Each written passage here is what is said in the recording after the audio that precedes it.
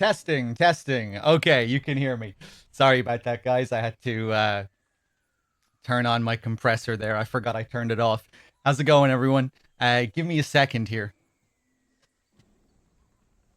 Who the fuck is this guy? Hold on, hold on. Just need to change some donation settings and just the stuff that we do when we switch streamers. Need to remove DRK's PayPal.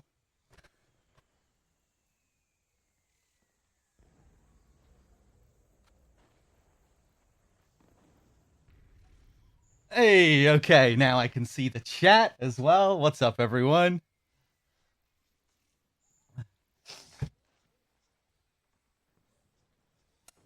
I didn't quite hear what you guys were talking about right before we switched, but you were talking about the product placement in the game, I think. I just caught like the very end of it. Um, but it just made me think. It made me start thinking about the product placement in the game and my thoughts on it. Um, I'm not sure if my opinion is all that controversial, but I'm of the belief that the product placement in this game actually really serves the story of the game well and the themes of the game. Uh, of all the product placement in Kojima's games, I think MGS4's is the most like impactful, or it actually fits with the game. You know, because in the world of this game, it's been, it's this world of where the business side of things has completely overtaken the battlefield. Everything is a commodity. And like when you see shit like the hold on a second, it's actually weapons, right?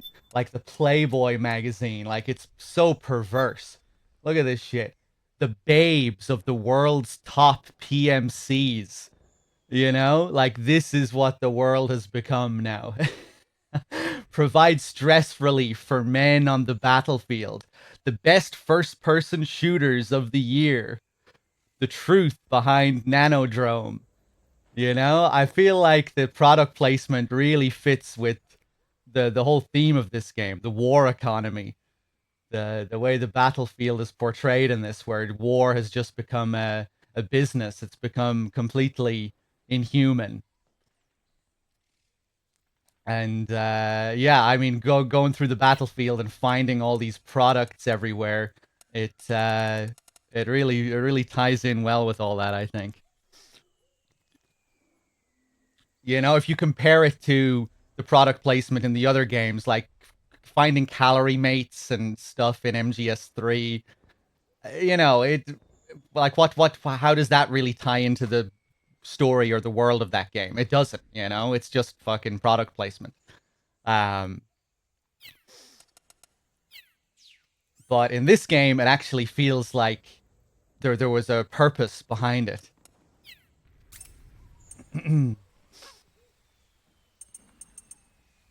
And in a meta sense, I think this game also deals with the series itself becoming this money-making machine. Kojima like grappling with this idea that, the series just has to keep on going.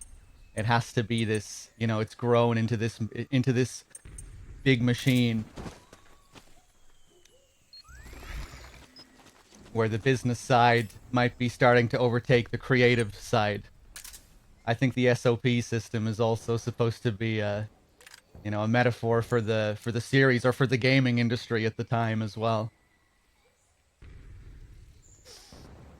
Like those early trailers for MGS4. This game has this whole theme of proxies and proxy wars and characters standing in for other characters, puppets.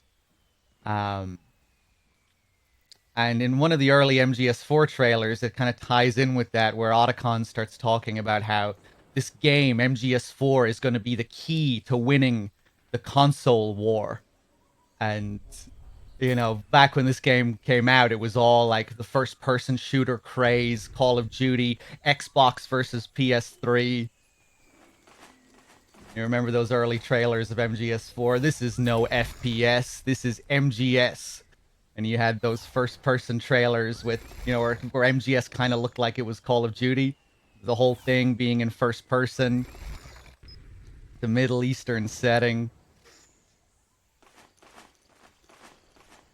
Let me see. What are we going to do? So, at this part of the game, it's good to show off the death calls with Rose. I think that's what we'll do next when we move up to the next area. You would have thought the Wii would have beat them all. Did the Wii win the console war in the end? Was the Wii the biggest seller? The Switch is completely destroying all the consoles these days, isn't it? Was the Wii killing it back then as well? Fucking Nintendo, man.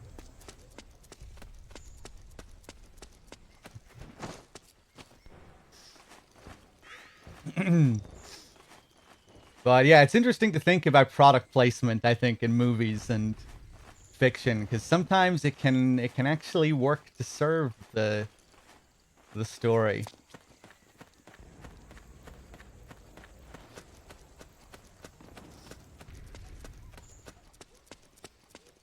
Do I want to move up here straight away? Yeah, I guess I will.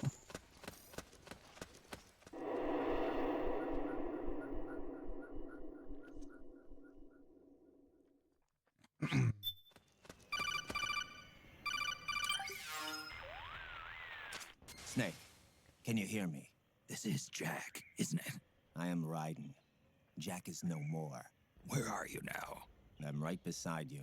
Raiden, where have you been all this time? What have you been doing? On a mission. Finding something. For someone.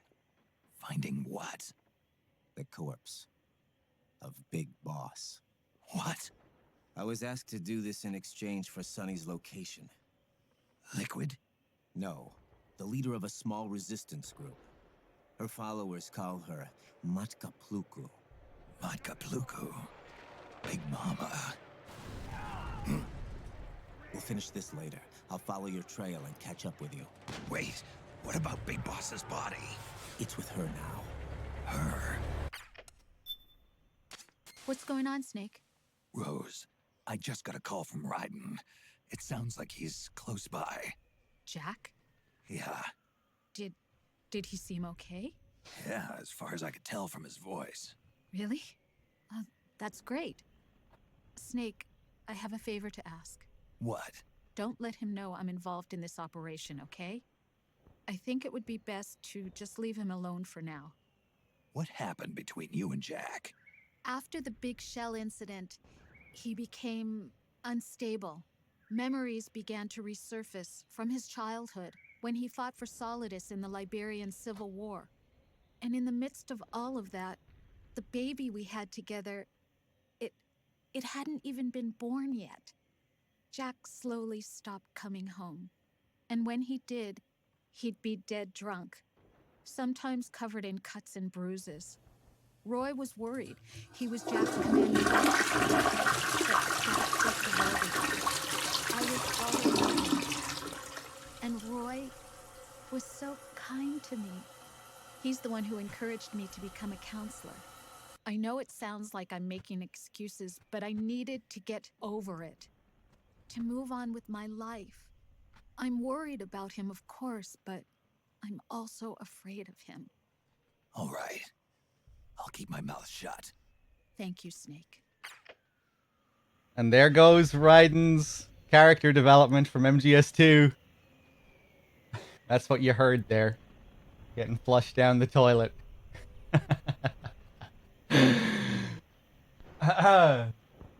So yeah, this is what we get. This is the explanation for why Raiden changes in this game. You know, what happened to him after the events of MGS2. The last time we saw him at the end of MGS2, he was talking about starting this new life with Rose, having a baby, all these positive thoughts about the future and the life they were going to create together. the wisdom passed down to him from Snake, throwing away the dog tags and finally becoming his own man. But now everything has changed. The game tells us memories, those old traumatic memories from his time as a child soldier, they came back to haunt him.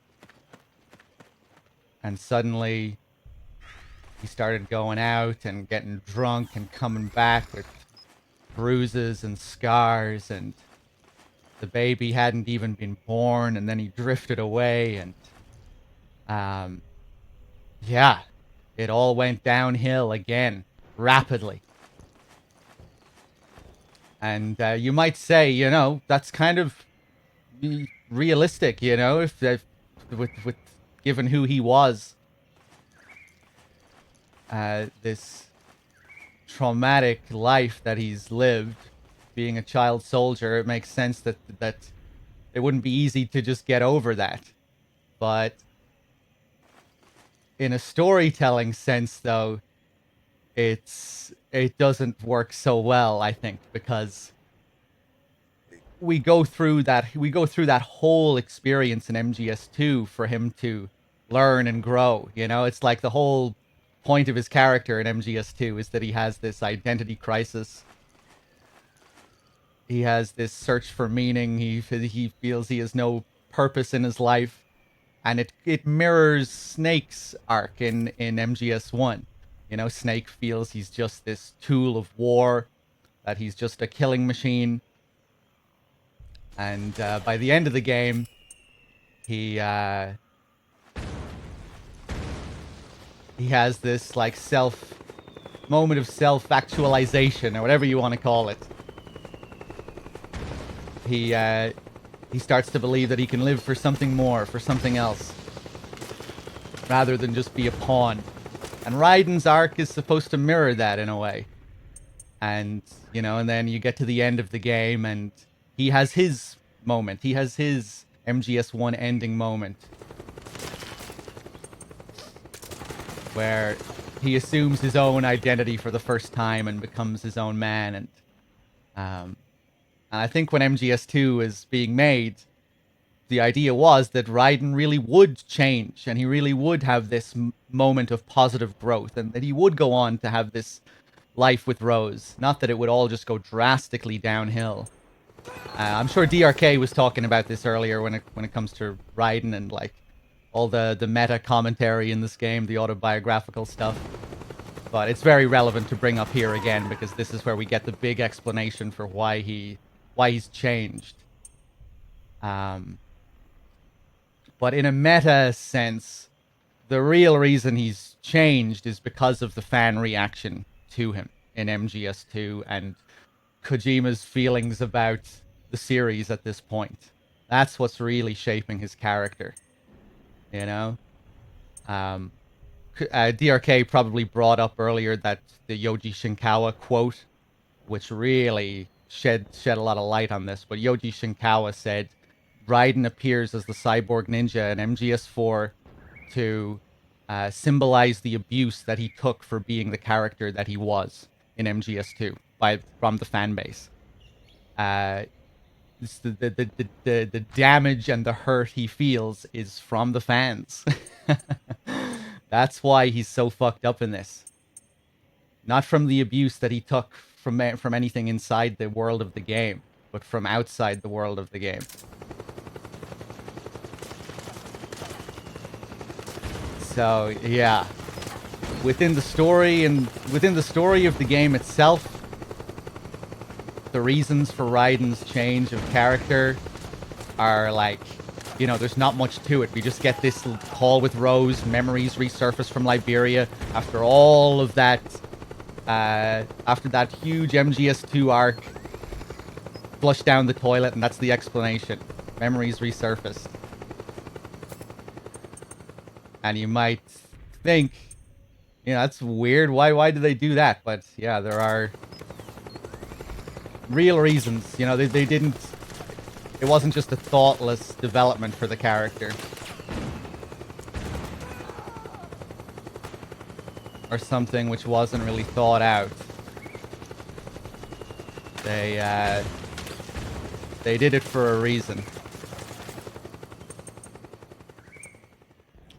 But yeah, like Raiden's whole body in this game, the only part of him that's human is like his spinal cord, his brain, the upper part of his head. Like everything from the jaw down is completely artificial. And of course, he's like he's the Gray Fox of this game now. He's the new cyborg ninja. Which is kind of fitting in a way, you know, because it's not like Gray Fox wanted to become a badass ninja. Like, you know, that was the result of these horrible, twisted experiments. Like, Gray Fox is living in absolute agony as the cyborg ninja. So to become this absolute cool badass that everyone loves, you have to suffer. You have to live in this monstrous state. So that's what Raiden gets in this game. And that's what put him in that state. The fan reaction to MGS2. I think Shinkawa also said, you know, we didn't expect this kind of reaction to Raiden, but that's the way it is. You know, we have a quote later on, I think it's Act 4, the Act 4 briefing, where they reference the ending of MGS2, where Raiden is on the ground crying, holding on to Snake's leg. It's like, you know, his lowest moment as a character, for sure, in all these games. You know, he's on the ground hugging Snake's leg. And Snake has a line during that scene, 5 years ago, that's not what I meant. When he was referring to his dialogue and what he told him at the end of 2, like, you misunderstood what I was trying to say at the end of MGS2. Another interesting quote to consider when it comes to this kind of thing, this part of MGS4, all this meta stuff, autobiographical stuff. There's one interview with Kojima where he said, you know, the series has this running theme of what we pass on to the next generation. You know, genes, memes, etc. But with MGS4, I started to wonder if the ideas of the previous games really got through to the players and to my team. And then I started to think that maybe there are some things you can't pass on. And that's one of the big themes of 4, like what you can't pass on. And maybe the idea that he couldn't really, that it was impossible for him to really pass on his ideas with the previous games. You know, that's one's sense, one's very will. You know, you can't pass that on. You can't make someone else be you. You know, no matter what you do, if they're still gonna be, you know, they're gonna do what they want to do. You can't mold someone to that degree, or, you know, there are some things you just can't pass on. And the game focuses a lot on just the idea of will and the senses, the emotions, the feelings, all these things which are just like deeply personal. It happens with a lot of characters. Like when we meet Naomi, we'll be meeting Naomi for the first time in the next scene. And the first thing that she says to Snake is something that is a complete 180 of what she says at the end of MGS1. It's the exact opposite. Like, she's completely changed as well. Like, her positive outlook, or the positive growth that she has as a character at the end of MGS1, that's also, like, completely reversed. Where she says, Snake, you and I, neither of us can escape our fate. And what's her, you know, her whole monologue at the end of MGS1? Snake, you can't allow yourself to be chained to fate, to be ruled by your genes. Humans can choose the types of lives they want to live. The important thing is that you choose life and then live. But here, Snake, you and I, neither of us can escape our fate.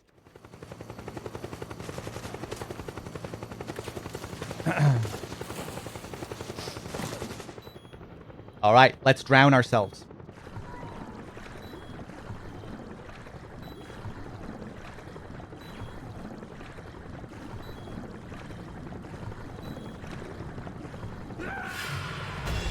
Come in, Snake. What happened? Snake! Snake!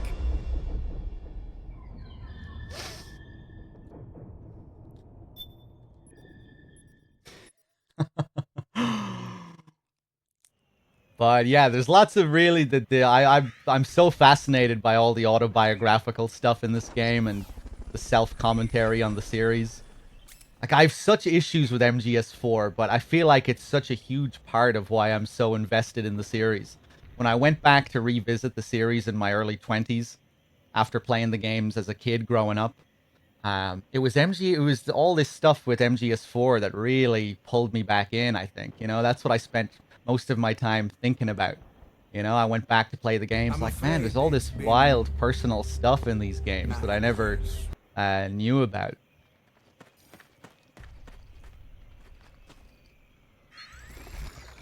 So yeah, it's interesting. While I really dislike a lot of it and how it, you know, undoes stuff from the previous games, there's still something just really interesting about it at the same time. Just how personal it all is.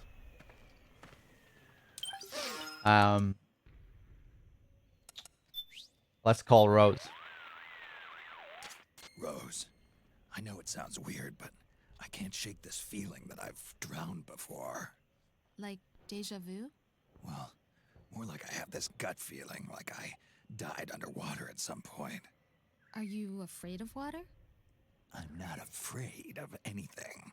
Then I wonder what it could be. Except now it feels like I'm more aware than ever of drowning. I'm paying more attention to my O2 gauge and coming up for air more regularly. That's a good thing then. As long as you're aware of that danger and how to avoid it, you'll be able to respond more effectively to real-life crises. You're right. No more risky underwater maneuvers for me. Good to hear it, Snake. That's what we're all hoping for. That you'll finish the mission and come home safely. That'd be nice. Anyway, sorry to bother you. Not at all. You can call me anytime, Snake. We can get a few calls like this. I think there are like 3 or 4 or 5 death calls, depending on how you die. DRK was talking about how he thought he found another one recently where you get killed by a stray bullet. We might try and take a look at that later.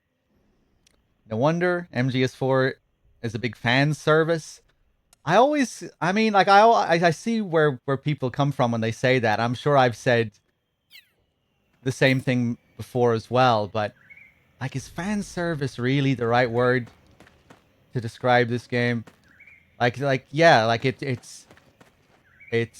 wasn't a game that they ever wanted to make. It was born from fan demands and even fan threats, and it's this big finale, this big crescendo where all the characters come back and it's this big reunion. And yeah, you have all this stuff that you would generally associate with fan service or pandering, but it's not like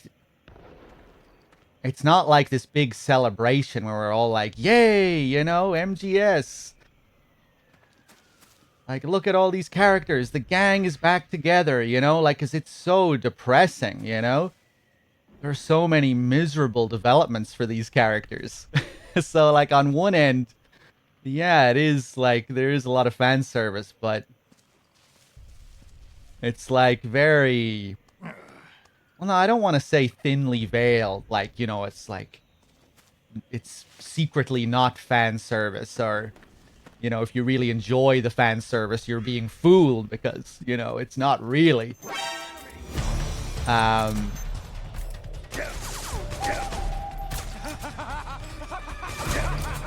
Start laughing, you bitches.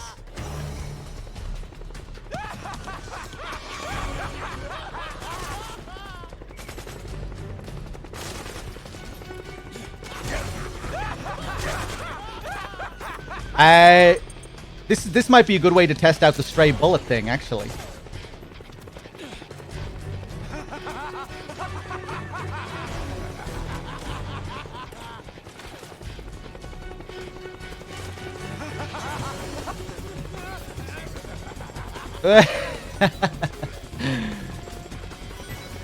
Let's wake him up again.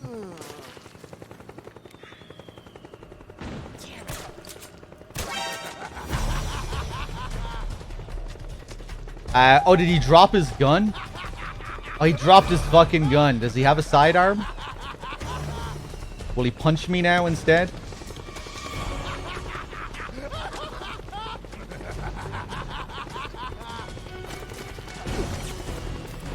Stray fire is being in those damage zones that have nothing to do with actual NPCs firing.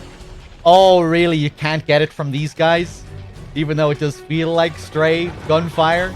Because they're not really aiming at you. I thought it might work for these guys.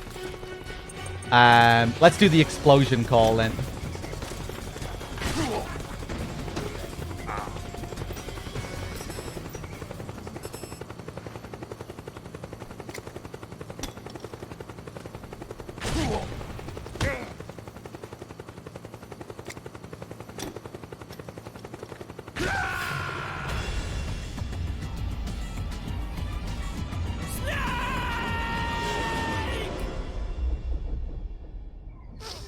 Another interesting thing you see during these screens where Snake dies, you know, where it flashes. You get a flashback and then you see an image of Snake in the environment where you died. Another flashback, another image of Snake in the environment. If you pay attention to Snake's model, you can see that there are puppet strings holding him up.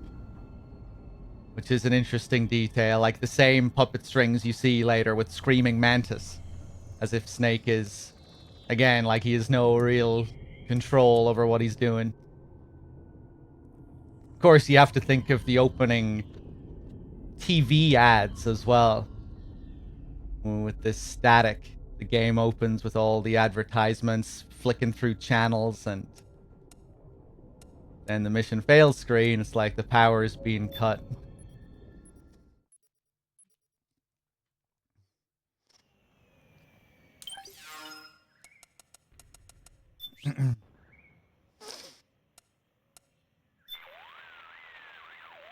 Rose, you there?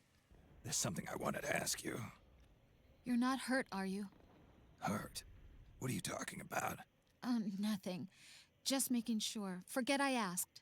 What's the matter? I was catching a few minutes of shut-eye, and I had a dream. A dream where you were in an explosion. It seemed so real, I couldn't help but get a little worried. Relax, I'm alive. Death by explosion, huh? It's true. One blast and I'm off to meet my maker. Not all explosives are the stationary bomb type. For example, if you hear a pin being pulled out of a grenade, you know what's coming next. You need to be aware of these things. Yeah, I'll make a point of it. Thanks for looking out for me, Rose. Don't mention it.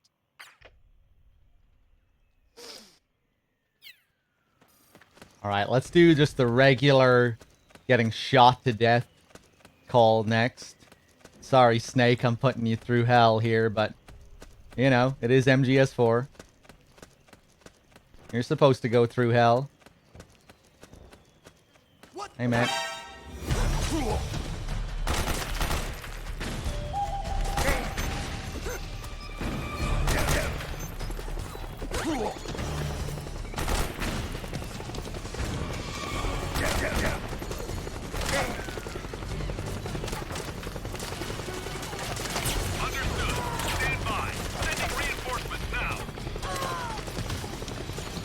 Oh, they saved me. It's the enemy! Snake, what happened? You can clearly see the strings there. Snake! Snake! What are you doing?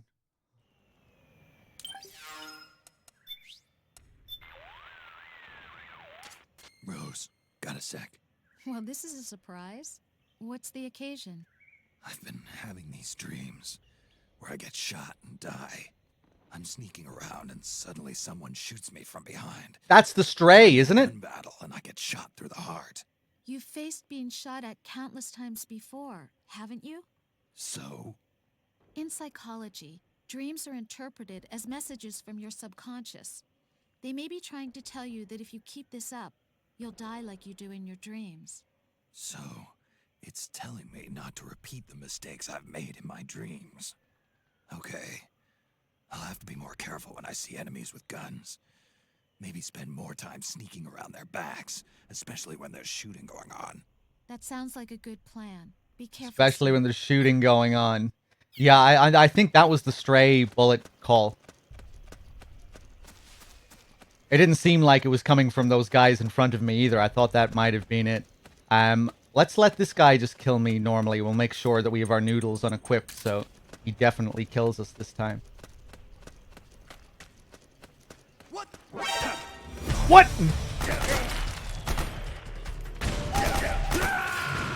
Snake, respond! Snake! Snake!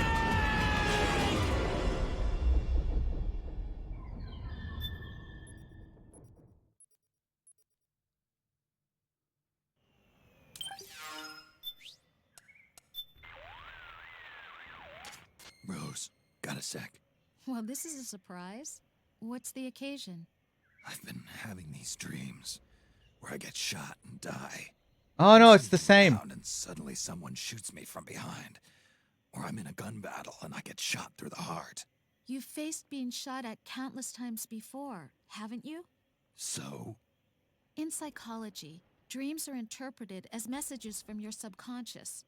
They may be trying to tell you that if you keep this up, you'll die like you do in your dreams. So, it's telling me not to repeat the mistakes I've made in my dreams. Okay. I'll have to be more careful when I see enemies with guns. Maybe spend more time sneaking around their backs, especially when there's shooting going on. That sounds like a good plan. Be careful, Snake. Okay.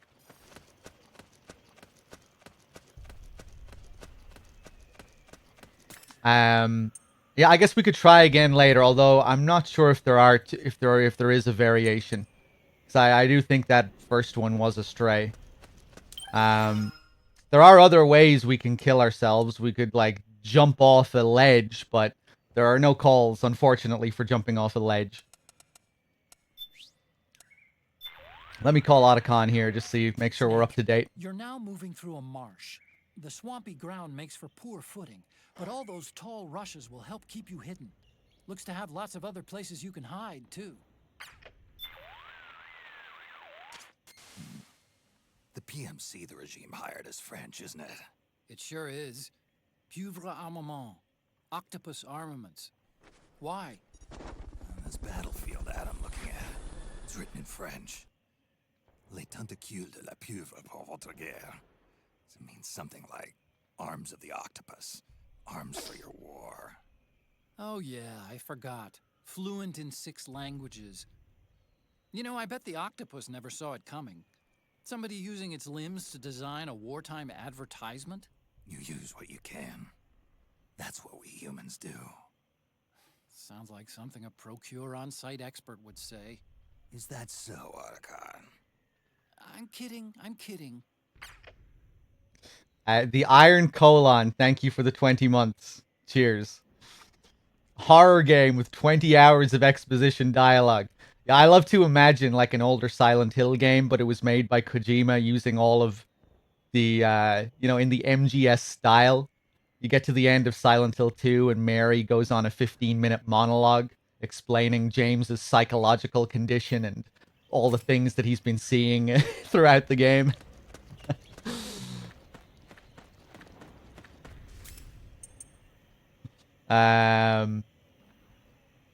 Let's see. What am I gonna do? Let's go up here.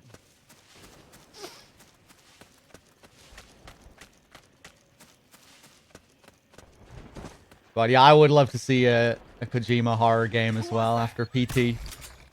I really like PT.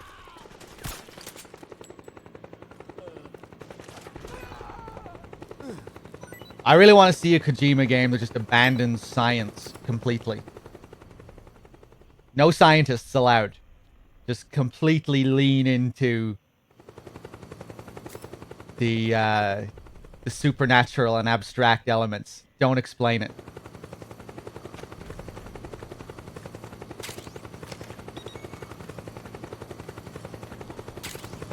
Kojima loves his scientists. Isn't that Death Stranding? No, Death Stranding has Heart Man and Dead Man.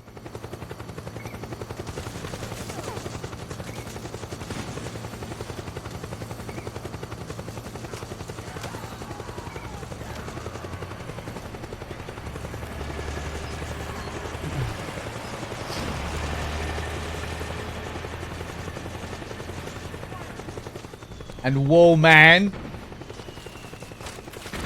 Walk, man. I could have went around the other way and like showed some of the cool camos, but whatever. Fire the RPGs! We're being followed. Go, go, go! We got company. Shut up, you fools. Charge! Listen to these fake badasses.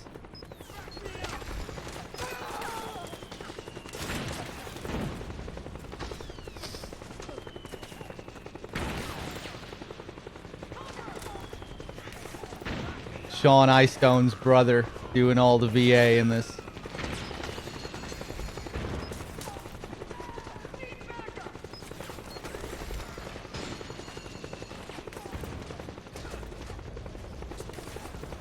Sorry for the slow granny play here, but I am an old man.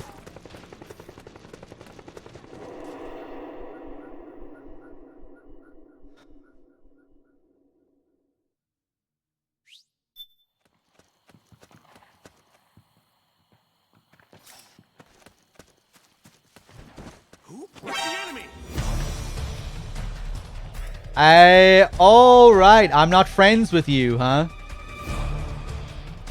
I'm used to being friends with these guys. DRK. Why were you so mean to these lovely guys? Ba-da-bum-bum.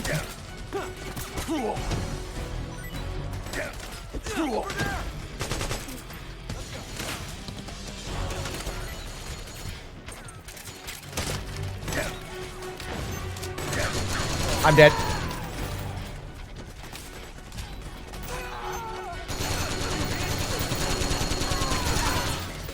This is no FPS. This is MGS. Oh. Snake? Snake!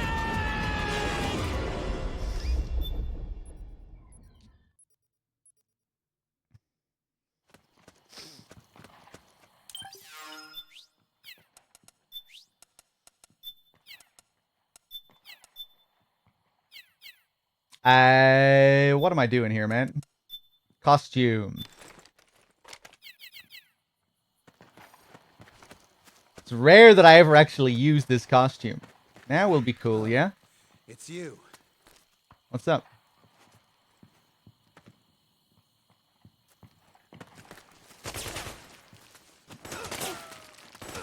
Careful! Let's go. Over there! Let's go! Kojima could have made a movie by now. He's just chosen not to. I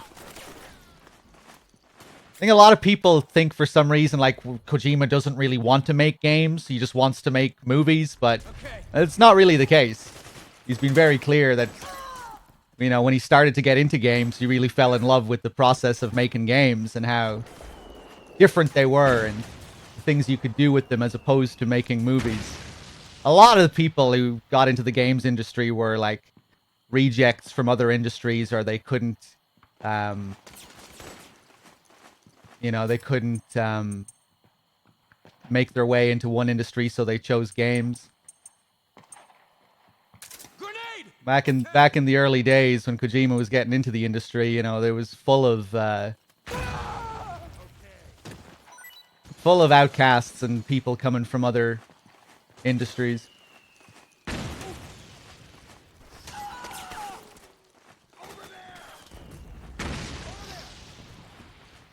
go! Okay. Let's go back to the Octo Camo here. Actually, no, no. Let's stay in this.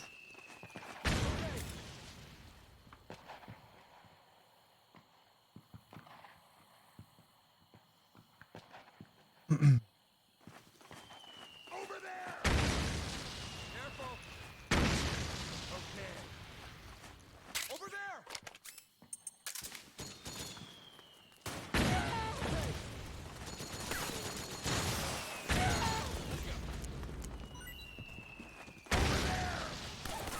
Over there!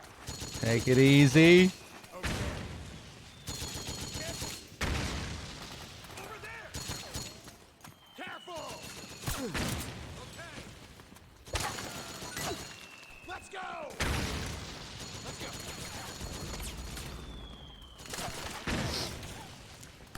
Let's go!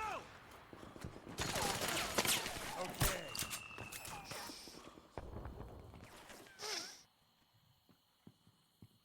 Sorry, I'm just trying to catch up with the chat here.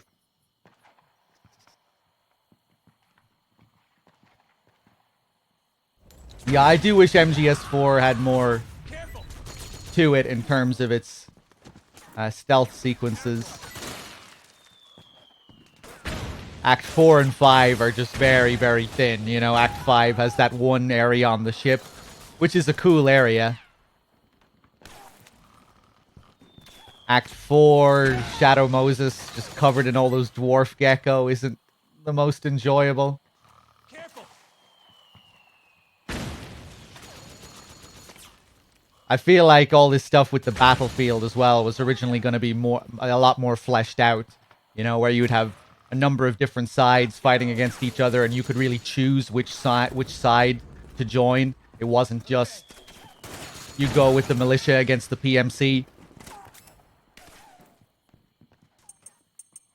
Originally, I think it was going to be, you know, you would have a lot more choice. And it wouldn't be, you know, it really has the feeling that you're just, you know, it's the underdog against the company. The militia against the PMC. Careful! But I think originally, you know, it was going to come across as being a lot more detached. Like, you know, you didn't really... You know, you could choose to go up against... You could choose to join up with this PMC against this other PMC, or even choose to side with the PMC against the militia.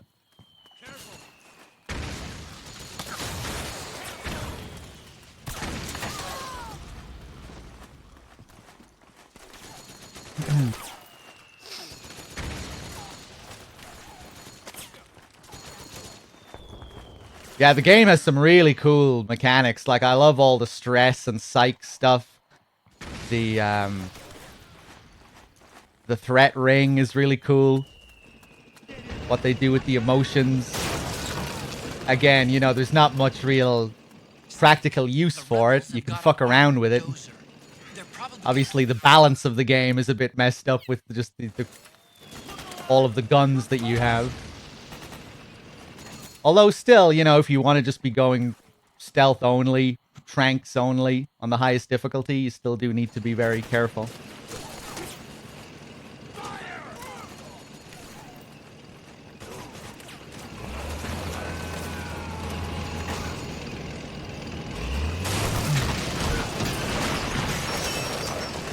You think Kojima was concerned about the gamer's mental health? I think he was concerned about his own mental health.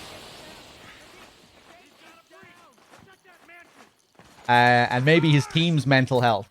We do know as well, if you watch the making of MGS4, you'll learn that the staff's workload for this game, like, doubled, maybe tripled compared to what they were used to working on the PS2.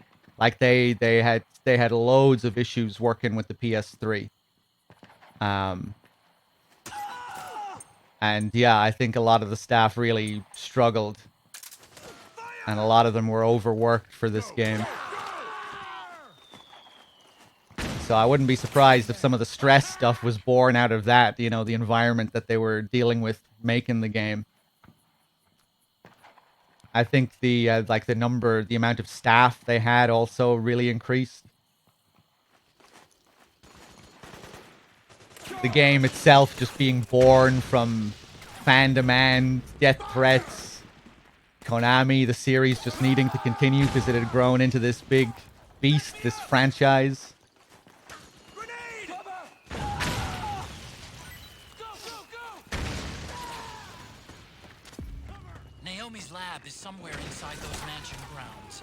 Proceed immediately. Infiltrate Give me the that place. PKM. Sorry, Otacon, I keep interrupting you here. The lab where they're making Naomi do her research is somewhere inside. First things first, find a way to get inside that mansion. The rebels have pushed their way inside.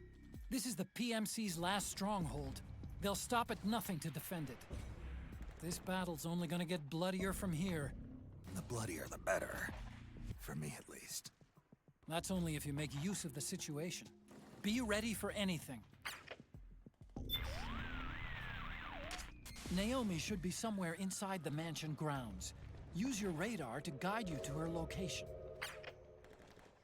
I think it would be neat to watch some making of material together someday on stream. A few months ago, I did a big MGS4 playthrough where I watched like all of the trailers before we played the game. We spoke about the trailers, and I played the making of MGS4 during that as well. Making of MGS4 is really cool, really interesting. Like, you get to see some pretty, what's the word? There's a word to describe this. But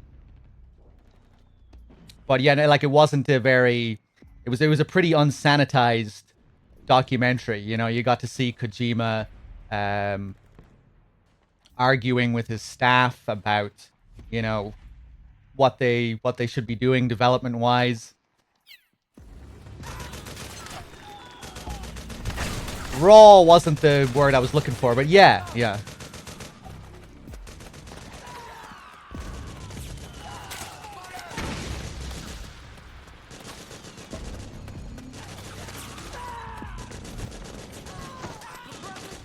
Not that there was like loads of that kind of stuff, you know, where you saw loads of arguments and shit. But it was cool to see some of that stuff. Candid, I think, was the word I was looking for, yeah.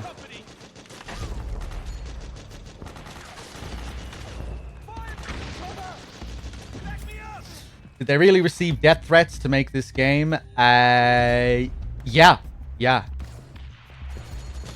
And originally, Shuyo Murata was going to be the director of this game. And when news came out that it was going to be a Shuyo Murata game and not a Kojima game, more threats came in. No, we don't want this. This is Kojima's series. Kojima has to finish it.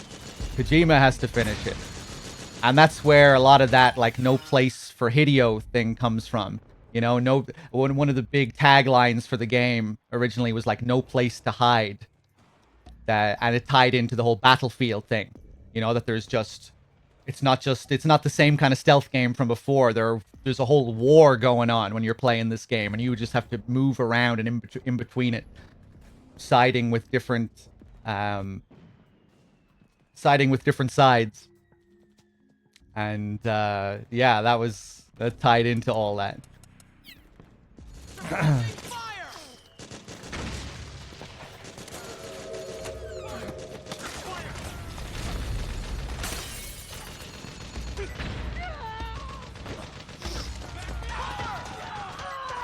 No place to hide. No place for Hideo. You know, sometimes we show the initial MGS4 teaser before we play MGS4. Not sure if DRK showed it earlier, but yeah, it ties into that. It's like it's a reveal for MGS4, but it's also like a reveal that it will be a Kojima game. Like, you get what you want. I'm back. There's too many of them. Kill them all. Below. Let's go. Roger. We've got a breach. Protect that mansion. Fire. But again, I don't have like complete sympathy for Kojima in this regard. Like, I feel like he brought it on himself to a degree when you're putting your name front and center and presenting yourself as this auteur eccentric director and you're building up to the final game in your series, yeah, I mean, of course, people are gonna, when people see that it's gonna be made by another director who they have no idea about, they're gonna be like, well, what the hell? This is a bit weird, isn't it? J.K. Rowling isn't writing the last Harry Potter book? What the fuck's this?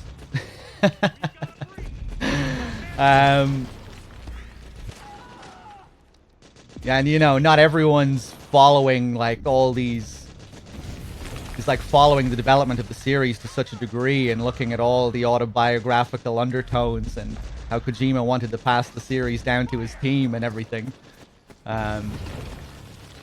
So, you know, it makes sense that people were against Murata being the director. It is a shame, though, you know, because that is... You really did want to pass it down. Although even in that regard, I don't really have complete sympathy for Kojima there either. Like, you know, when it comes to wanting to pass the series down. When it comes to MGS4, I definitely do, you know? MGS4 was a really special case where he really didn't want to make it. But when it comes to the other games that he came back to and that he did decide to make even though he wanted to pass the series down, it's harder for me to feel as sympathetic because he didn't really express as much what's the word? You know, with MGS4, he really made it clear many times that he really had no intention of making it or wanting to make it. With the other games, while he did say, you know, oh, you know, I approach every game as the last, I've been wanting to pass the series down to my team for so long. With the other games, he didn't really express as much depression about the situation, you know?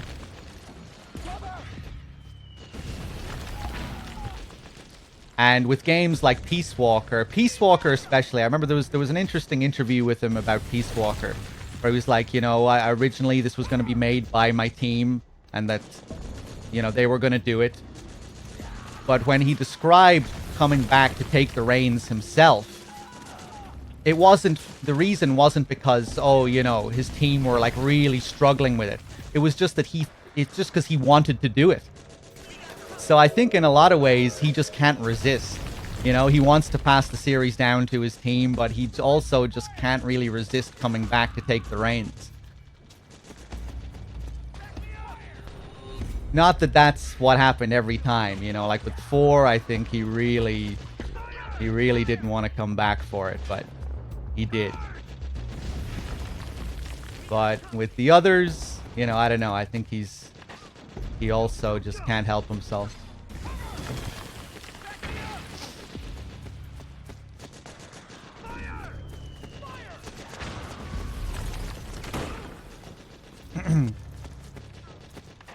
These paintings here are a little bit interesting if you're a Silent Hill fan. Some trivia. These were made by Masahiro Ito, legendary Silent Hill artist, Pyramid Head creator. All these religious paintings, they're all done by him. Time for a Kina.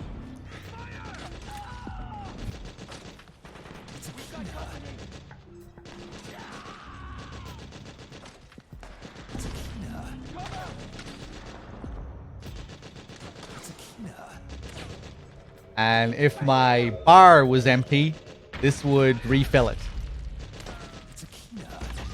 You can use this to de-stress if you like.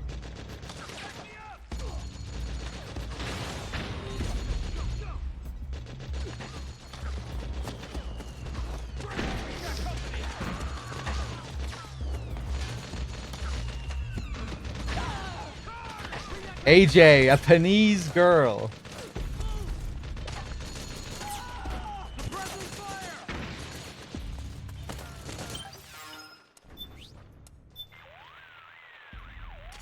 Rose, got a sec? Well, this is a surprise. What's the occasion? Oh yeah, that's just the same thing. Hi, this is Rose. I need an update on my psych. Your psych is looking good right now. Nothing to worry about so far as I can see. Good. Snake, Your sight gauge is affected by the conditions you're in. Staying in a place that's too hot or too cold, or being exposed to combat conditions for extended periods, causes stress to build up in your body and mind. The more tension you've accumulated, the more your sight gauge decreases. As the gauge decreases, it starts to negatively affect your performance. Your hands start to shake, and your life gauge recovers more slowly. Vision gets blurry, and you can't make out your targets. All of these things impair your ability to complete the mission. So be sure and keep an eye on your sight gauge at all times. Do you feel like a tour guide playing this sometimes, going through the series? Well, I've never worked as a tour guide, but yeah, I'd imagine it would feel a bit similar. Going through the areas, showcasing certain things. And now, when we move on to this next room, you can see some paintings drawn by Silent Hill artist Masahiro Ito. And now when we move into this next area, if we give Otacon a call, we can hear this. On your left, painting.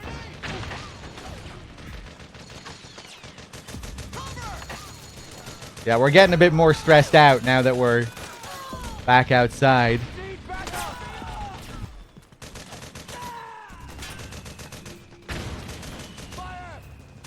My mic is loud compared to the game. I'll turn up the game a little bit then. Maybe the game is a little bit too low. Although the range, the volume range in this can be a bit all over the place. Sometimes the game is really, really quiet. Sometimes really, really loud.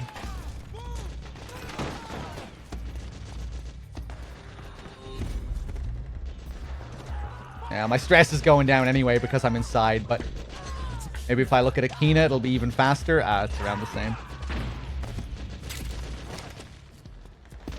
Get another Playboy.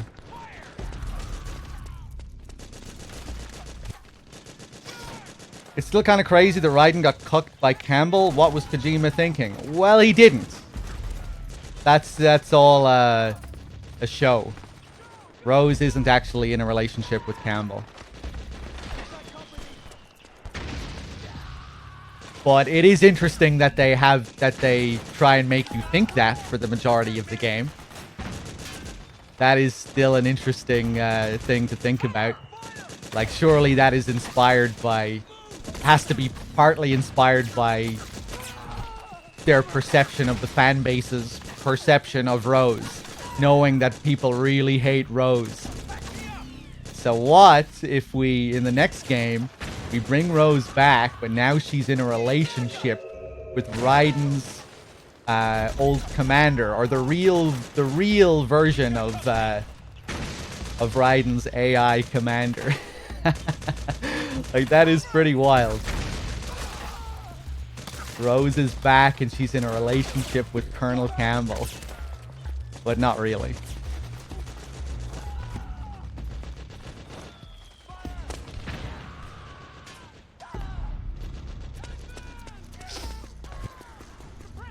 Oh yeah, like that's definitely them trolling. And just playing with the fans' hatred of Rose and trying to make them hate her even more, I would say.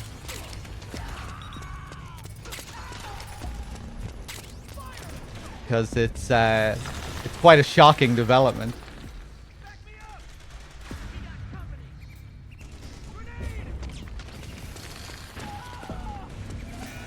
The whole thing with Raiden and Campbell is crazy as well, like the game implying that the real Roy Campbell was Raiden's commander.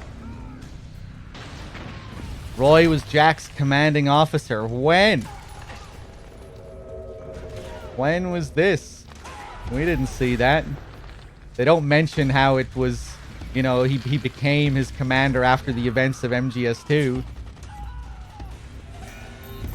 And that wouldn't really make much sense given the story she tells about Raiden, you know, going out before the baby was born and coming back with cuts and bruises and then disappearing without a trace. And, you know, you get the impression he did all that stuff with Sonny way away from Campbell or anyone.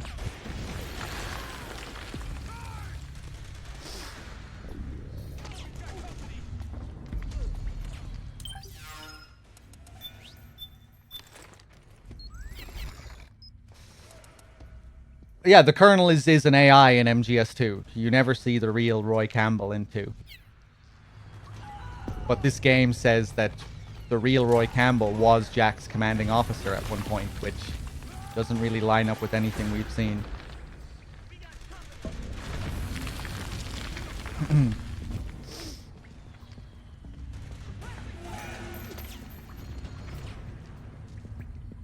What if Campbell was also legit right up until the mission, right up until the plant incident? What was Raiden doing with the real Campbell before the plant incident, though? All we know about is his VR training. His history as a child soldier, and then his VR training. We don't know about any... There's no suggestion that he was doing all these other real-life missions before the plant incident.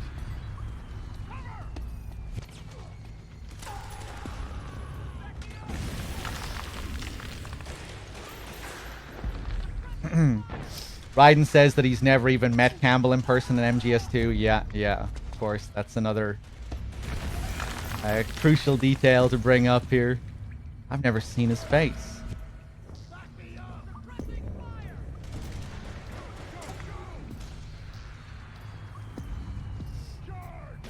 Alright, let's keep going, shall we?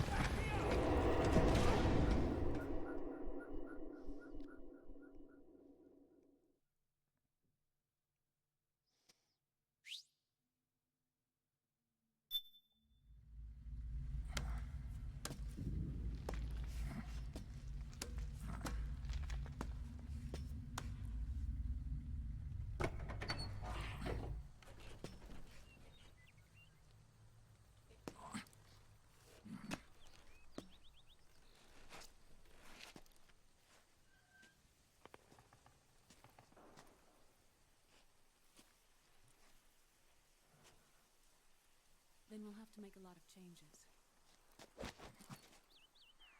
Yes, that's right.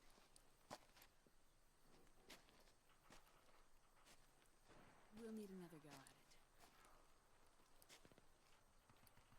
That won't be a problem. Uh-huh. Yes. I've taken care of it. Yes,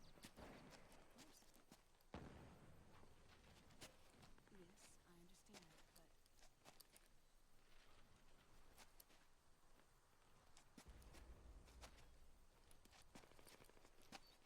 This is no FPS, this is MGS.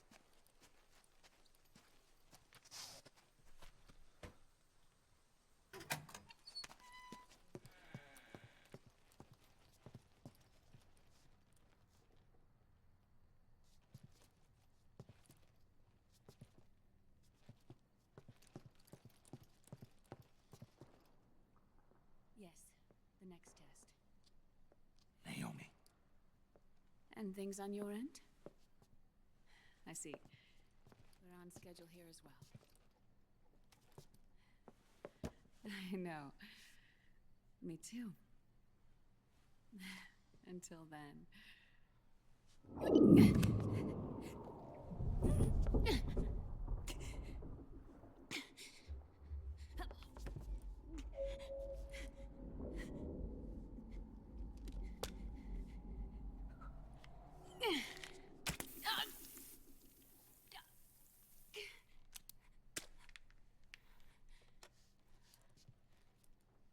Naomi.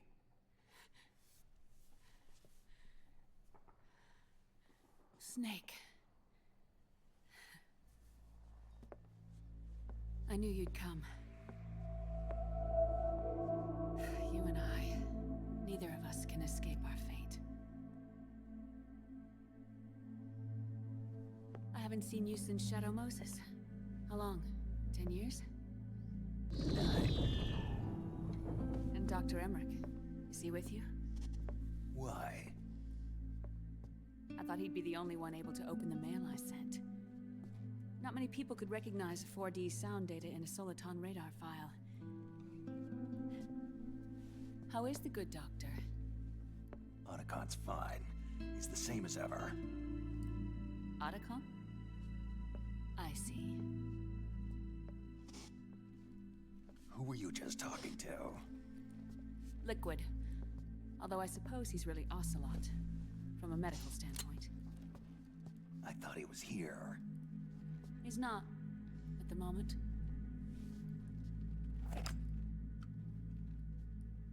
Where are all the guards? They know I won't escape. I'm powerless to resist. I have no choice but to cooperate.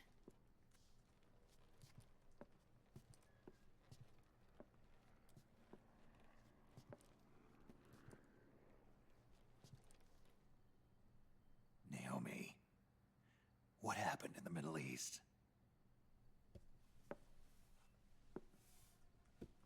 What you saw was the soldiers' emotions run amok. Another product of the system.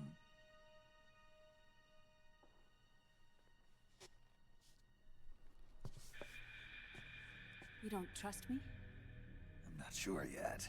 And if I answer your question, Let's hear it first. Liquid...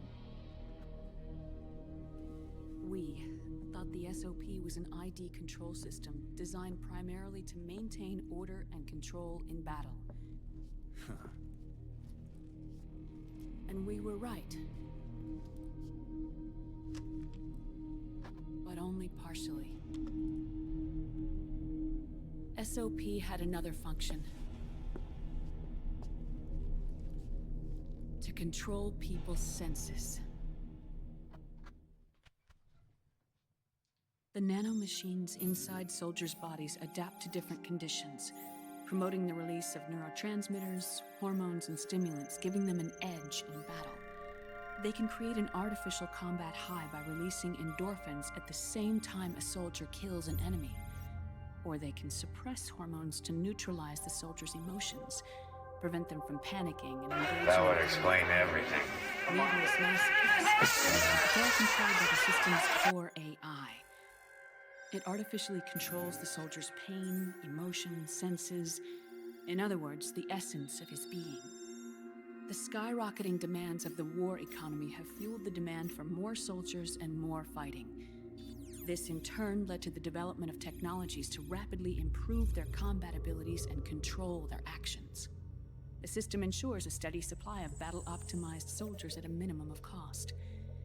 But you, of all people, must understand, Snake, that unlike combat technique, a soldier's senses can't be taught. They must be earned through experience.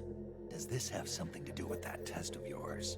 The goal was to release the soldiers' nanomachines from the system, but we didn't know about the mental control. And the nanomachines went berserk? No. Our test was a success. At least it confirmed our hypothesis at the time. Just as we predicted, the nanomachines stopped functioning, and the PMC soldiers were freed from the grips of the system. But the moment the system stopped, all the pain and fury and sorrow, all the trauma and stress, all the hatred, regret, guilt, all the sensations that had been suppressed were unleashed within their hearts. Their memories, unlike their senses, weren't erased. Each enemy soldier they killed, each lost comrade, each threat of violence against the innocent, every act of war they'd committed was etched firmly in their hearts. In suppressing the user's mind, the nanomachines exert a heavy burden on his heart. The user's body rejects the nanomachines. This reaction must then be suppressed with drugs. Before the user knows it, his mind is in complete shambles. Snake. Remember Frank? Frank Yeager. Gray Fox. They twisted his body for their experiments and nullified his broken heart with nanomachines. SOP has taken it even further and applied it to living human beings. The sins of war these soldiers carried inside them returned to assault them in the form of unimaginable shell shock. The meaning in the system may have changed, but the battlefield hasn't. Until that point, war was like a game to them. And then suddenly, reality came crashing down.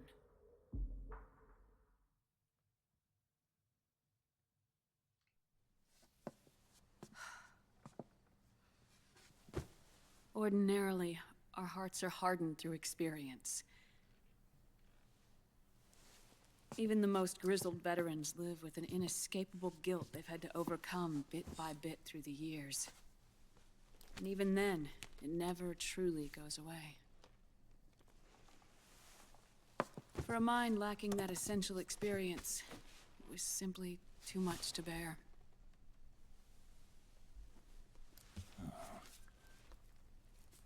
But what about me?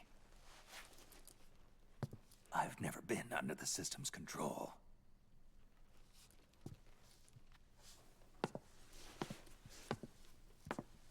That's why I want to examine your body. You need to know too.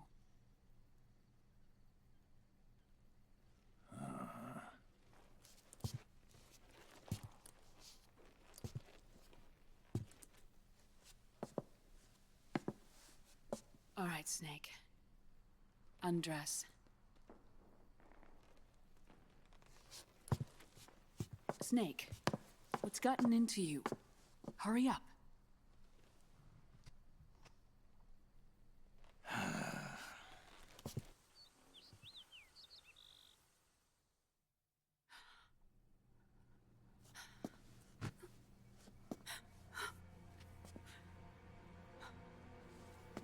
Oh my God.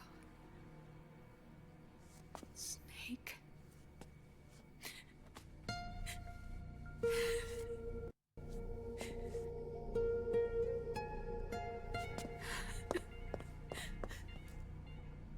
All right, let's just get this over with.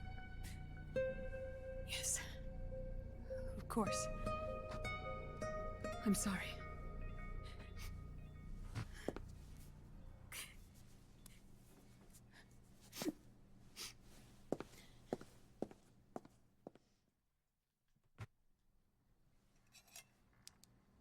Snake, do you remember what I told you in my video mail about the first generation of nanomachines?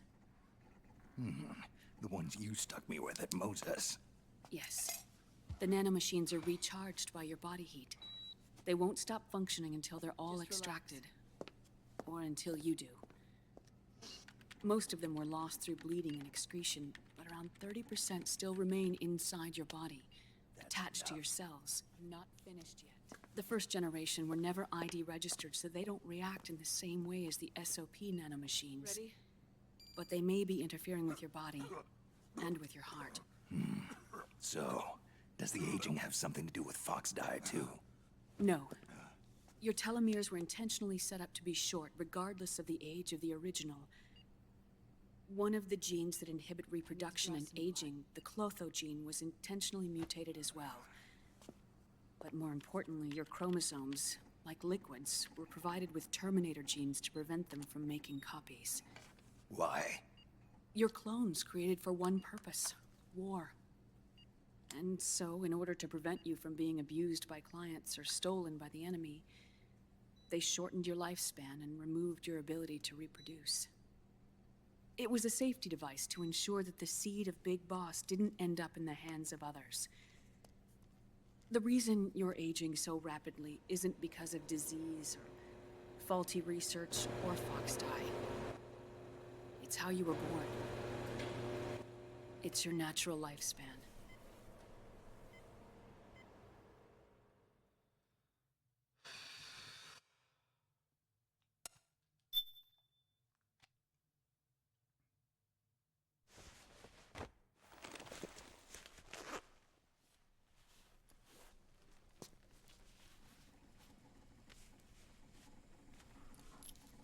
The truth, Naomi. How long is my body gonna hold out? Your cells, blood, organs, nerves, skeletal system, muscle tissue. Every part of your body is aging rapidly. An ordinary man wouldn't even be standing by now. Snake, the only thing keeping you together is the strength of your will. How long do I have? Half a year.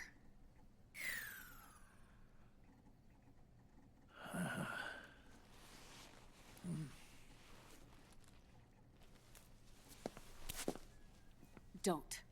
Nanomachine, son. Snake. There's something I have to tell you.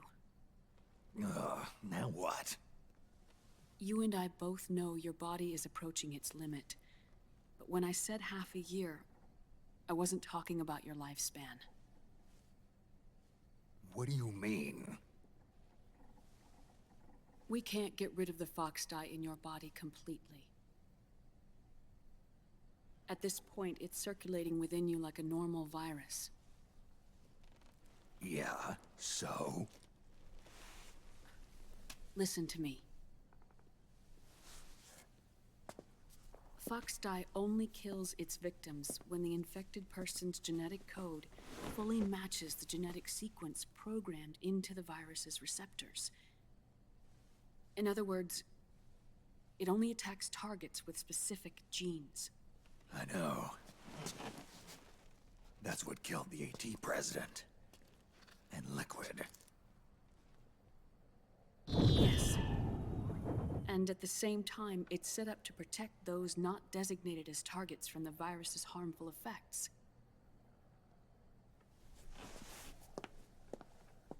Here. I'll show you.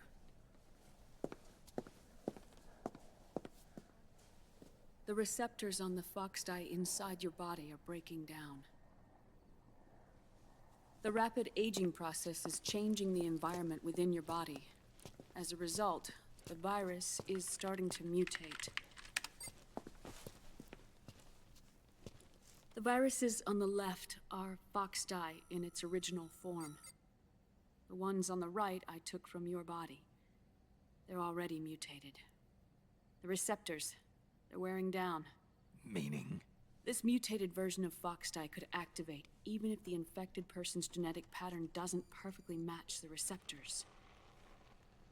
Which means the virus is becoming indiscriminate about what type of target it kills.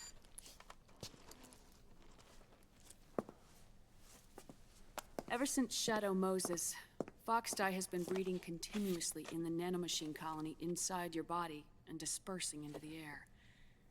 But there are no more targets to attack, so there haven't been any more outbreaks. However, if the receptors continue to wear down, it'll become a killer virus that attacks untold numbers of victims. Poor Snake. Just wants that We cigarette. kill them all. Remove them from the body. There are no antibodies either. I don't know what percentage of the receptors have to break down, or how many people will be targeted when that happens. But what is certain is that people will begin to catch fox dye through airborne transmission. It'll start with those closest to you. Then, one by one, they'll lose their lives. The part of the virus that distinguishes between individuals will start to break down in about... Half a year. No. 3 months at the most. 3 months? Ironic, isn't it? You've spent your entire life saving the world from Metal Gear, from nuclear annihilation. And now, you're becoming a doomsday device yourself. I can't predict exactly how devastating the epidemic will be. Whether just 1% of the human race could unlock the broken receptors, or whether we all can. In either case, 3 months from now, you'll be a walking biological weapon.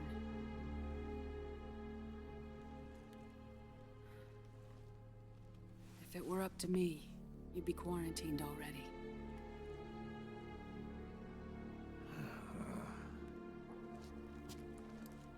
It's not over yet. I know. You still have a job to do.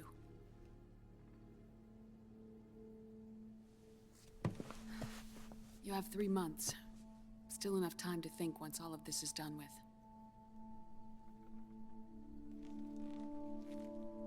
And if I choose death first? Will that stop fox dye from spreading? When the host dies, the virus dies with it.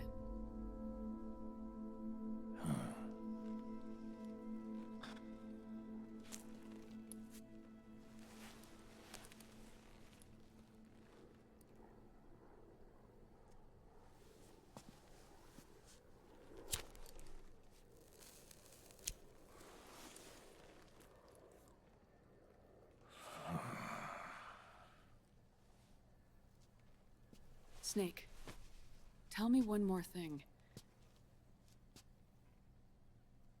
Have you been to a hospital lately? Yeah, While you were there, did they give you an injection? don't they always?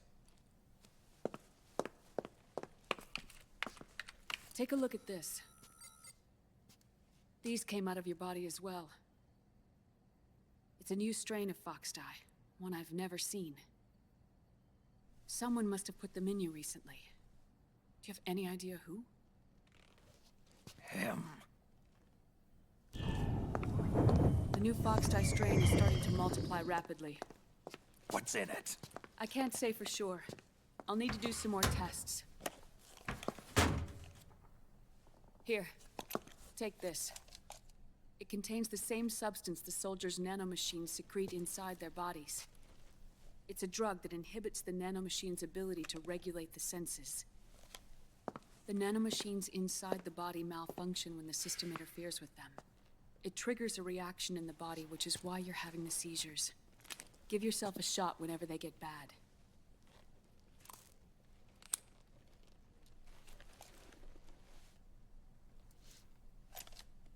It's potent, so use it sparingly, unless you want to end up an invalid.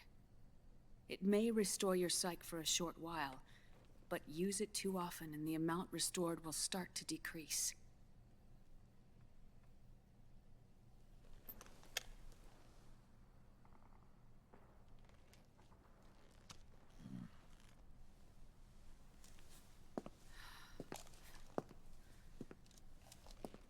I've been a fool. I let myself drown in my nanomachines, and now I'm trapped by them. You said yourself we mustn't allow ourselves to be chained to fate. I can't slip free.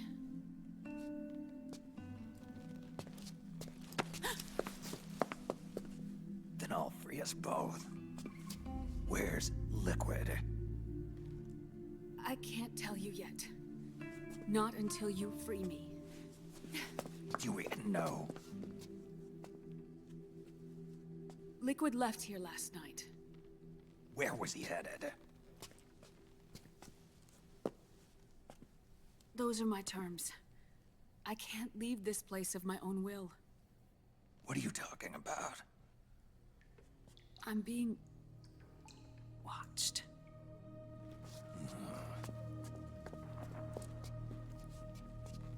Liquid has altered his plan. Removing the system will only cause his army to collapse from within.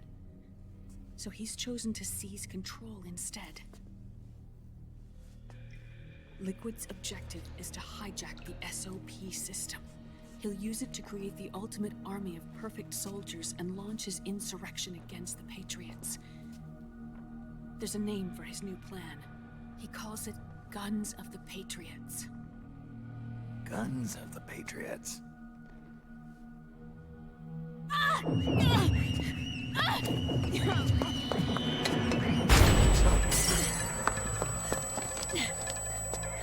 This place isn't safe. Come with us. This way.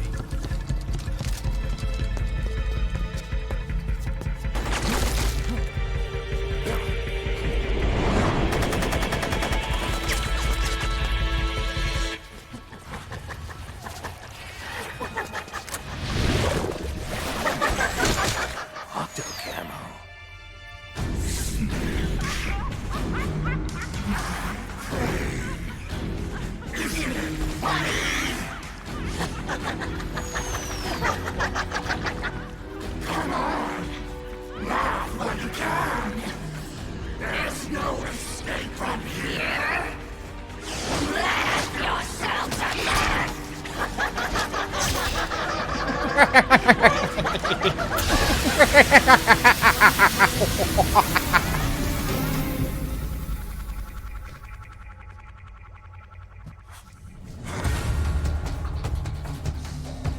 All right, let's do it. Let's do it. You're surrounded, Snake. Shut up, Otacon. Let's equip some stun grenades. And what else do I want? Where's my trusty drum? Where's my drum? Here it is. So all the frogs are over there at the beginning. And you can take them all out here, or the first wave. Ah!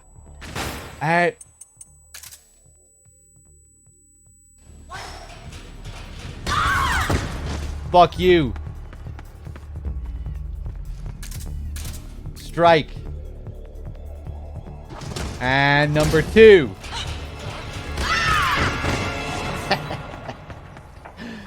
Idiots. And number 3. There we go. And that's how you beat the frogs. No match for the legendary Solid Snake. New and improved. Who needs a cardboard box? The drum is sick. The box, it really is like... That scene makes a lot of sense earlier when he looks at the old battered box next to the drum. The box is nothing compared to the drum in this.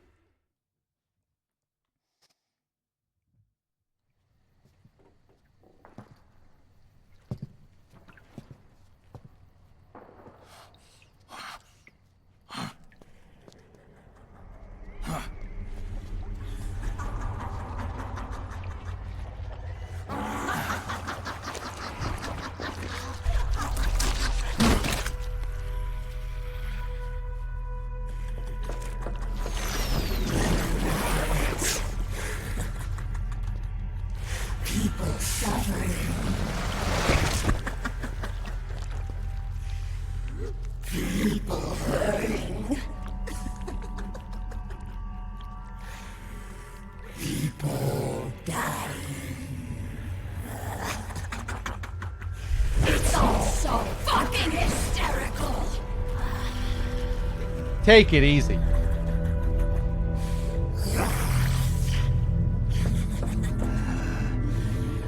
Laugh with me.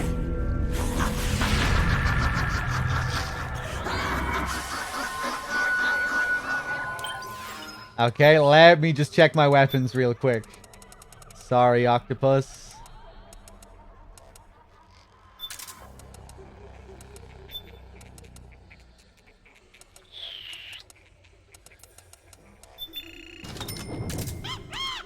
Can't remember the last time I used the XM8. I'm in the mood to use it after playing Metal Gear Acid. The XM8 is the ultimate weapon in Acid. Super OP.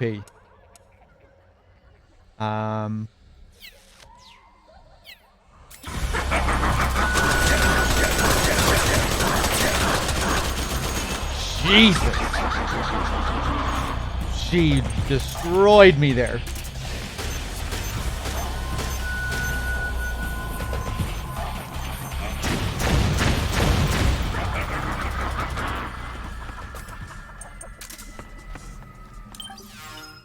Rose, give me your expert psychological analysis, please. That beast seems to laugh at everything. At this point, no matter what you say to her, she'll only respond one way. The symptoms resemble those seen in Ganser syndrome. It's a type of dissociative disorder characterized by irrelevant responses to the situation at hand. It often manifests itself in soldiers under extreme battlefield stress. You mean she's not having a good time out here? I doubt it. Really? I'm starting to wonder if she might not have some kind of deep-seated psychological trauma. Oh, wow. So she isn't actually really happy about what's going on here.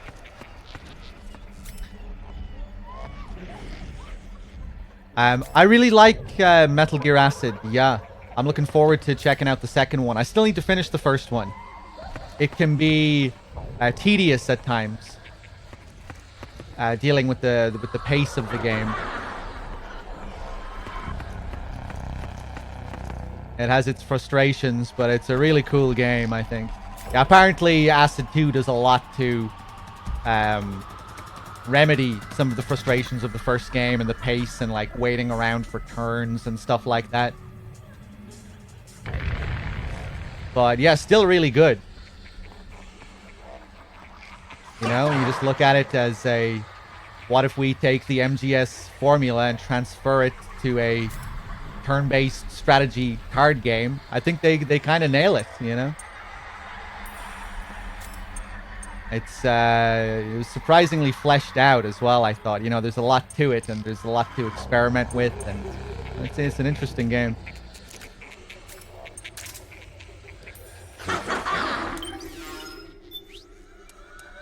Rose, anything else? You may think you've got more important things to worry about, but your psych level can have a significant impact on the course of battle. Keep an eye on it. You may think you've got more important things to worry about. Snake, Octopus's suit seems to work the same way as your octo-camo. It'll use mimicry and traps as weapons against you. Stay focused.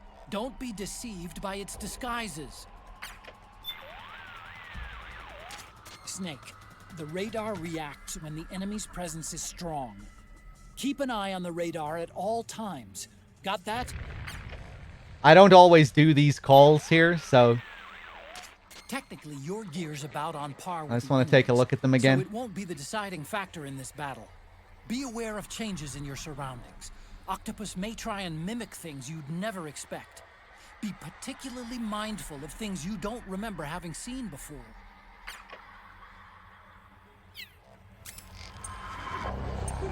It's really cool to see how they transfer things from the games into Acid's system as well. You know, because the game is built upon references to the previous games.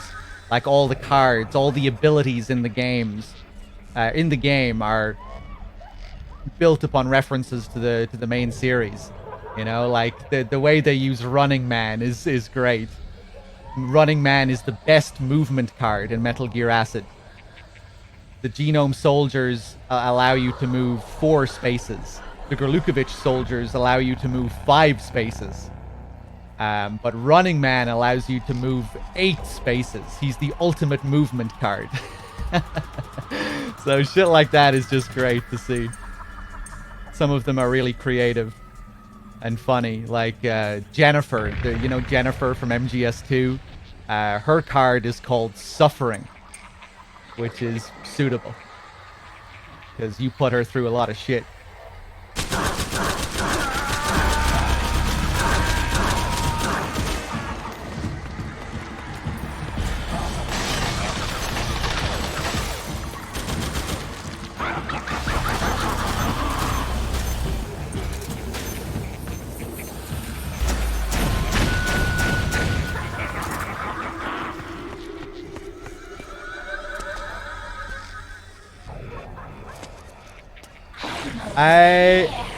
Yeah, you're right here. This is a cool one, look. Her tentacles are like the cables running through the machine here. I did try out the big boss card. Yeah, it's a good grinding card.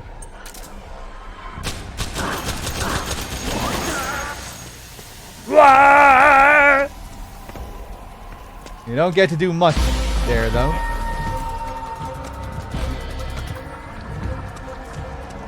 Oh.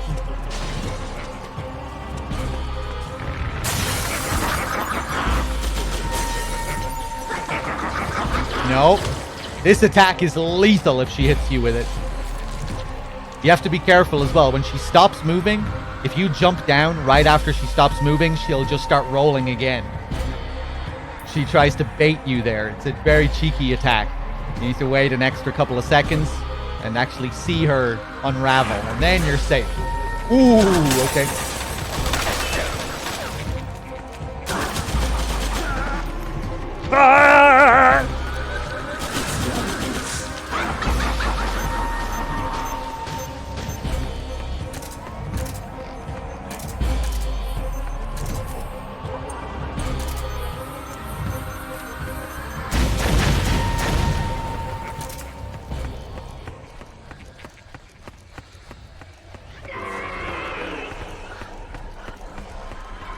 And now she's posing as the painting here.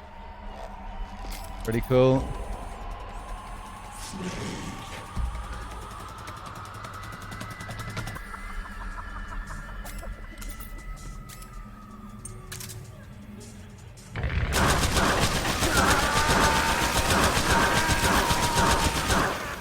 I'm not doing anything there. Oh shit, look at the damage.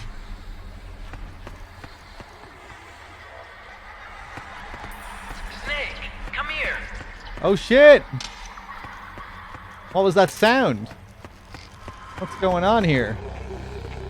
Oh, it's Otacon. Otacon, what are you doing here? Otacon, what's wrong? Why are you calling me over there? Huh? What are you talking about? I didn't say anything. It was you. I'm telling you, I didn't call you. This is no time for jokes. You're supposed to be fighting Octopus. Come on. Hey, Otacon. It really sounds senile there. Here, this way. So Otacon on the codec is implying that this isn't him. But it sounds like him. And that's definitely the Mark over II. here, this way, Snake. What are these things on the ground? Oh. Not very smart, are we? Otacon, what is going on here? This is crazy. Otacon, what the hell were you thinking sending me over there? Hold on a minute. I didn't tell you to go anywhere. Thanks a lot. I just got nailed by a trap. Are you trying to get me killed? Now, wait a second, Snake. Oh my god, am I being betrayed here? It couldn't be. Wait a second. Here, Octopus. this way. Octopus blends in with the environment. And this couldn't be Octopus, though. The Mark II, Otacon's voice. I don't know, though. These bombs on the ground, it is a little bit suspicious. Hey, over here. This way, Snake. Maybe I can crawl over them. Alright, try and roll over them. Oh, you should have been more careful.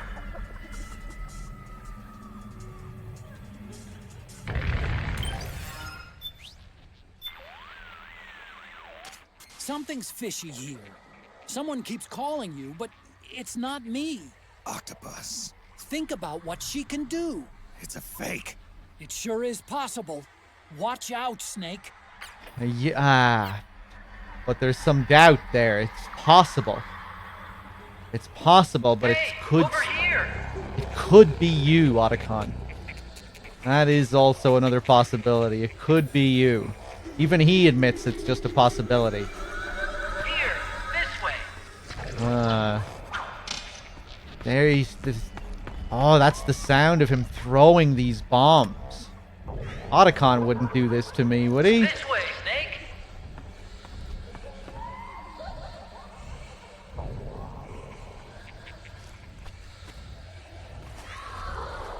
Hey, over here.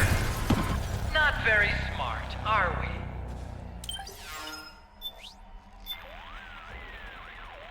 Snake, you've got to be more careful. Those are traps laid by Octopus. Use your head, man.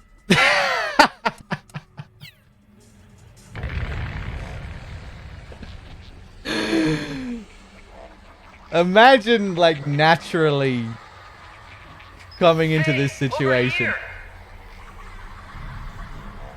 Imagine doing all this on your first playthrough, being genuinely fooled, calling Otacon repeatedly. Here, this way. And this final call is what actually wakes you up, makes you realize. Hey, over here. Use your head, man. Oh wait, I have the Mark II right here. Of course, I'm in control of the Mark II.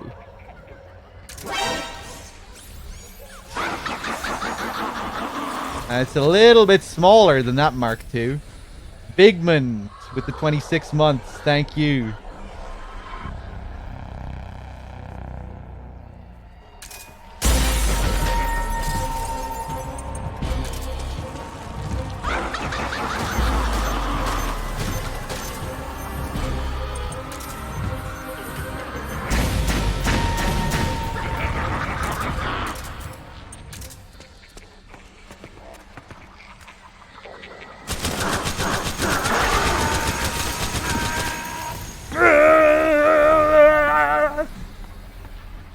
I can't see.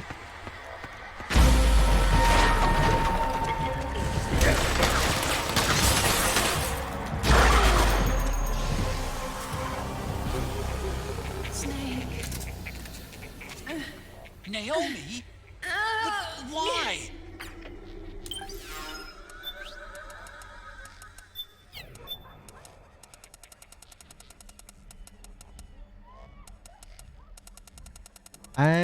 I wonder, can I attach a C4 to her here? Help me. It hurts. Hold on, I'll make it better.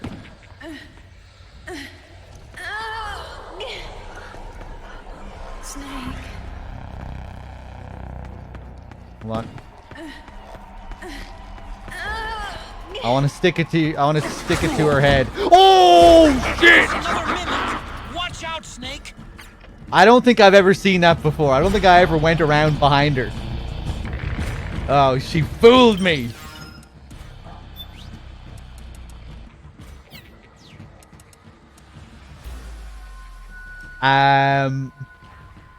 So she only has a counter if you go all the way around behind her. Who would do that? Unless you're doing something weird like I am. Hold on a second. I think I need to equip another healing item.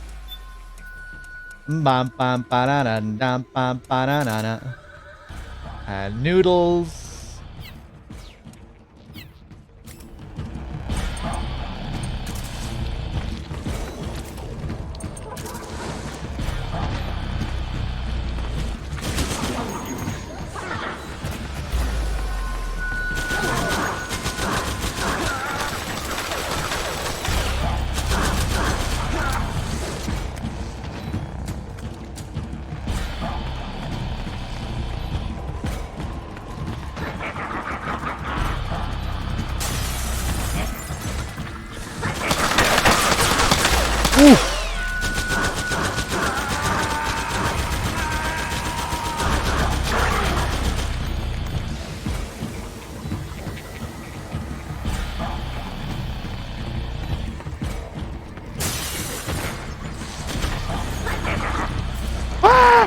Okay, I'm beside the bed. It's okay.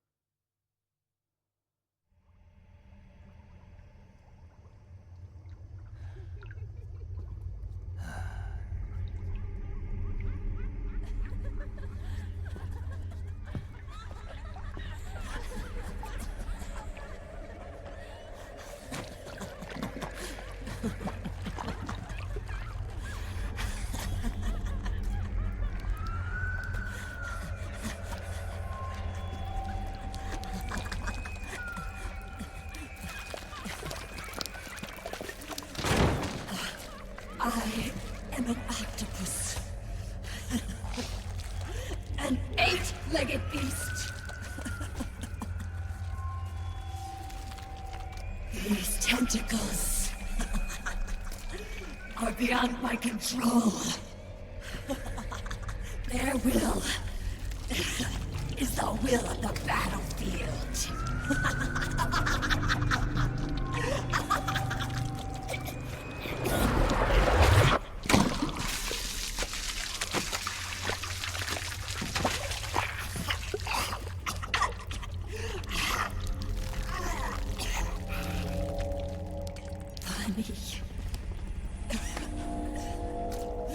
so funny. It's all so funny. No. It's not funny. Make up your mind.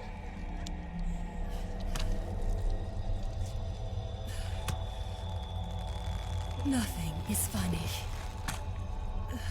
I shouldn't be laughing. I can't.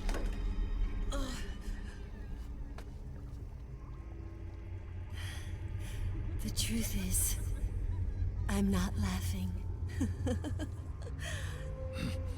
Not laughing at all.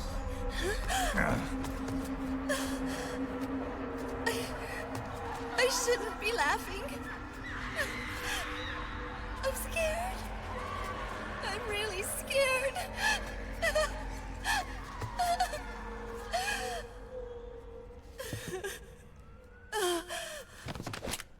I'm sorry. I'm sorry. So sorry I laughed. I'm sorry. I won't laugh anymore. I can't. I don't want to.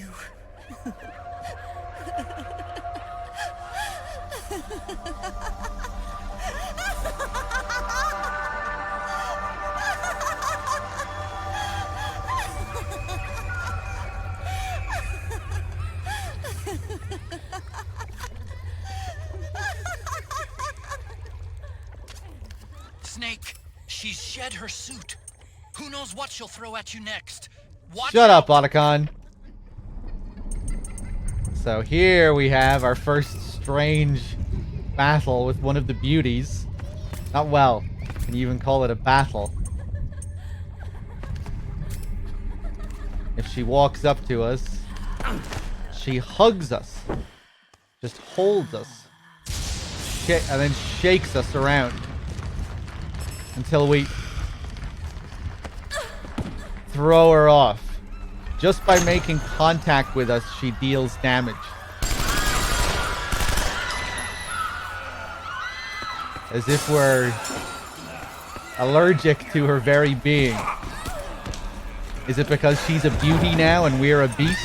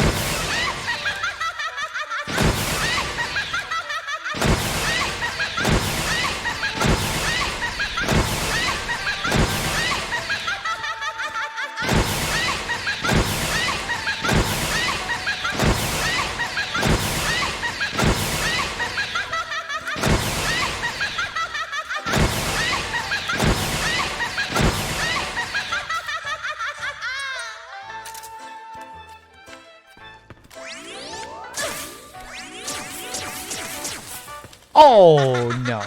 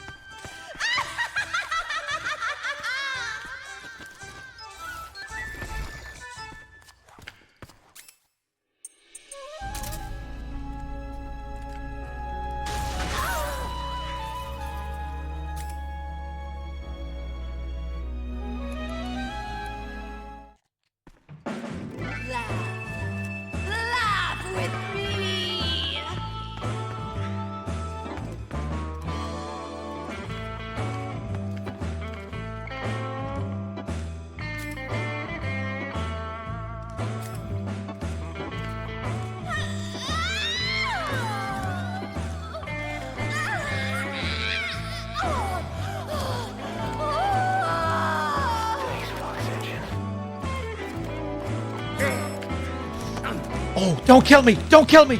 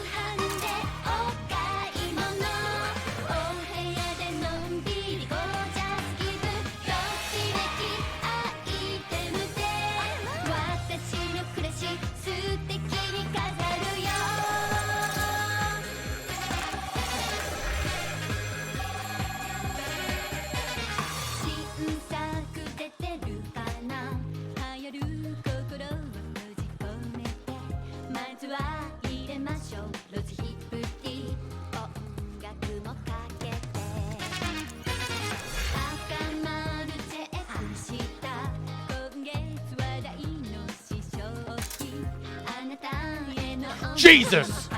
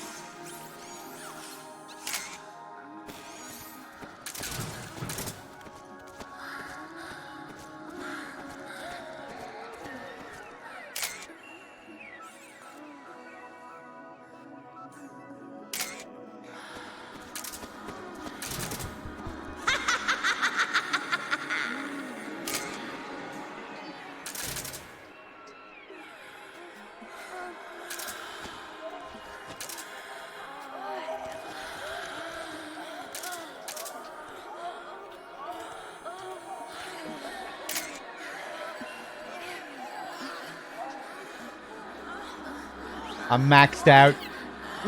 Look at all these pictures from the previous playthroughs.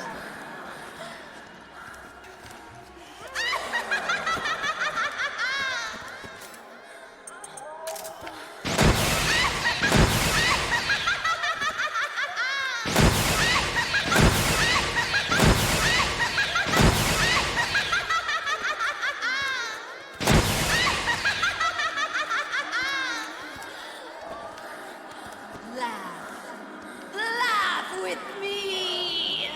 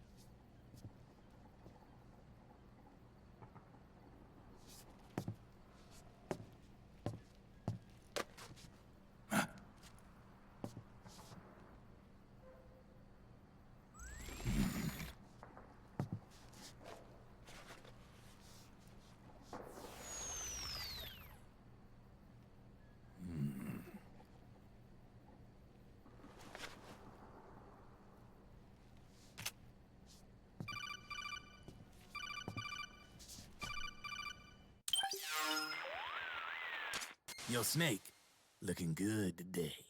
Drebin, what do you want? That's cold, man. And here I was about to tell my very best customer about face camo. Face camo? That camo skull cap you just picked up from Tentacle's shell. It utilizes the same kind of technology as your Octo camo suit. Using the two together can get you even better results. I'd hang on to it if I was you. Doesn't fit. It's not my size or shape. Yeah, looks like it could use a bit of tailoring before you can sport it. Not my line of work, but... Ain't you got a buddy who specializes in that kind of thing? Somebody's done their homework. Hey, it's my job. Is that the real reason you injected me with those nanomachines? To spy on me? I prefer the term customer data management myself. Drebin. Relax. It's strictly confidential. I ain't gonna share it with anybody. Then what did you mix a virus in with the nanomachines for? Virus? A certain virus was detected in my body. Are you saying it wasn't in the nanomachines you injected? Look, you do know there are other folks who could have done this to you. And besides, what would I gain from infecting you? Better for me that you're out there kicking ass on the battlefield. I was watching you, Snake. You're a real piece of work. Never thought I'd meet the man who could take down Laughing Octopus single-handedly. She just kept on laughing. Now why do you suppose that is? Something in her past. You got it. She's from a village in Scandinavia. Little seaside hamlet known to all the locals as the Devil's Village. Place wasn't known for devils, though. It was known for octopus. See, this was one of the few places in Europe where they ate octopus customarily. Anyway, there's this cult of crazies who for some reason hate the village with a passion. Then, when she was just a teenager, things get bad. These nutcases get their hands on some weapons and attack the village. Overnight, her sleepy little fishing town becomes a war zone. They round up all the villagers and execute them one by one. Except for that girl. They had something else planned for her. Something a whole lot worse than dying. Calling her the Devil's Child, they forced her to do the kind of thing you'd expect from one of Lucifer's own. After they made her torture her family and friends, they made her kill them. The whole time they were forcing her to laugh, howl like some sort of demon. Like she was enjoying it. What was she gonna do? Say no? They'd kill her too. So she let fear take control and did exactly as they told her. She butchered the bodies of the ones she loved and laughed while she did it. And as she bathed in their blood, it gradually turned from deep red to jet black. To her, it looked like the ink of an octopus. The experience scarred her deep. Ever since then, she hasn't stopped laughing. Only, that ain't really laughter. Why are you telling me this? You expect me to feel sorry for her? Nah. I know you got no room for that stuff in your world. And besides, this is war. Right? In a way, though, I guess it was the right thing to do. What was? Fighting you cleansed her mind. All right, enough chit-chat. There's other beasts out there in them woods. Watch your back.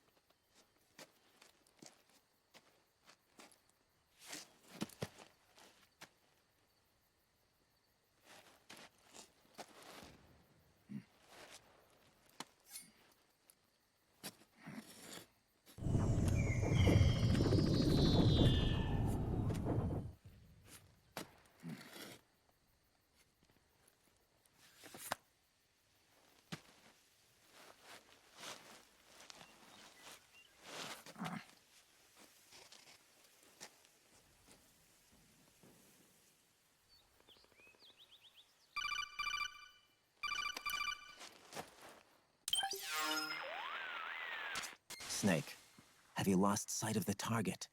Whenever something moves, it leaves a trail behind. Track and find Naomi's trail. I'm not like Big Boss. Tracking isn't my strongest suit. When did you get so good at it? After saving Sonny, I drifted around the globe.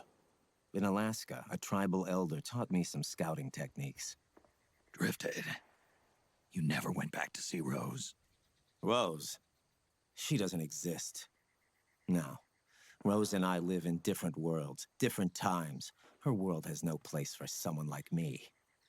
My place is here on the battlefield. Huh. Listen, Snake. Scouting is based on the principles of hunting. There are two fundamentals: awareness and tracking. Awareness? Awareness refers to locating a trail by paying careful attention to your surroundings. Tracking means to follow that trail. Your target's trail could be footprints, a branch they broke along the way, bent grass trampled underfoot. You need to feel for clues using all your senses: sound, smell, touch, the direction of the wind. Watch how the animals move. Who the Listen fuck is for this guy? unusual bird calls. These are signs that someone may be disrupting the environment nearby. You sound like a ninja. Exactly. Ninja are the ultimate scouts. If your enemy is a skilled scout, they'll be doing the same thing. You may be the hunter, but you are also the hunted. To avoid enemy detection, move slowly, little by little. Don't disturb the air around you. Try to make as little noise as possible. Your pursuers will be doing the same, trying to sneak up on you without a sound. If you can't pick up the trail with your naked eye, switch the solid eye to infrared mode. That will enable you to see Naomi's footprints and any enemies lying in ambush. Switch the solid eye to infrared. Got it. But the sound it makes while engaged could end up giving your position away. So don't leave it on for too long. All right. Listen to your heart. Trust your senses as much as you can. And you will find Naomi's trail. I'll give it a shot. I don't know who this guy is either, Snake, Raiden. follow Naomi's trail and find out where they took her. Watch out, though. You might run into a few holdups along the way. All right. Before we do all this, we're going to backtrack. We're going to go back up to the lab. Number one, first rule of playing video games: don't go where you're supposed to go. Go everywhere else first. If we go back here. Oh, I'm already full on ammo. Usually I'm not. I didn't even check because I just assumed I wasn't. Okay.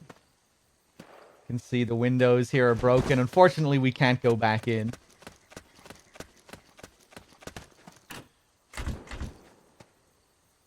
Huh. If I do a call here, will they comment on this? Probably not. The enemy's probably setting up ambushes ahead. Keep an eye on your radar for signs of enemy presence. Rose here. How's it going? Super. Your sight is in Super. excellent condition. Everything looks good to go. Great. Thanks. Here's a good way to think about your psych gauge. Low psych equals high stress. So the best way to replenish your psych gauge is to relieve your stress. Being pursued by the enemy can be a tremendous source of stress. By the same token, staying out of sight and giving your body a rest relieves stress and allows the psych gauge to recover. Find a safe place where you can crouch or lie down and just lay low for a while. Also, just getting out of extreme heat or cold can have a positive effect on the gauge. Pay attention to how the psych gauge moves and find a stress relief technique that works for you. I really do like how this mechanic works, like how you can rest in the shade, wait for your stress to go down, like see there. I'm sure DRK was showing all this stuff earlier, doing all the calls with Rose and everything and explaining the stress mechanic, psych mechanic. Now when we step back out into the sun, I feel like it's especially impactful in this chapter as well, needing to stay in the shade.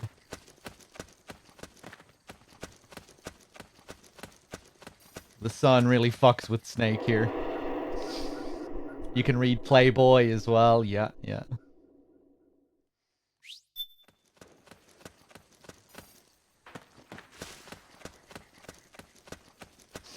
So, I've played this game many, many times, so I know where to go. We don't actually need to look at the footprints, but we might just look at them every now and then. There's the pointy toe. That's Rose's. That's her footprint.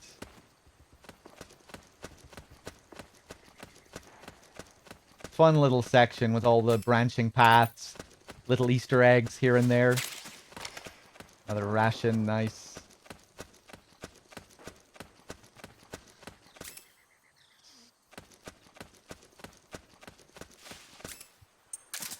Sunlight!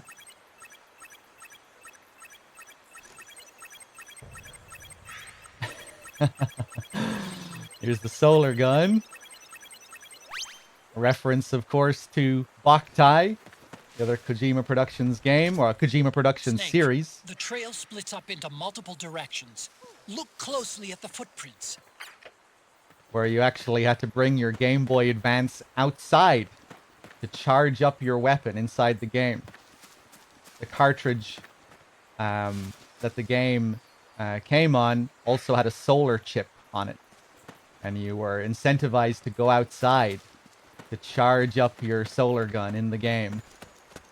Pretty crazy stuff. I was talking about this during the last stream. I think somehow Boktai came up in conversation.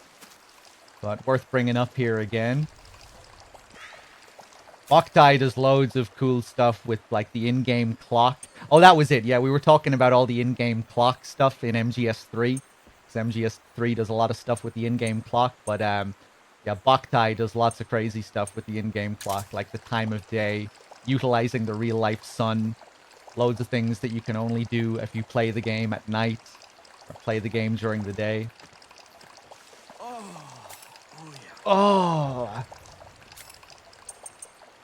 There's like ice in the game and stuff that will melt, but only if the temperature is high.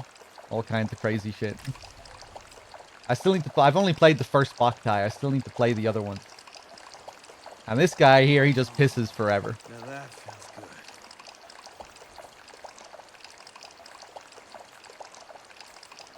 Unless we approach him. If we approach him, he'll stop pissing. But if we stay at this distance, he'll never stop. That piss is looking pretty thick as well, isn't it? It's looking like... it's a real waterfall. 3 will need an English sub patch. Yeah, that never released in the West.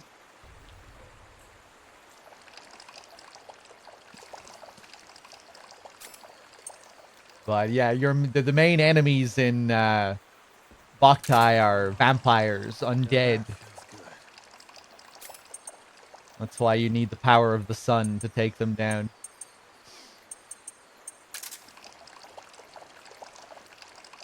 I hate to do this, but...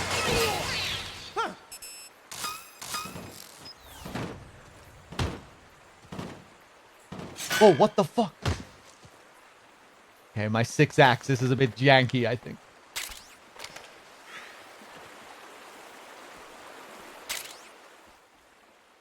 Foregrip D. Another M60.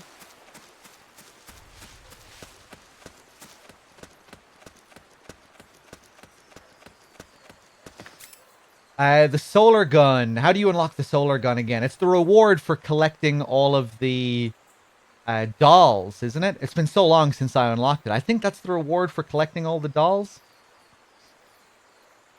If you trank the beauties, all the bosses, if you trank all the beauties, you get these little dolls that you collect after the fight.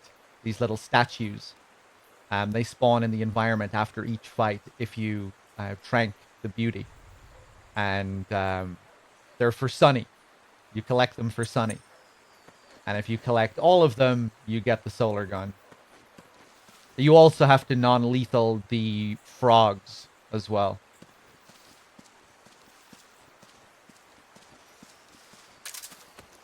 the first frog fight in chapter 1 with Meryl. That's kind of considered to be the boss of Act 1.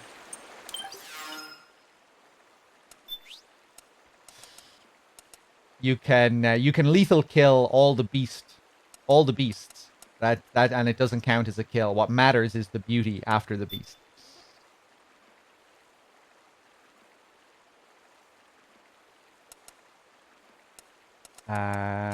Let me see.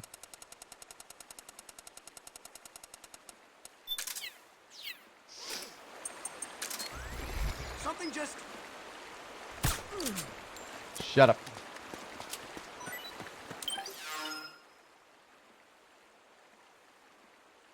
There's Sunny. What are you doing, Sunny? Did DRK show Sunny dancing earlier? If you play the J-pop. Looks like they split up here.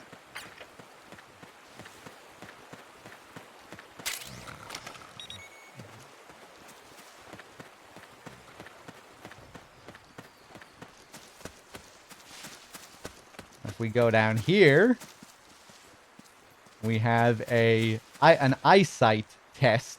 That's what we have down here for Old Snake to test his eyesight. Japanese eye test. And I think the Japanese that's written down the middle, I think that spells out Metal Gear Solid 4, MGS4. They talk about this in the Integral podcast if you listen to it.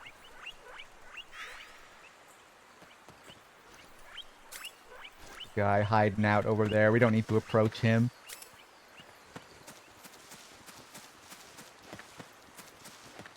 Yeah, if you're just going for the no kills, you don't need to worry about the beast form.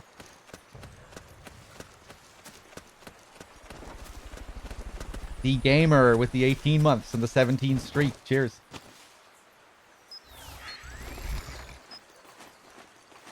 And here we have a sniper.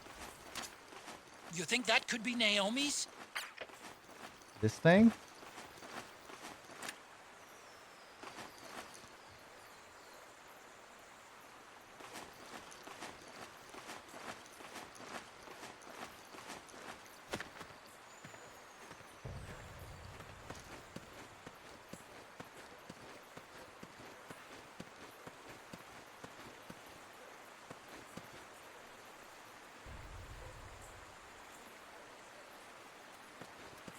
He's here. I can smell him. He's about 50 meters dead ahead. Really now, 50 meters dead ahead. And it's kind of interesting what he's looking at. We'll go over there in a second.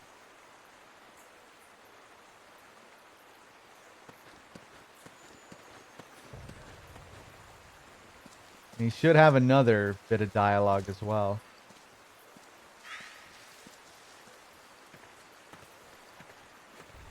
Where is he? I'm ready to party. I'm ready to party. Listen to this badass. Ooh. Hey, what's up, King Tiger? There are a few guards around here who think they're hot shit.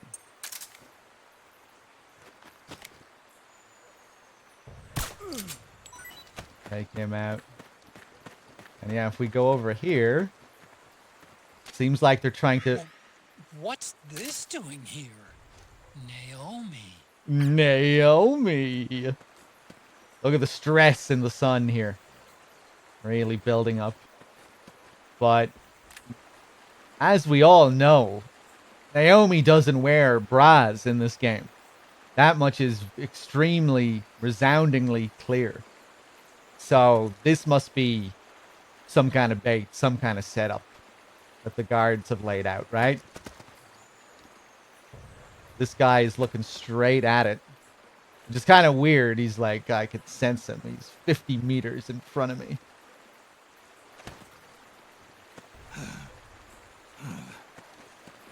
Snake is fucked.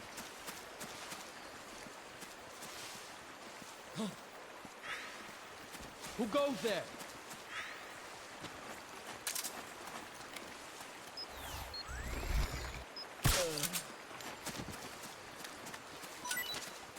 Let's try another route. Why doesn't she wear bras? Because she doesn't want to. She thinks they're uncomfortable. Maybe. Maybe. You're distracting me. I'm blaming that on you. Ba-da-bum-bum. I'm actually not a fan of how they like sexified Naomi's character design in this. Like, she looks like a glamour model. I miss Naomi's MGS1 character design.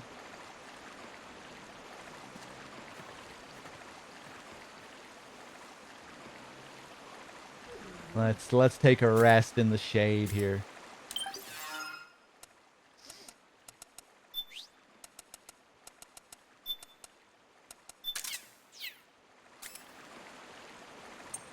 I don't know, she just looks like such a different character to me. You compare how she looks in this to her MGS1 design, all the concept art we've seen of her before this game.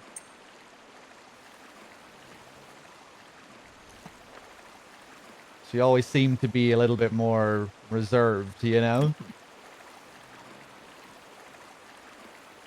Whatever. Understated. You know, like she knew she was hot shit, but she didn't have to, but she didn't flaunt it.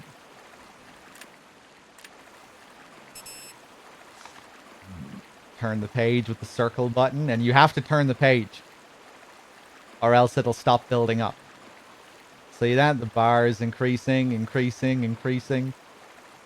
Now it stops.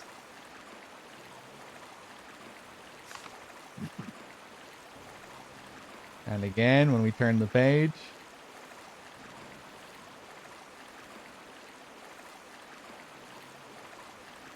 Wasn't that part of Naomi's plan, though, to seduce Otacon? Well, she's not seducing Otacon in Act 2.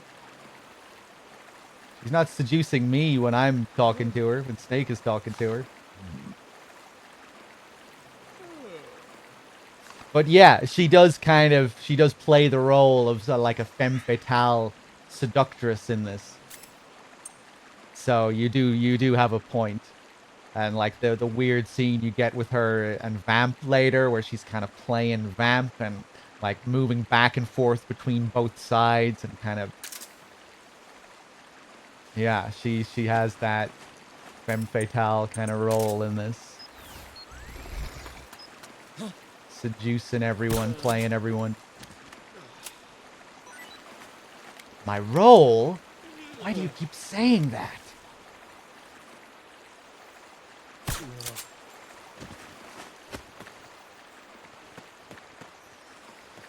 Let's go back up this way.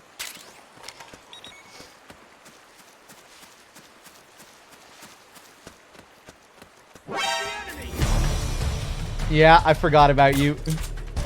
How did I forget? I'll just blame chat again, I suppose, distracting me with all this corny talk.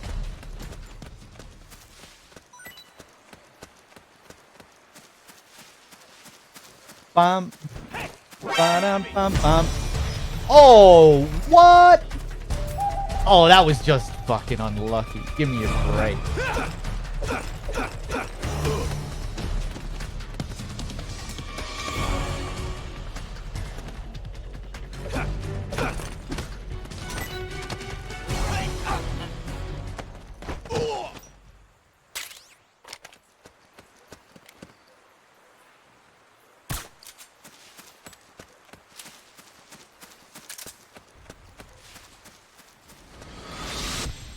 Something happened to me last Thursday when I was driving home.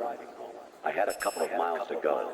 I looked up and saw a glowing orange object in the sky to the east. It was moving very irregularly. Suddenly, there was intense light all around me. When I came to, I was home.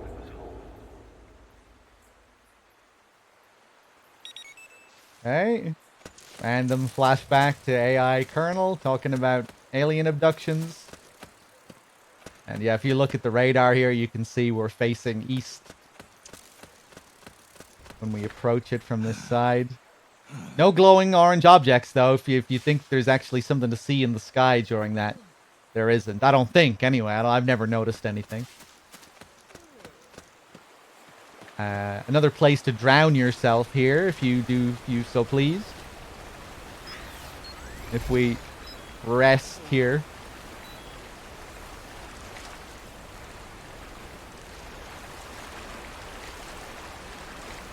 Remember in the Integral podcast, they talk about all the trouble they went to make this water, this fancy PS3 water, with the ripples and all the different sounds they had to record. That's weird. Naomi's shoe prints just vanish, but just hers.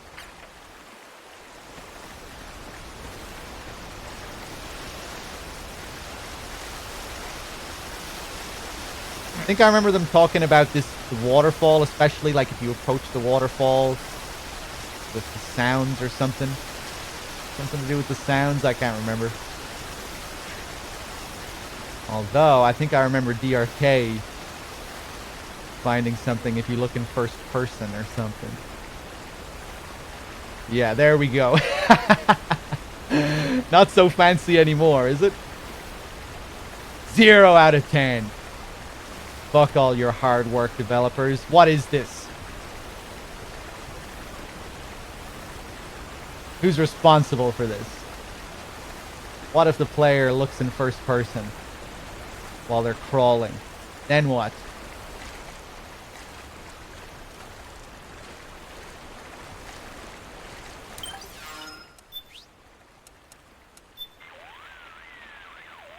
Don't panic if you lose track of Naomi's footprints. Remember what Raiden told you. When a man walks through the woods, he leaves all kinds of traces behind him without even knowing it. Keep your eyes peeled for those traces, and you're sure to find them. Snake, you remember what Raiden was saying about scouting? Well, I did a little research of my own.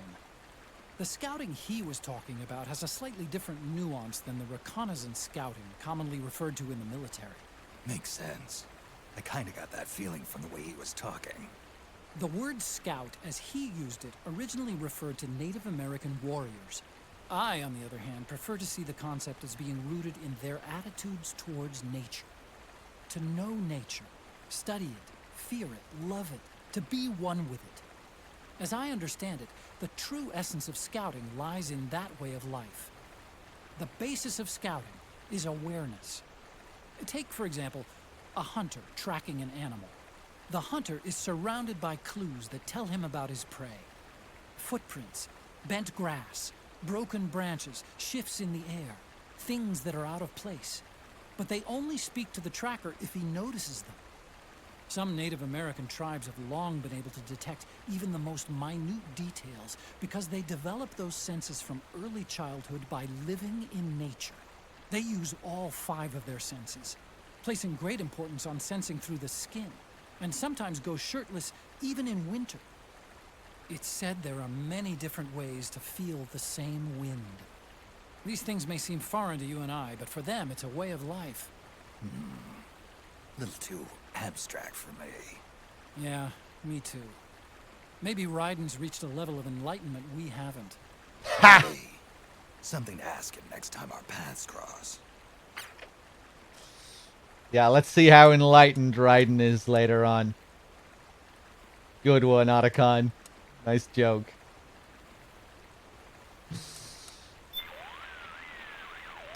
Snake, you'll want to pay attention to birds and animals too.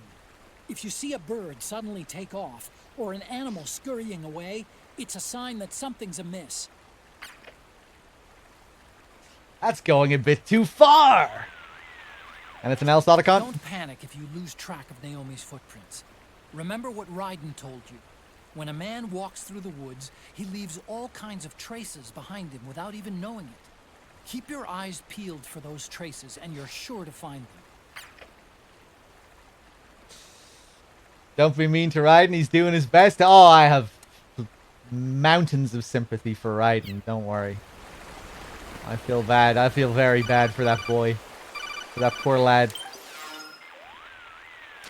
Snake, the Speak of heavier the devil. someone is, the deeper the footprint they'll leave behind.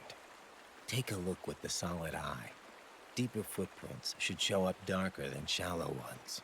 But Naomi's footprints ought to be shallower than the soldiers. She's not carrying any gear.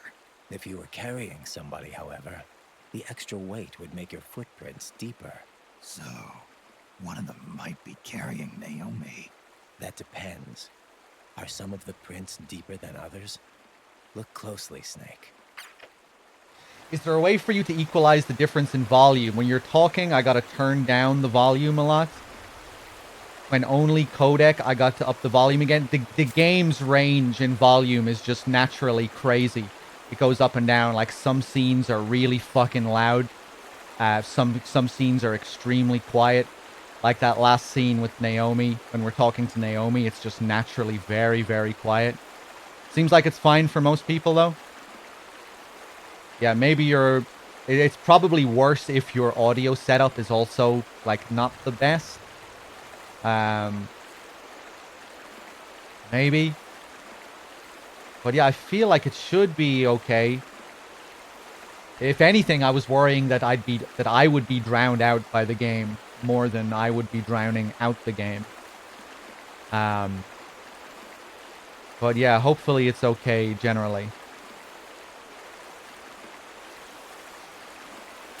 Like the bike chase later in Act 3, I'm pretty sure that's very loud. If we were to play it now with the current volume settings, it would drown me out, I would say.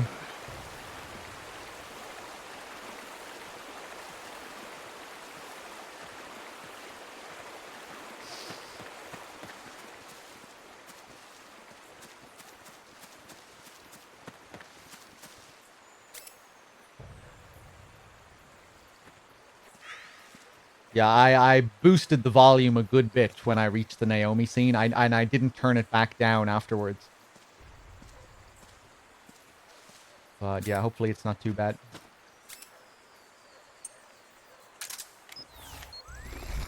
Huh?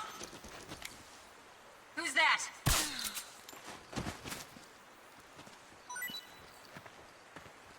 We do 12-hour sessions each, yeah. 11 to 12 hours, but yeah.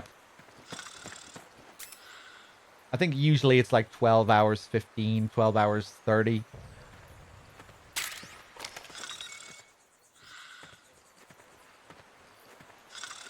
Get up. We both did pretty long sessions to start with, because we kind of fucked up the starting time.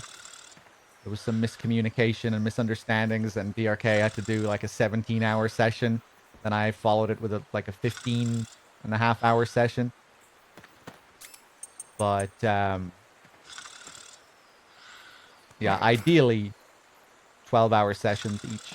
Get up. Unless there are some technical problems or misunderstandings. Breathe. So, the frogs are a little bit unique.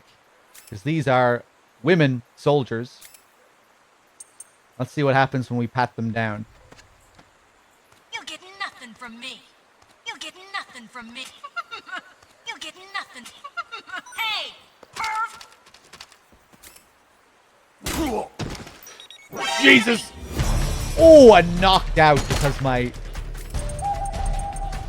stress is fucked. So normally you would grab the enemy's crotch there, give them the old nutcracker, and that knocks them out. But with the frogs, that's what happens. No nutcrack, you just get called out for being a perv.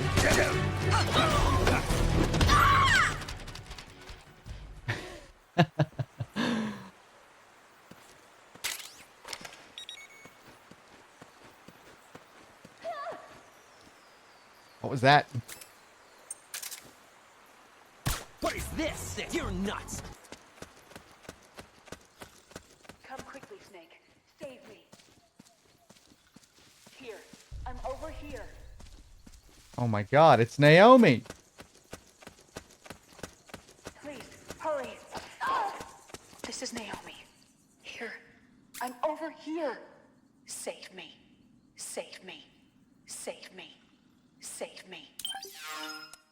Oh my god, I'm terrified.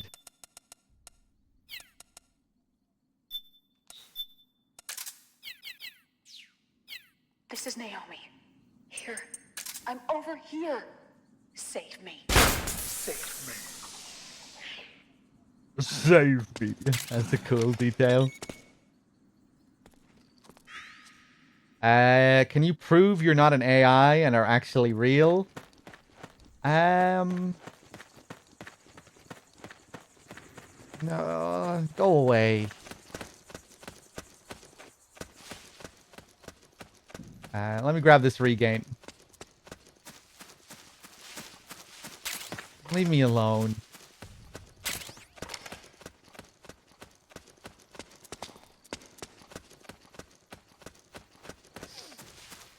Whether I'm an AI or a real person, you know, who cares? Just leave me be. Whatever I am.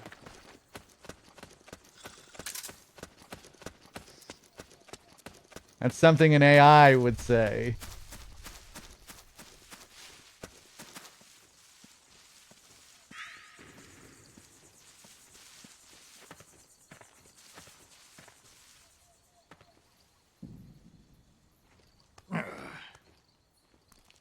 They can't hear you when you do that. That would be cool if Snake's back could get him caught.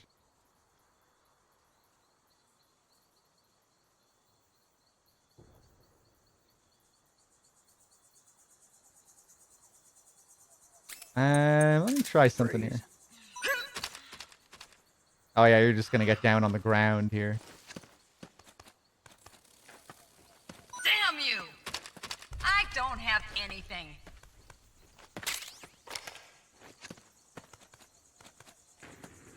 Damn you! I don't have anything. I don't have anything.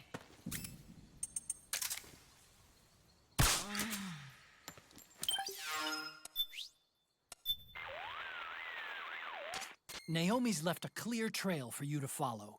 Use Raiden's advice to help figure out where she was taken. Perfect ocelot call. Is that my meow from yesterday? I forgot about that. Yeah, you got me to meow yesterday. Maybe I'll have to use that as one of my sound alerts if I ever set up bit alerts like DRK has. I think I will for the next marathon. I might not use them regularly, but maybe for marathons and MGS streams or something. We'll see. The enemy's probably setting up ambushes ahead. Keep an eye on your radar for signs of enemy presence. The enemy's probably... Rose here. How's it going? Super. Your psyche is at an extremely dangerous level. You need to take immediate action to recover it. Got it. One method of stress management is to get your mind off the problem for a while. Watch TV or a movie. Look at paintings or pretty scenery. Get some rest. Take a break. Keep yourself busy with a hobby. All these things work well, but bear in mind they're really nothing more than emergency stopgap measures. There's still the matter of getting to the root of the problem. I don't see any TVs around here. Scenery. Well, how about paintings or sculptures? Or listening to music, that works too. Or sometimes it helps if you stand by a river or a pond. Look around for a place or site that might help you recover your psyche. Oh, just standing by the river earlier, that also recovers psych. I forgot about that. That's nice.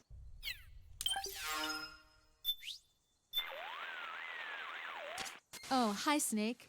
Rose. Your psyche is getting dangerously low. You need to recover it. I know. So this solid eye, it can detect and inform you of what emotions people are feeling? Dr. Emmerich told me all about it. The muscle groups in our faces move in specific patterns depending on the emotion being experienced. There's been a lot of research done on this, and the theory is being applied by intelligence and law enforcement agencies. Dr. Emmerich tells me the solid eye uses LiDAR to scan the target's face and pick up subtle muscle movements. And it picks up other physical reactions as well, like the way blood flows to the legs when we're afraid, or concentrates in the upper body when we get angry. Changes in pulse rate, skin temperature, sweat secretion. It takes all this information and calculates people's emotions with amazing accuracy. No kidding. And here I thought it was all smoke and mirrors. Our emotions have a significant impact on how we act. Knowing how people feel gives you a strategic edge. It must process data in much the same way as the nanomachines in SOP. I have to say, even speaking as a psychologist, your friend has developed quite a reliable system. Sorry, Rose, what were you saying there? You guys didn't hear these calls earlier, did you? I'm just wondering, not sure what DRK might have done. Maybe he did all these calls, but then he died or something. This is Rose. How can I help? I need a psych check. Your psych is getting dangerously low. You need to recover it. I know. In order to effectively manage your stress, you first need to assess it. Think about what happens to people when they get tense. Some people feel more tired than usual. Others experience stronger emotions or exhibit incoherent behavior or become dependent on things like alcohol or tobacco. Tobacco, huh? Some experience insomnia, depression, or have trouble concentrating. Others find themselves feeling apathetic, mentally drained. Everyone has their own way of reacting to stress. The important thing is to get a feel for what effect stress has on you. Pay attention to your psych gauge to learn what sort of situation causes it to go down. I really liked the focus they put on Snake's smoking in this. You know, like it's very typical of, like, if someone knows they're about to die, they'll care less about their smoking habit. Like, I'm dead anyway, so no reason to stop smoking now. It's kind of funny the way they utilize the cigarettes in certain scenes.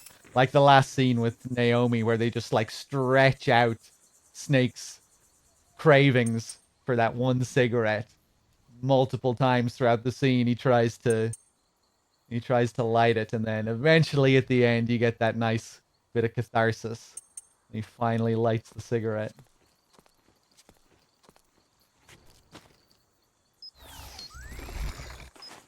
We did the death calls earlier, yeah. Look at this guy here. Let me put on my face camo.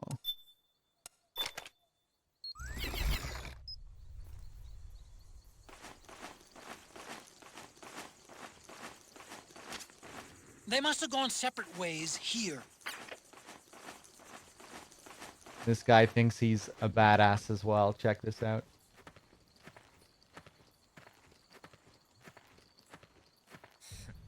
I could just see the look on his face.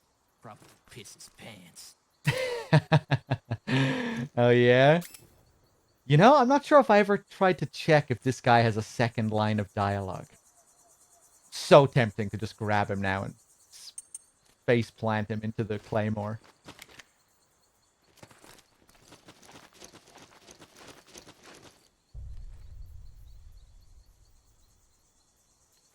But what if we back off from him and then approach him again? Oh, fuck.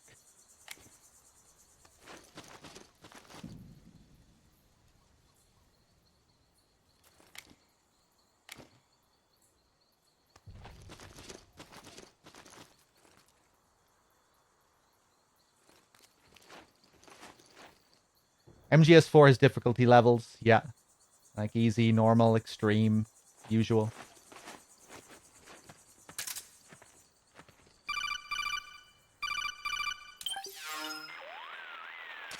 You need to look at more than just the shape of the footprints. Don't assume you're on the right track just because the print matches the target's shoes. Take a closer look. Imagine the target actually on top of the print. Think. Is the depth of the print consistent with Naomi's weight? Does the stride, straddle, and pitch match her walk? Pay attention. Don't let the hunted fool the hunter. Notice how Raiden has the mentor frequency now as well, 141.80. It's a very specific frequency. It's always given to the mentor character. Master Miller in MGS1. Snake in MGS2. The boss in MGS3. Oftentimes as well, these characters they have like a false identity as well, you know, Pliskin, but it's really Snake. Master Miller, but it's really Liquid. And there are like parallels there between MGS 1 and 2. And then with the boss, maybe you could tie it into that a bit with her like betraying you, your mentor at the start, and then she turns, she switches at the end. And with Raiden in this, you know, Snake is your mentor and is Raiden's mentor in MGS2. And now Raiden is the one teaching Snake about these skills that he doesn't seem to have. But it almost seems like a bit of a twisted joke with Raiden here, because later on, you know, he might seem like a mentor now.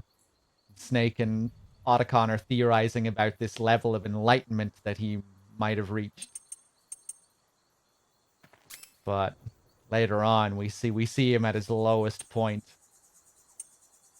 He's not a badass for long, just for this chapter, and then he's lying on his deathbed for most of the game and crying on the ground, holding onto Snake's leg. Until he comes back towards the end again, you know, he comes back to have his heroic moments towards the end of the game when he saves Snake. 6 seconds, and it'll all be over. Oh, shit! I don't think I've heard that one before. He does have a second line. Cool.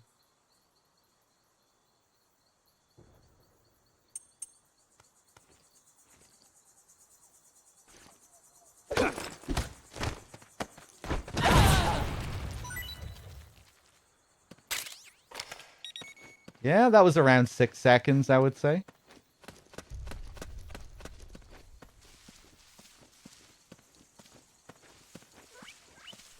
Is that something DRK also discovered last time? For the first time?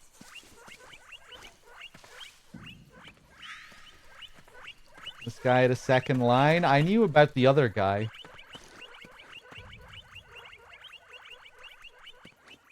And here we have all these guinea pigs. And some developer handprints. Which, of course, we can get the camo if we lay on it.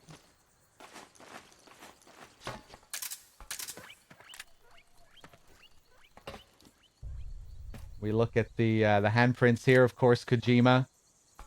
He gets the biggest plate. Yoji Shinkawa, second in command. He gets the second biggest plate. All their signatures written on it. And then you have all the other developers. Well, not all the other developers, far from it, but a lot of the other lead developers, I guess. Always try to make out some of them. There's Sasaki. Hideki Sasaki. Maybe. I think there's another Sasaki that works on the team. Bad Humans would probably know some of the others here. Where's Murata? Surely Murata is here somewhere. I think that Mukasa? Mukasa? That looks like Mukasa. That also looks like Mukasa. Are some of them repeated here?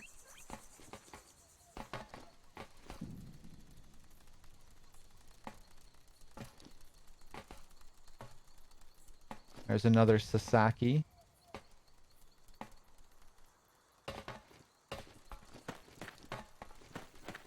But yeah, all the guinea pigs here is interesting. What are you saying here, Kojima? Are you in the team? Are you all guinea pigs?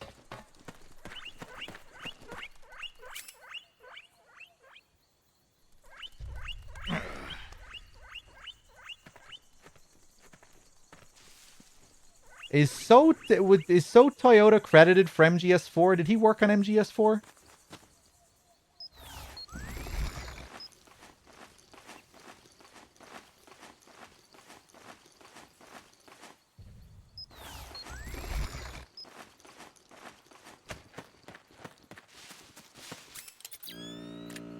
Let's follow those footprints again.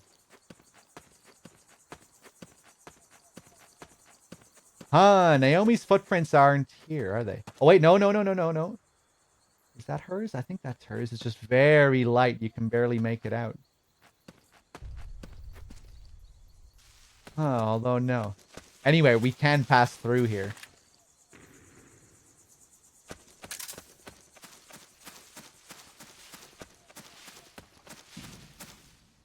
Just up until the first two trailers, huh?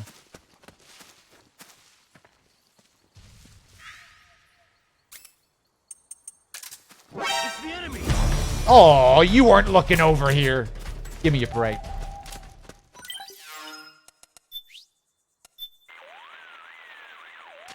The enemy's probably setting up ambushes ahead.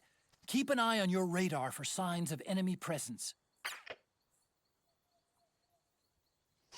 He left because he wasn't having fun managing a team and not doing the work himself. Really, so later on, Toyota started to have more of like a directorial role, managing a team of people, rather than doing the hands-on stuff like he used to do. I wonder what he's doing now. The enemy's probably setting up ambushes ahead. Keep an eye on your radar for signs of enemy presence. The enemy's probably setting up ambush. Yeah, okay. He teaches now, really? Angel, I can't tell you, Outer Heaven, how much I appreciate and enjoy going to bed to these streams, then waking up next to them. Thank you for your efforts. Hey, my pleasure, man. I'm glad you enjoy the streams. These marathons are always good fun.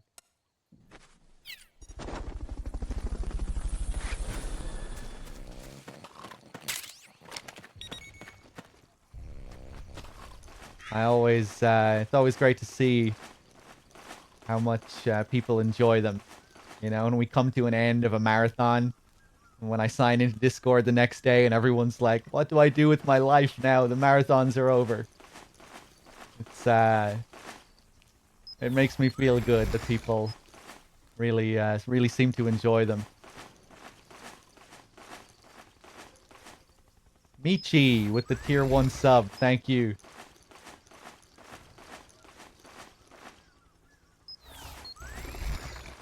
I hope they never stop. Well, I don't plan on stopping anytime soon, man.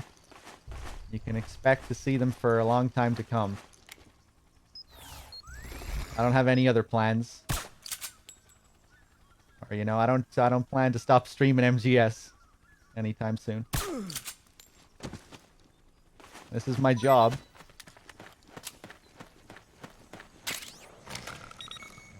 Hopefully, hopefully the marathons will just get better. More interesting. That's what I want to start. That's what I'm gearing towards at the moment. That's what I'm doing on my channel. I'm starting to play more of the spin-offs and games that I haven't really played or put much time into, to hopefully start mixing up the marathons a bit more in the future. Start adding spin-offs, other Kojima titles, Policenauts, Snatcher, and, you know, adding a bit more, being a bit more diverse when it comes to the games that we play during the marathons. Because, yeah, you know, right now we just do the same shit every time. Just go through the Kojima saga. We used to do it like in chronological order every now and then. That's how we would mix it up, but yeah, I think we should start mixing it up a bit more in the future. But it might take a bit of time before we really start mixing them up, because we'll need to like really rearrange how we do the marathons and when we stream these other games, Snatcher, Policenauts, and you know, I'm not sure if DRK wants to play some of these games. So maybe I'll have to just do Snatcher and Policenauts if he doesn't want to do them, but then maybe he could do Portable Ops or Ghost Babel or something. We'll have to see.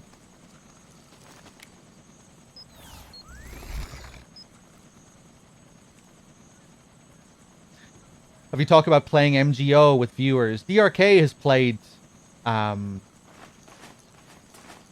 He's done a good bit of MGO stuff. I still need to really try and get into it.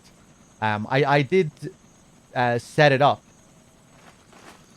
and DRK was showing me the ropes a while back. Although I'm sure I've forgotten all the stuff he was sharing with me.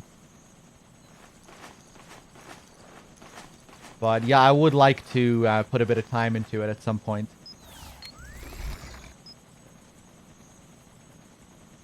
It's pretty cool, some of the unique stuff about MGO, like the unique stuff you can do with some of the characters, the SOP abilities with Ocelot and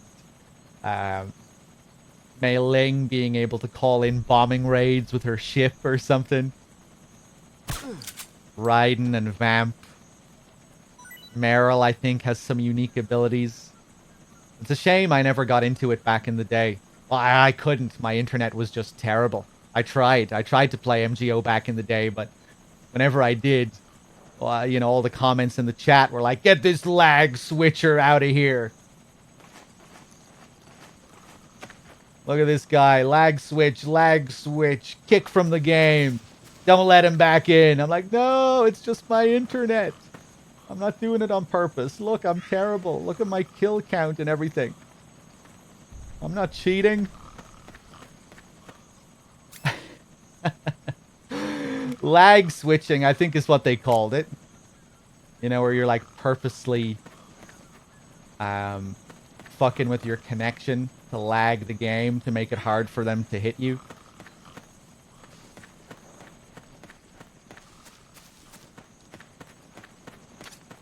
I'm noticing more footprints now. Security's getting tighter. We could be getting close to Naomi.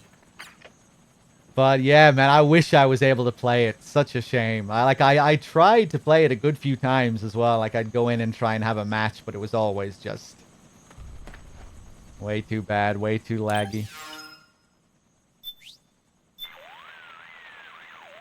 Snake, the Mark II's microphone is picking something up. It sounds like a helicopter rotor. Maybe there's a heliport nearby. I'm pretty sure you've reached the forest's edge, Snake. The exit to the heliport should be close by. Find it. Wish I got to play MGO 1 as well. Crazy to think that the PS2 actually had online. That was the first MGO, MGS3's MGO. Any of you guys play that back when it came out? When it was like completely fresh?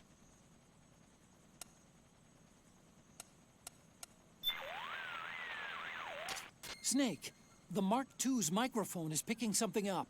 It sounds like a helicopter rotor. Final Fantasy XI was on PS2, yeah. The first FF MMO, which was actually released before WoW as well, wasn't it?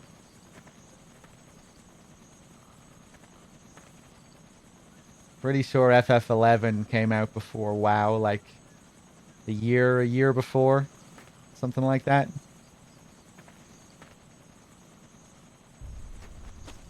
Square, they still have official servers running for FF11 as well, don't they? Like, people still play it, still has a little community.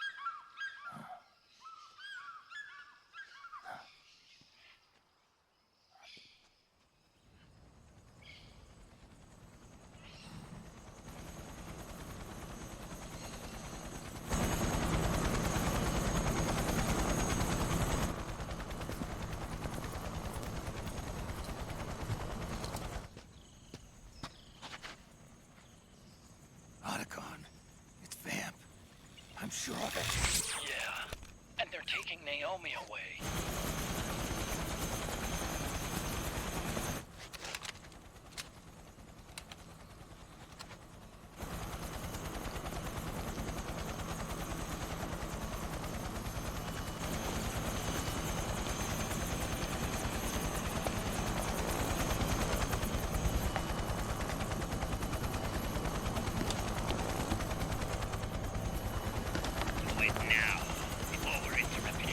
We don't know what will happen. Remember the last time. I'm willing to pay a few sacrifices. As you wish. We'll begin shortly.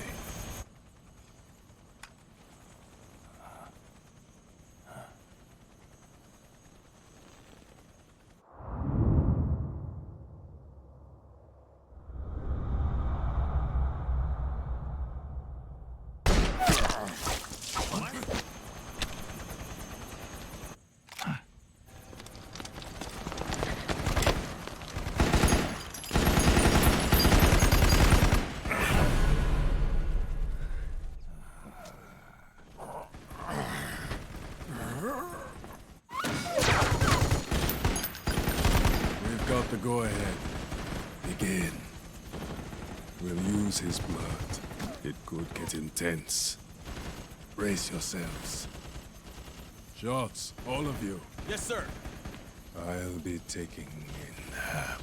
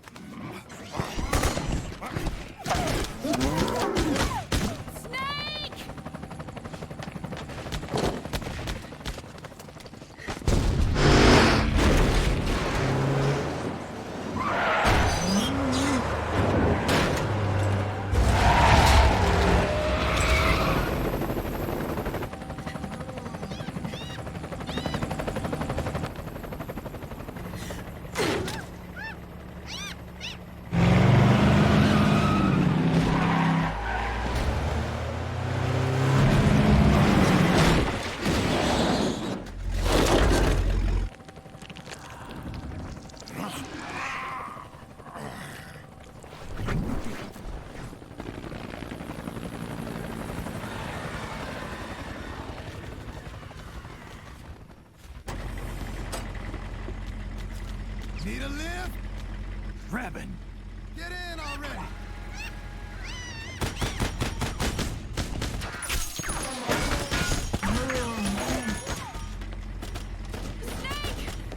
Naomi! Jump! Walk.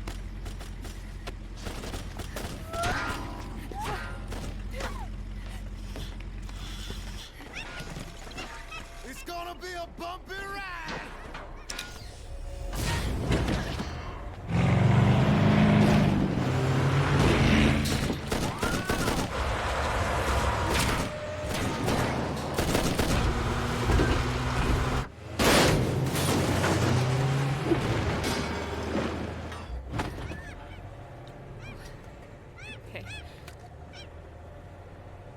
Thanks.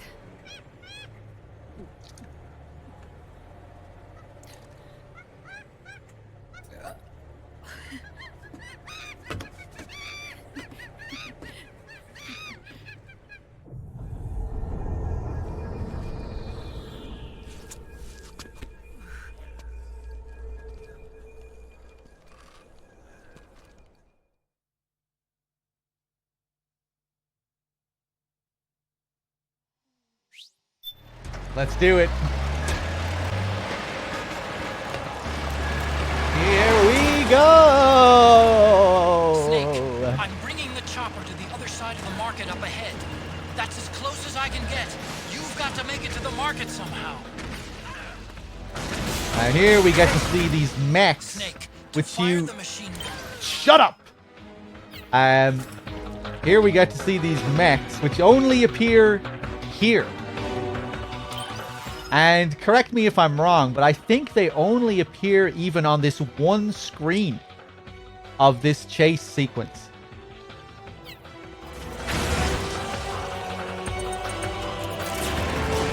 I wonder why they only used them once here. Look at these things, jumping around and shit, although that animation didn't look the fanciest. Hold on tight! They can't hit what they can't hit! I'm trying to get a good look, but this camera... Destroy those powered suits! They really remind me of the suits from Policenauts. Snake, you have to open up a path. Do whatever it The, takes. the EMPS. Ooh, that was a little bit fancier though. Would have been cool if these things showed up later, like if you got an alert. You have to deal with these guys.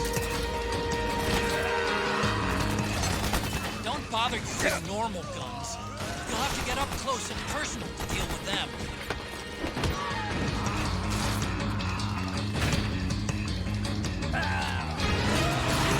Yeah, I'm just gonna chill.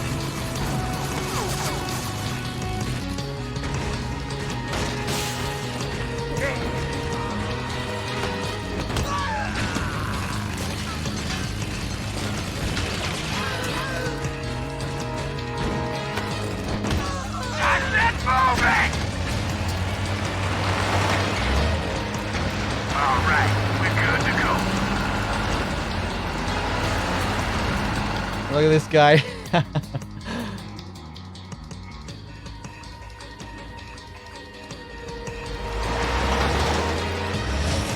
Gecko, they must really like them! Yeah, I don't think we can see them on this screen, can we?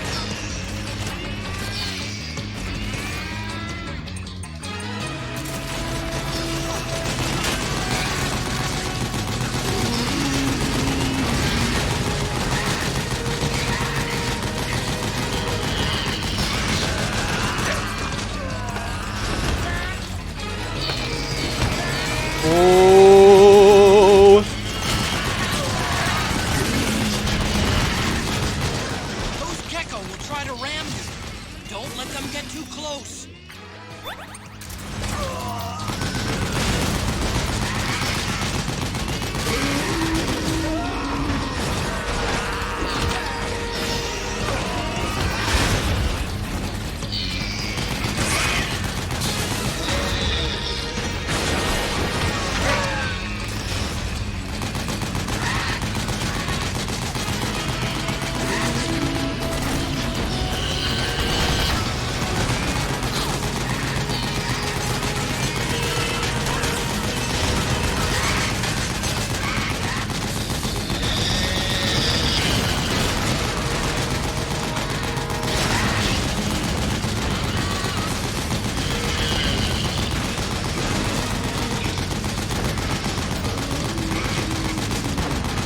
Yeah, can we move now? Thank you, thank you.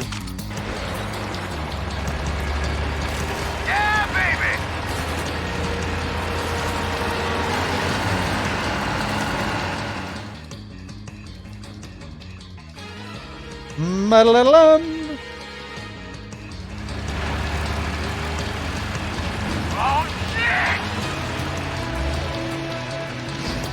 No, night vision just so I could... It's MGS-1. It's coming after us. Now, I use the night vision goggles so I can see the gecko more clearly there.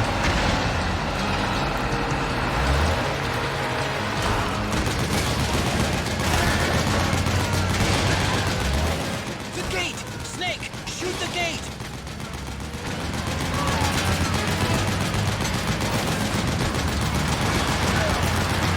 Snake, you gotta do something about that MGS! No. Leave MGS alone. I'm not gonna harm MGS. And you don't have to either.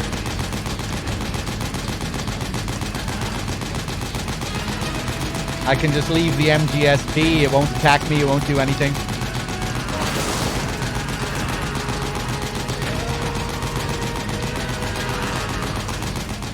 The gate! Snake, shoot the gate!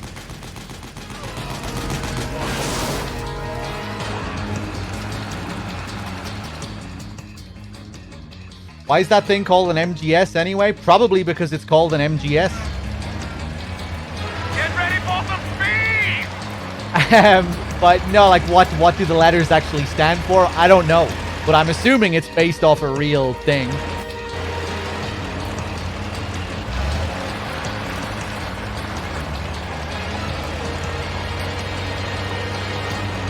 But maybe someone in chat knows. They can't hit, but they can't hit! Those gecko will try to ram you. Don't let them get too close.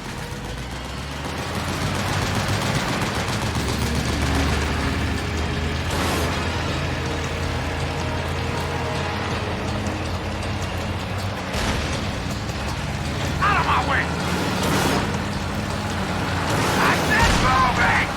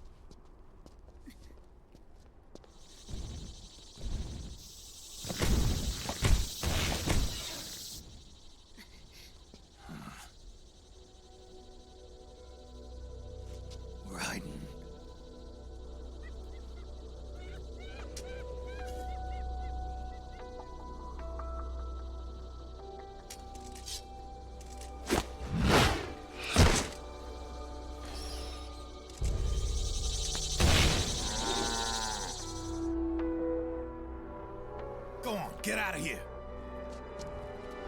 Can you move? Yes.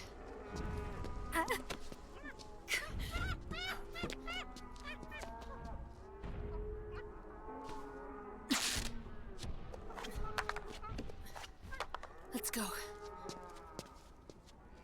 Here they come!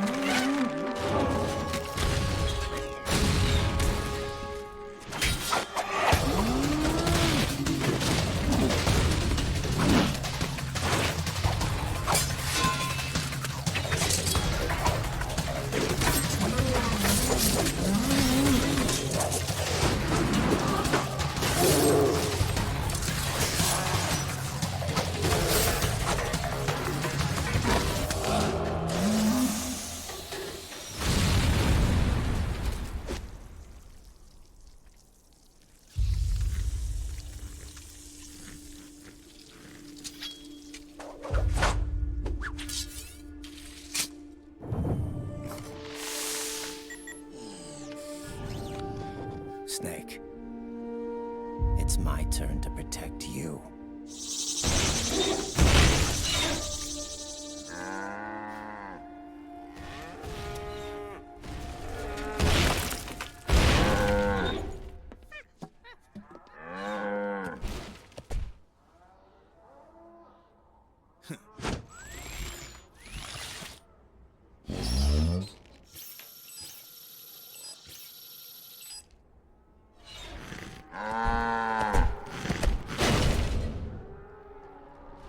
Snake, I'm setting the chopper down at the market square. Hurry! Naomi, go on ahead.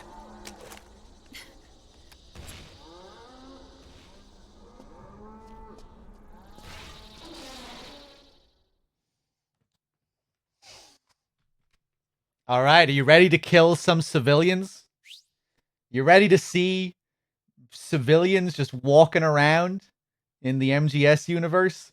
Well, not really just walking around, they're running for their lives, but, you know, it's not often we get to see civilians in MGS just, you know, moving around an environment.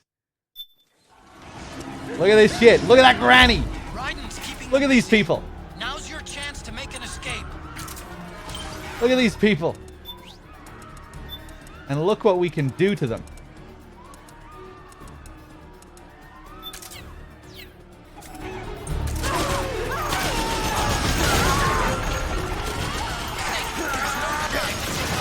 Oh my god. Get out of there quick. Just ignore these people. Snake, they're only a nuisance. He was actually talking about the gecko there.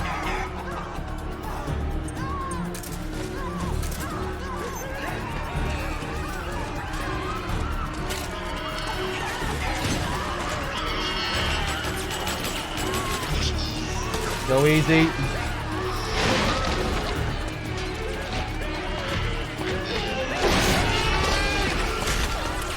I can see you.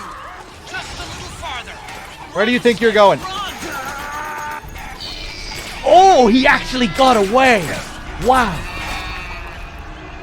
I was sure the gecko was going to kill him. I wonder, does he always get away, or does... Does the gecko get him? Anyone else?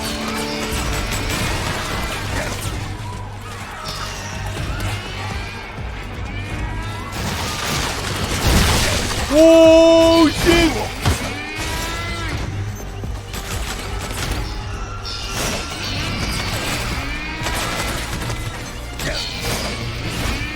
All right, I'll go.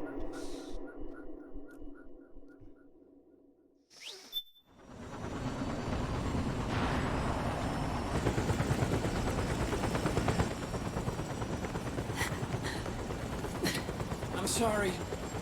I'm a little busy right now. Thank you.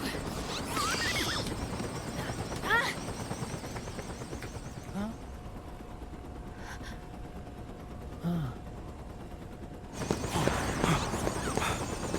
Don't forget the Mark II. Naomi, take care of this. Otacon, get us out of here. Where's Raiden? Still fighting.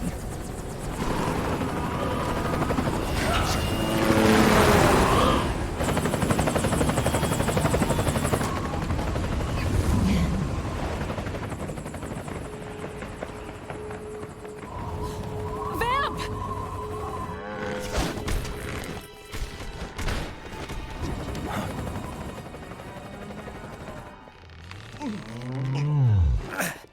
Raiden!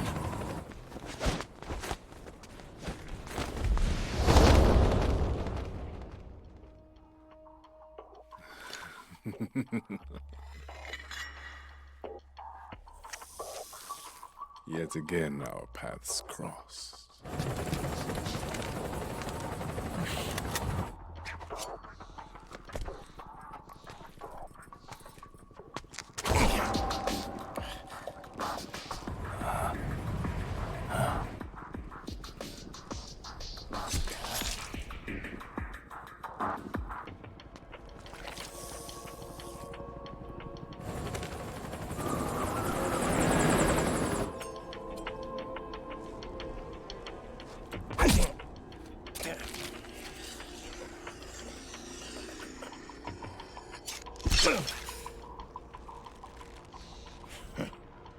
You too, immortal. No. I just don't fear death.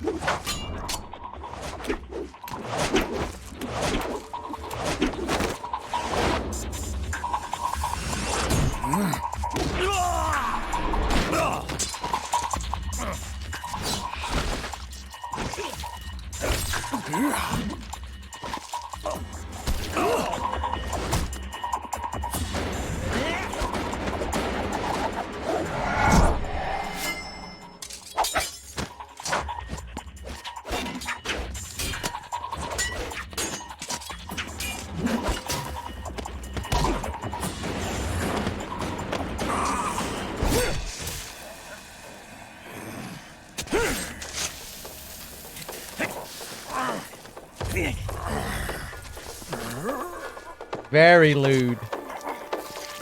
I'm sweating.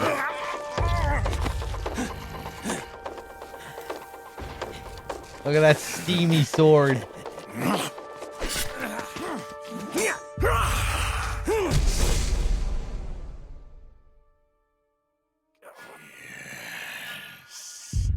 Could you be the one to finally finish me?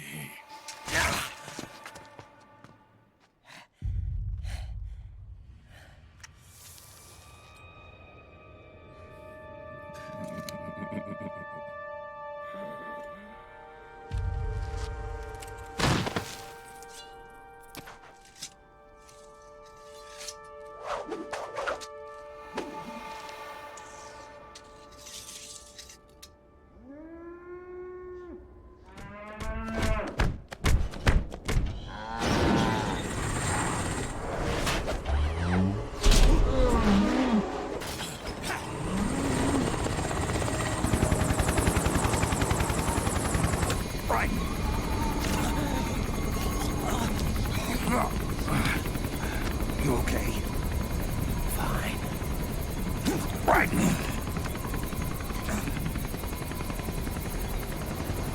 You're...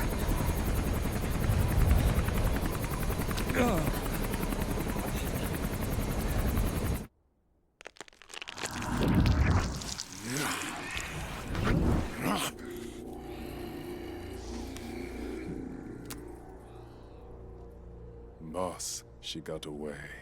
Are you sure about this? It's all part of the plan. The test was a failure, even with his code. As I feared, it's not pure enough. We need all of him. The PMCs we deployed have suffered brain damage. Nothing salvageable remains. Our only remaining option is to secure the original. I know that. It's only a matter of time. We're working as fast as we can to find their hiding place. I need you here too, Vamp.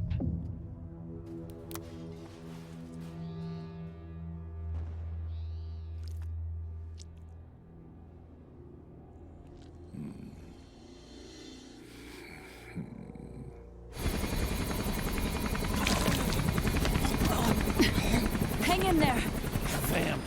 He's got to be immortal. No, he's not immortal at all. It was my design that caused his body to be like that. Huh? What do you mean? The nanomachines in his body cause his wounds to close and heal at an accelerated rate. Someone took the basic nanomachine technology I once researched and perfected it. In a sense, I'm responsible for Vamp. He's one of my sins. Does your body have the same nanomachines? I brought a monster into this world. And I too am... Hold him down!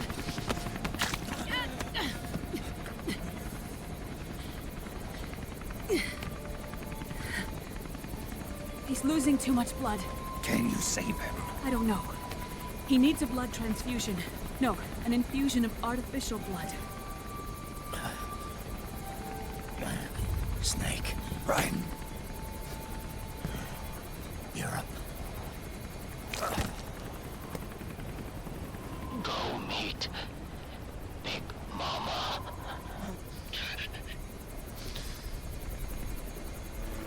Well, that narrows it down. Almost presented as if those are his dying words. Europe. Oh, Europe. What do you want me to do with that? Well, that's how the game operates anyway. We don't mention countries.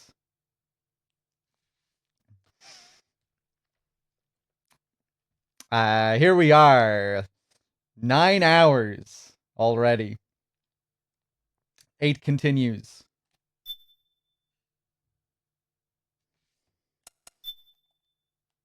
Time for chapter 3.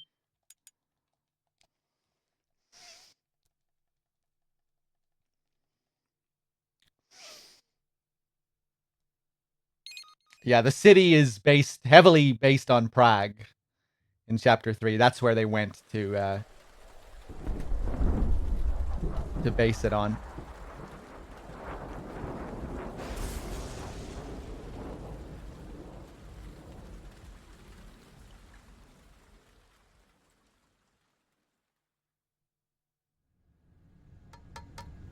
Argon, boron, silicon, and neon, yttrium, fermium, plutonium, chlorine, fluorine, gallium, and xenon, thallium, strontium,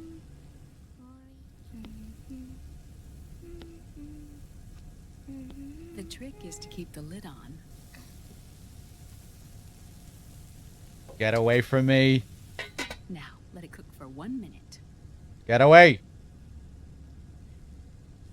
You like cooking, don't you? I said get away. I'll smack you with my spatula. This is my sunny side up fortune telling. When it turns out good, it means something good is gonna happen. Oh. So that's why you don't cook them over easy.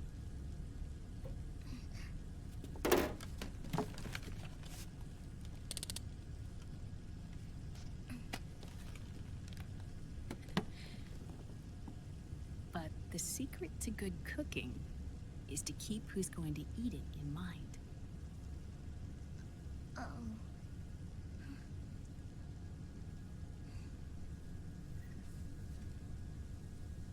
Oh.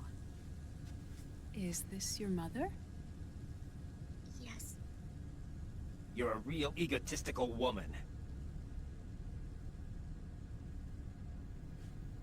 She's really beautiful.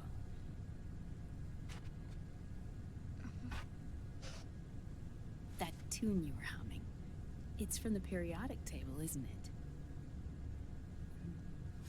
it? Thorium, protactinium, uranium, neptunium, plutonium, americium.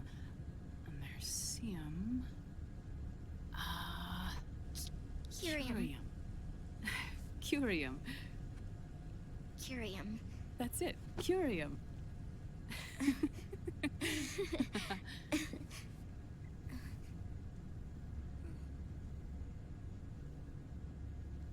Oh, this?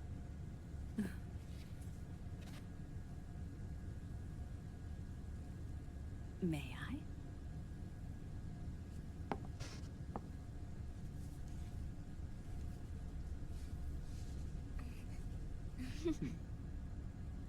There.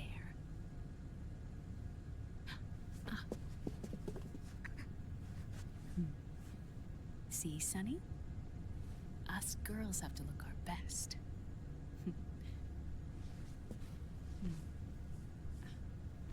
Her name was Olga. Hmm? My mother. Oh. I see. Ah! It's going to burn. Oh, hold on, Flip. And... there. Done. Thanks. Of course. We did a great job.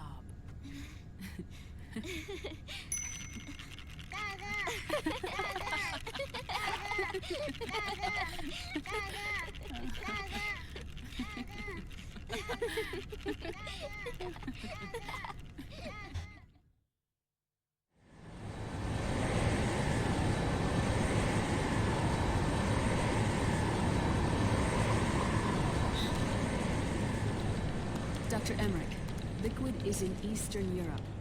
He's after the corpse of Big Boss. Huh? What for? It's the final key he needs to gain access to SOP. The keys to the system are Big Boss's genetic code and biometric data. Without them, there's no way to gain access. Wait, what's Liquid been doing all this time? No shit. He's been performing tests. 2 tests. The first, using the genetic code from Liquid's DNA chip. In his second attempt, he used the DNA code and biometric data extracted from Snake's blood.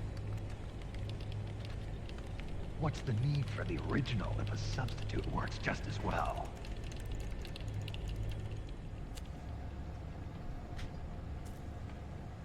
Neither your genetic pattern nor Liquid's genetic pattern is a 100% match for big bosses.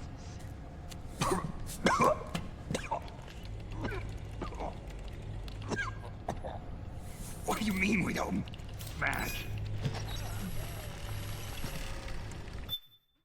Oh, fuck. I had to run out and get a food delivery, so I couldn't show in detail what Otacon is doing here. People might have pointed it out in the chat here, but if you look at Otacon's laptop here, he has a camera pointed at Naomi's chest, and he has it showing up on his laptop. And he displays it right in front of her, so she could look over to his laptop and see a window open of her chest sticking out. Look, you can see it here when I control the Mark II. I can kind of look up at his laptop and you can see it.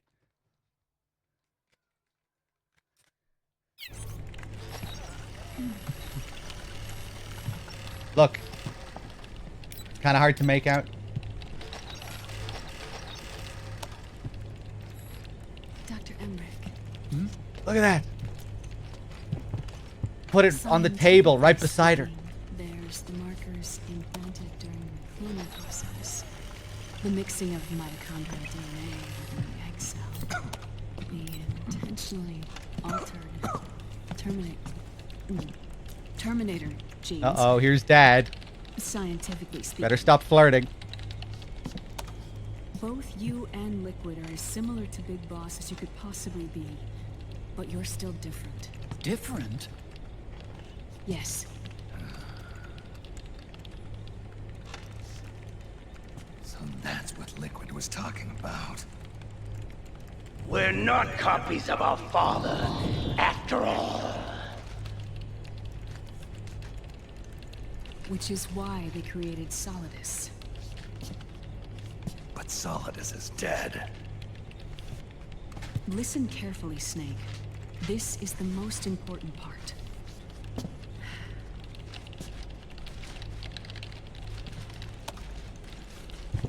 The AI that controls the system employs a highly aggressive, advanced IDS. It uses a special code to inspect all data and commands circulating within the network. Any data that fails to conform to that code is treated as a foreign object and expunged, like viruses killed by white blood cells. The authentication program this IDS uses is based on a genetic identification program, one I helped develop for Foxdie. It's set up so that host commands only execute properly if the key matches perfectly. However, if the IDS suspects someone is trying to break into the system, it registers that genetic code on a blacklist. That code is then blocked and can never again be used to access the system. So, if you're going to use a substitute, you need to find a new genetic access code with each new trial. So when Liquid accessed the system in the Middle East and South America, it was only a test. I can't believe this. Snake and Big Boss don't have the same genetic code? Strictly speaking, Snake and Liquid aren't the same either. Which is why Foxdie only affected Liquid at Shadow Moses. And spare you. Let's put it this way. If Liquid uses Big Boss's genetic code, the original, he'll have the system completely under his control. Hold on. I thought having his code wasn't enough. You need his biometric data at the same time, don't you? That's right. And Big Boss is already dead.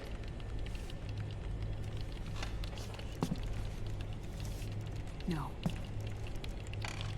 He's alive. Big Boss is alive. His body is. Or rather, his cells. That's impossible. Big Boss survives as a biomort. A brain-dead shell sustained in the lab.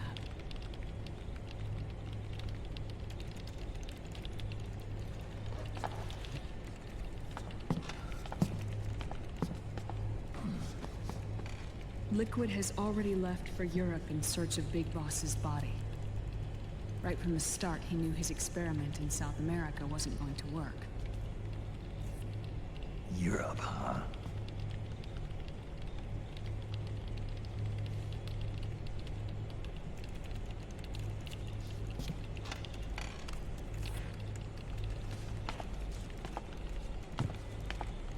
If Liquid obtains the body, he'll be primed to make his final move. Allowing him total control of the system. Exactly.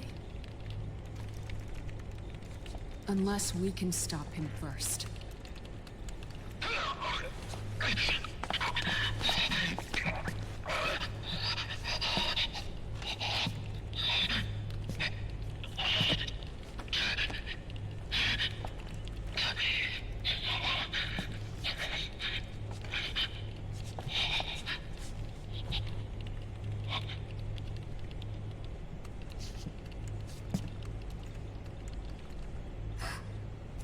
Uncle Hal, I found it. Huh? Ah. This is it. Where'd you hack this from? AT Security. The Patriots. Can't believe this sort of thing still goes on. The war economy is heating up the R&D race.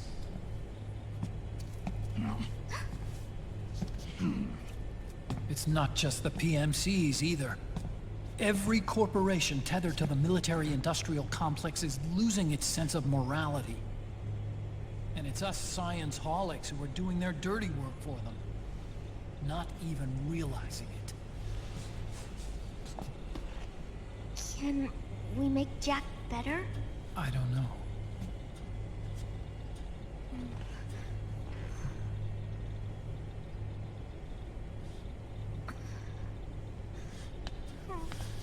Sonny. May I?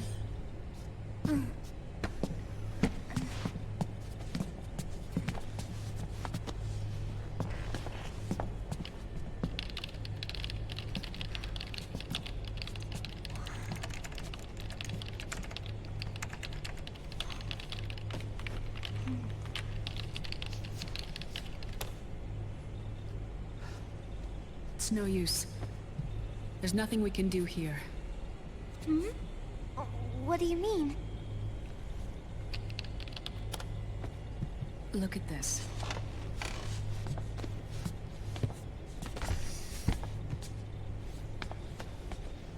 His artificial blood needs dialysis. We don't have the proper equipment. Dialysis? Getting his wounds healed is important too. But at this rate, he's not gonna last that long. Dialysis. Is that like what kidneys do? That's right. Raiden's blood is an older type of artificial blood that was used by the military, called white blood. After it's been in use for a while, the blood needs to be dialyzed, filtered. Right now, he's slipping into autotoxemia.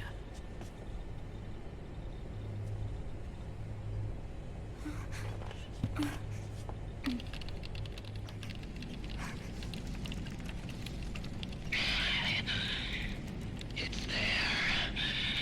In Europe.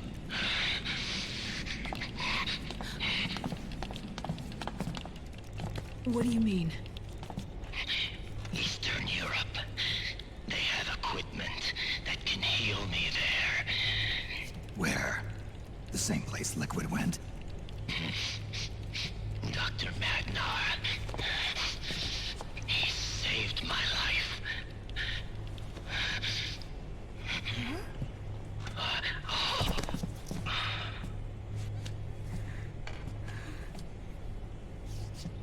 Dr. Madnar.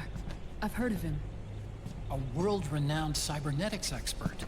Strictly underground, though. We're in luck, then. It's settled. We must head for Europe. The sooner we get there, the better. Yeah. I'll call Campbell and have him get us landing clearance.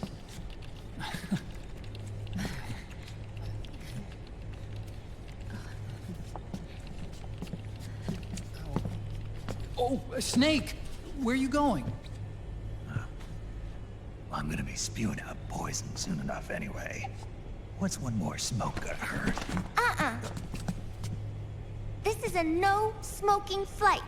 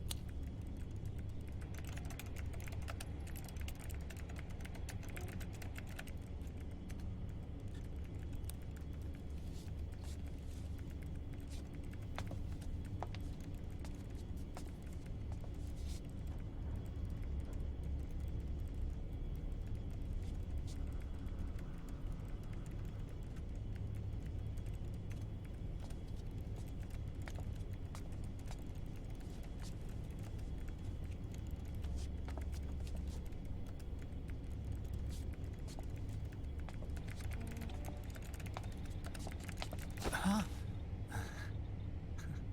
Who is this? Oh, her? That's my sister.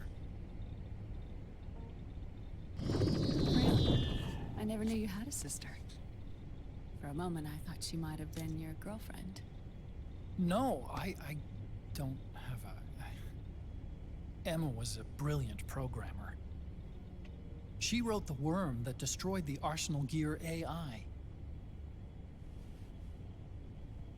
Then... Vamp killed her. I'm so sorry. No, there's nothing for you to be sorry for. Or me. I used to be an anime otaku. Oh. So that's where Otacon comes from. Oh. I was always fascinated by sci-fi anime. That's what got me into this line of work. It's too bad reality wasn't so simple.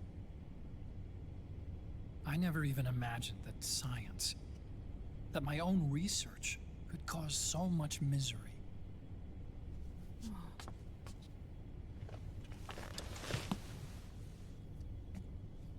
I mean, it's not like us science holics or Satanists or anything. But even when we've got the best of intentions, we end up being used by others for evil. Dr. Emmerich, You see this? Sonny helped me build it. Really? Sonny helped build this? We built it using top-secret docs and patents dug up from intranets at a bunch of research labs. To tell you the truth, I think she's better at it than I am. But she's just a child. She cracked the protection on your mail. Wow. I, assumed it was you. Sunny was taken by the Patriots right after she was born. She never even met her parents. She's spent her entire childhood inside the net. That's why she has trouble speaking. Her home is in the computer. She can only see the outside from the inside.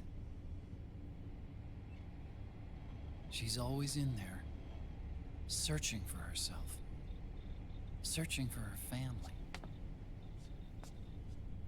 She's trying to find out who she is and where she's going. Searching for herself and her family. She believes she can find the answers inside a machine hooked up to the world. She spends every day inside the net, exploring. For Sunny, this is home. No, it shouldn't be like that. What? It's time you let her go outside. What are you talking about? She hasn't even been born yet. She's still in the womb. She needs to live a real life. But Sunny's never shown any interest in leaving the Nomad. Frankly, I'm worried about letting her go out there.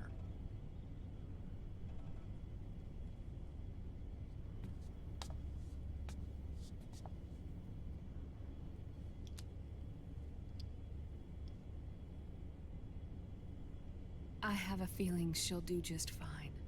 You really think she'll be okay going outside? That's not what I meant. I think she's got a good handle on her science. Sorry. Go on. Huh? You were about to say something. Oh, right. Would you mind if I helped Sunny with her cooking? Oh, of course not. Go ahead. But, about all we've got on board besides military rations are eggs. No. Leave them off. It makes you look handsome. You think so?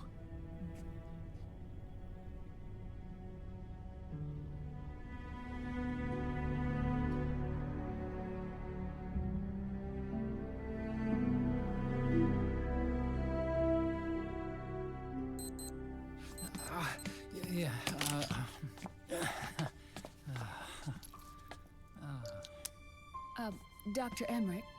Huh? Is it okay to sleep in there? Excuse me? Well, Dr. Emmerich,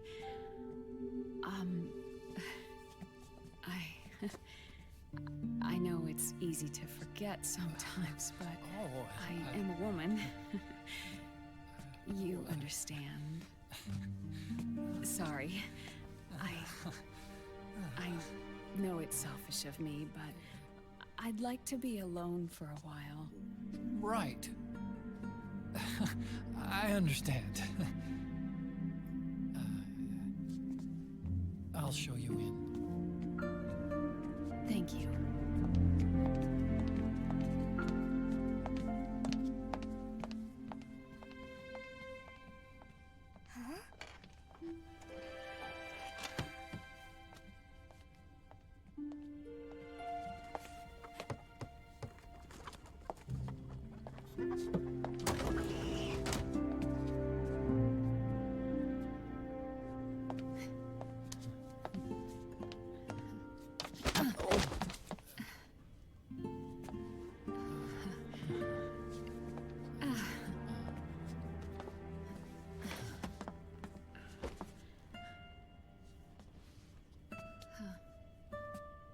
Good night, Dr. Emmerich. Yeah. If you get uncomfortable or anything, just let me know. I'll be out there working.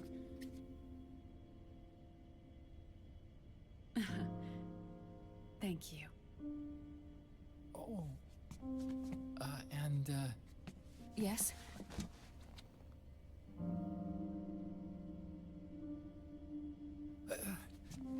Call me Hal. Good night. Good night, Hal. Oh.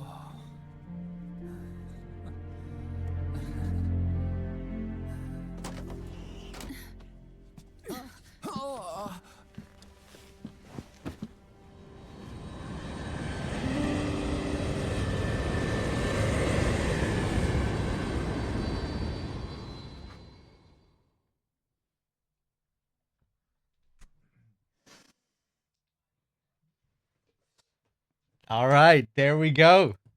There's the end of the Act 3 briefing.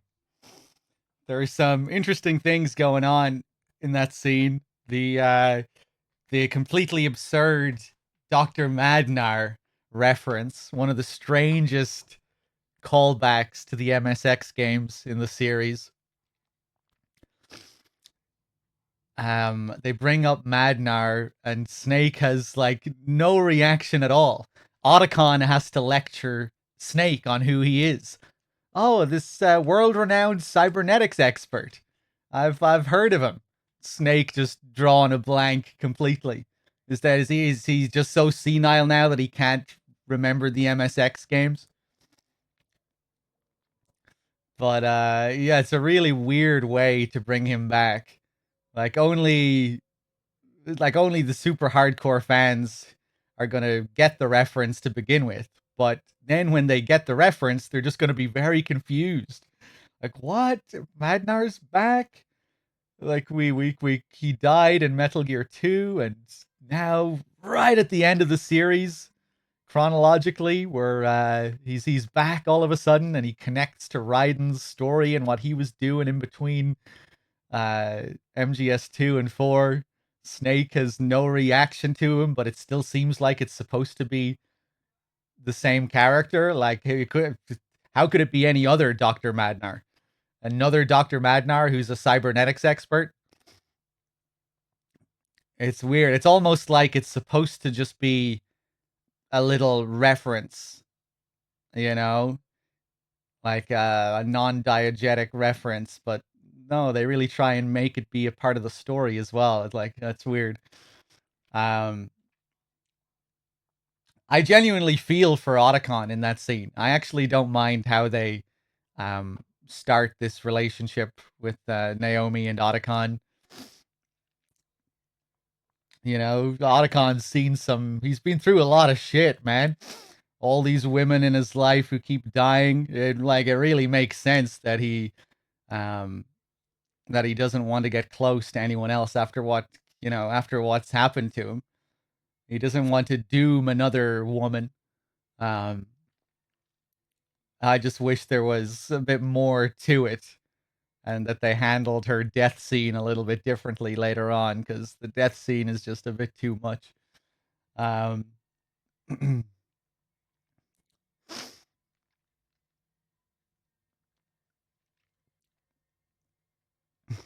Anyway, let's continue, shall we? Let me get this Miller picture off the screen.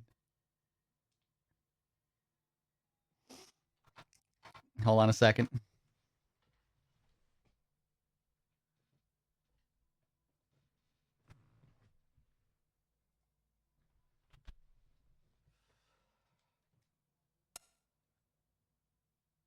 Let's save as well, just to be safe.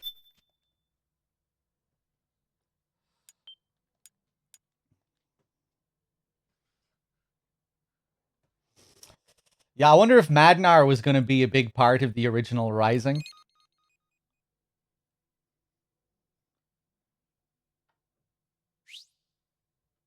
I wonder if maybe they didn't have Snake react to Madnar because they knew most players wouldn't pick up on it. You know, because I do think they are very careful about referencing the MSX games and not mentioning too much to the point where the player will just feel like they missed something. In MGS1, they really make it work. You know, when Snake has this history with Gray Fox and Big Boss and all of that, you don't really feel like you needed to have seen it. Like, these are all things that happened in the MSX games. Well, not all of it. But like, if let's say Snake reacted there, Madnar, he's alive, right? If Snake reacted with surprise to the fact that Madnar is alive, like, Madnar is alive, and then he started talking to Otacon about Madnar, and Otacon heard of him, and you know, if they started actually talking about Madnar, most of the audience is just going to be like, wait, what? Who's this guy? Did I miss something? Because they don't really reference the MSX games like they reference the others, you know? So yeah, maybe that's why they didn't have Snake react to it. Just because most players wouldn't really, most players wouldn't get it. So they tried to have a balance where the classic fans would pick up on it, and the people who didn't play the MSX games also would just, they just think it was a new character or something. Yeah. Anyway, it's really weird. It's interesting to think about.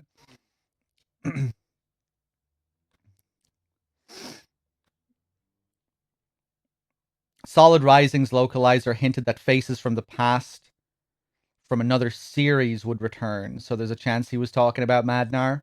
Faces from the past from another series. Another series being Metal Gear, not Metal Gear Solid. That as a separate series. Will you or have you played the MSX games? We play the MSX games all the time. They were a part of this marathon. Yeah, we always play them as a part of the marathon. They're always the first games we play.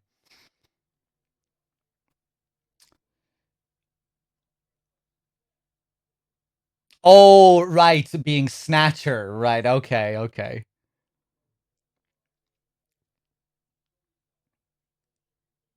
Maybe it was going to be the Snatcher Madnar. That would have been interesting if that's how they explained it. It actually was a different Madnar from another universe.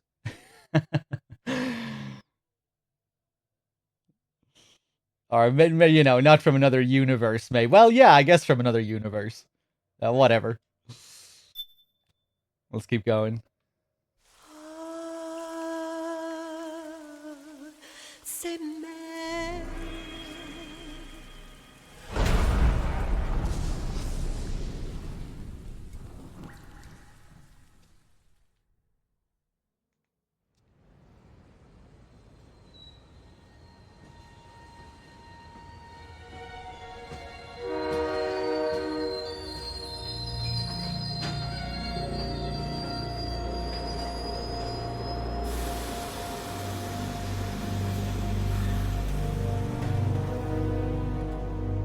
Snake, a national state of emergency has been declared in an effort to root out the local resistance. The hunt is being carried out by US-based PMC, Ravensword, one of the companies under Outer Heaven's control. Which means that Liquid's lurking somewhere behind the scenes. Right. And at the top of the target list is the Paradise Lost Army, the resistance group led by Big Mama. Snake, you'll be infiltrating the region where they are believed to house their base of operations. It looks as if the PMCs moved swiftly, cutting off Big Mama and company's escape routes. They should still be hiding somewhere in that area. Big Boss's corpse is bound to be with them. You've been added to the PMC's blacklist, so you're going to have to lie about your identity to get in. I've provided you with a way to evade the checkpoints. Make contact with the Resistance and find Big Mama. This is our last chance. We must reach Big Boss's body before they do.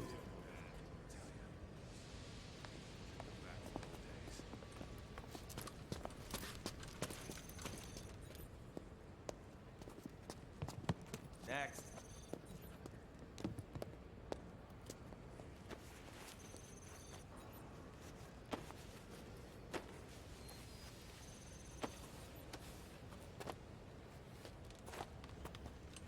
Next.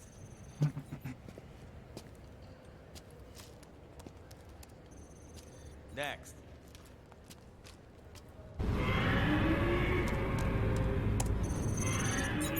Next.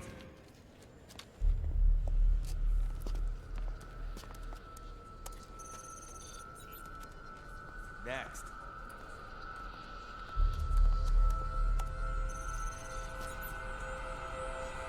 Next.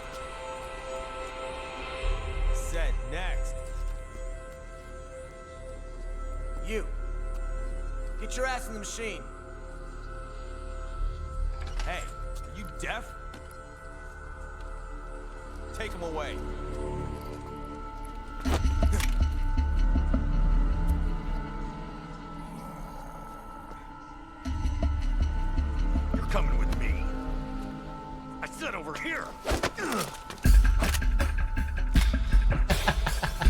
What are you doing, Snake? He's gonna die. This is how the series ends. Oh my god, it's gonna happen. That's enough. I'll take him from here. But... We've been looking for this man.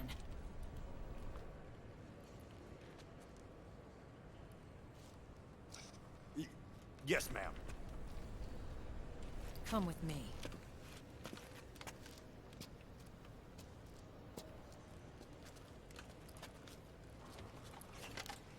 Next.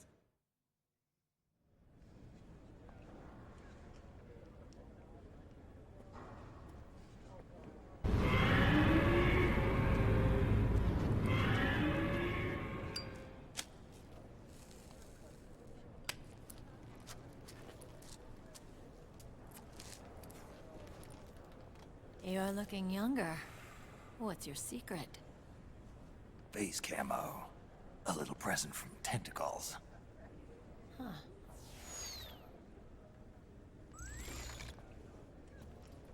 The PMCs sure seem to know you well enough. You may not believe it, but I'm in charge of overseeing all PMC activity. Having connections can still open doors. You alone? Snake! Hey, Snake! Over here! Hey, Snake! What is wrong with that guy?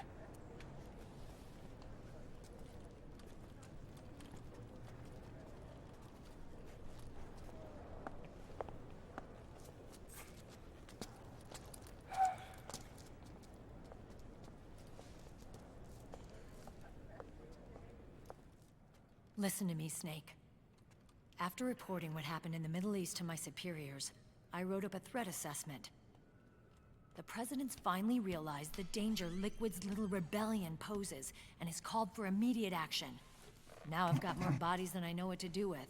A whole joint Army Marines team. They're already on site, mixed in with the US forces here.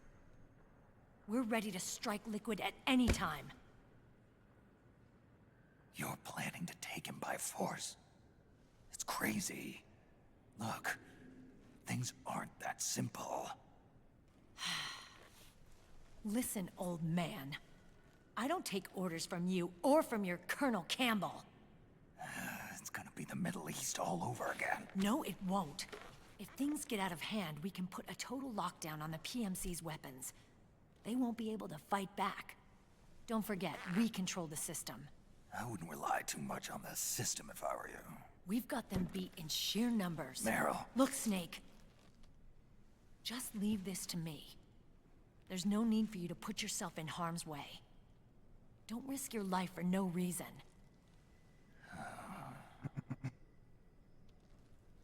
Snake. What you're trying to do, it's not a mission. I know. It's not justice. It's a hired hit. If you know, then...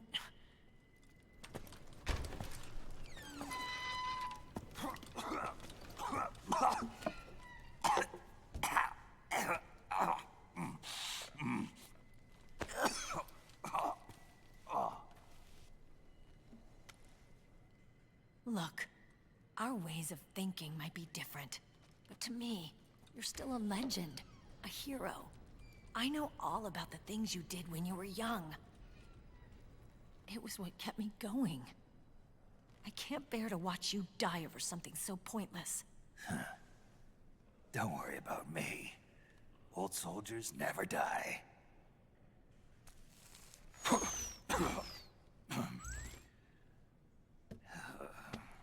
Your cause is our cause now. You don't have to do this. I'm no hero. Never was. I'm just an old killer, hired to do some wet work.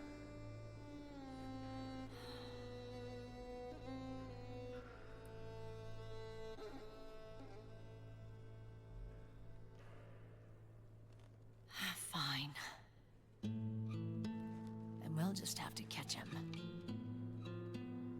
Before you do.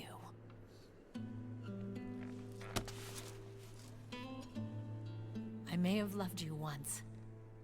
But now you're just too damn senile to face the truth. Wake up and face reality, old Snake. And stay out of our way.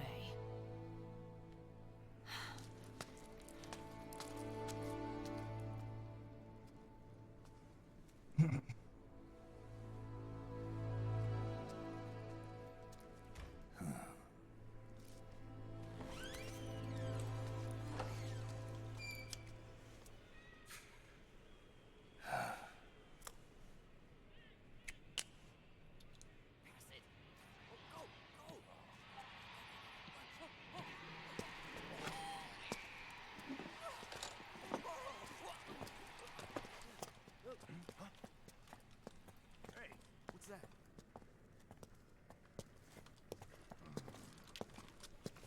Is it him? Yeah.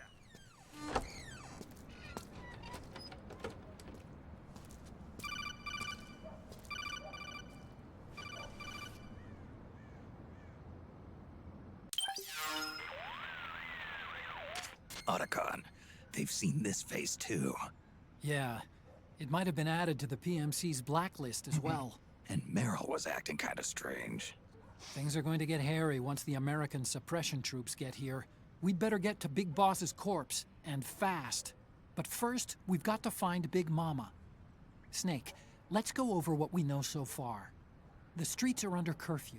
The only people you'll find out there now are PMC soldiers and members of the Resistance. Yeah, I thought it looked a little too quiet to be a tourist attraction. The Resistance members are scheduled to convene at Big Mama's hideout. So our best course of action is to follow their lead. When you find the Resistance, tail them. Let them lead you to Big Mama. But how exactly am I supposed to find this Resistance? The PMCs have laid a dragnet for Resistance members that covers the entire town. They're using SOP to notify each other by radio of any info collected during their searches. By intercepting those signals, you should be able to reach the Resistance members' locations in real time. Intercept their communications? How do I do that? I've provided you with a new device for just that purpose. To hijack PMC communications, open the item window and select the Signal Interceptor. The interceptor constantly monitors PMC voice and data transmissions.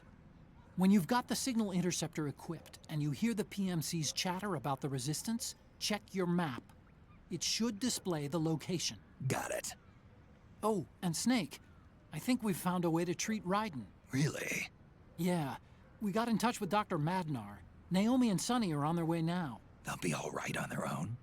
They're a few clicks north of where you are now. It's a non-combat zone, so there won't be any checkpoints. There's even a dialysis machine. It'll take some time, but I think he'll be okay. Good.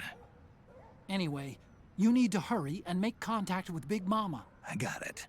If Liquid gets his hands on that corpse, it's all over. Follow the Resistance's lead.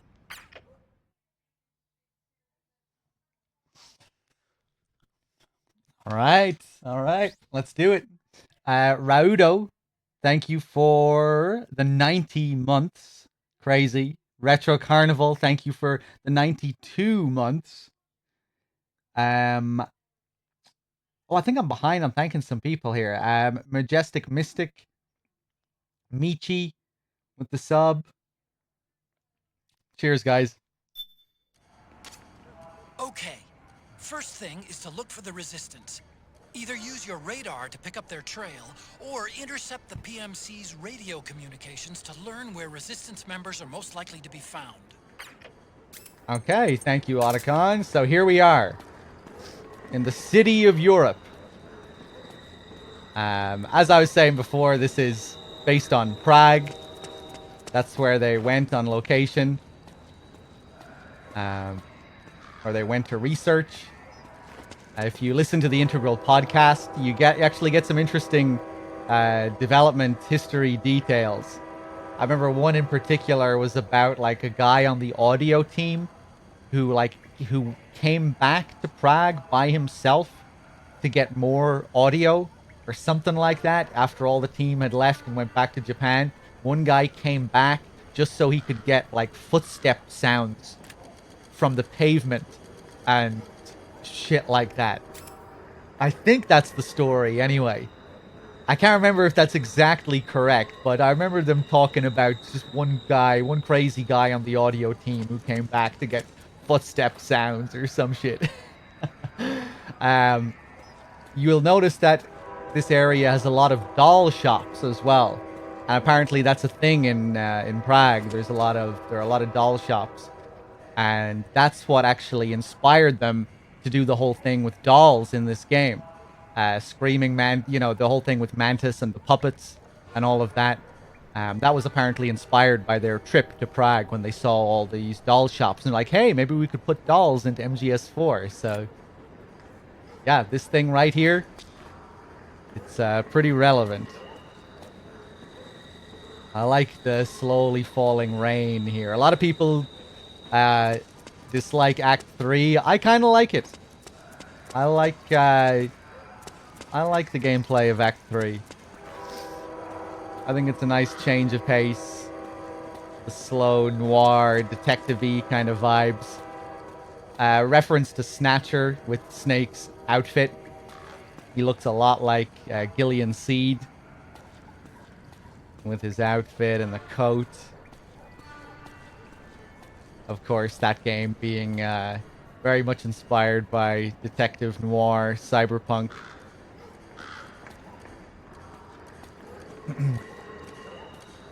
Yeah, I'm glad that we got this chapter rather than another, like, Warzone Battlefield chapter.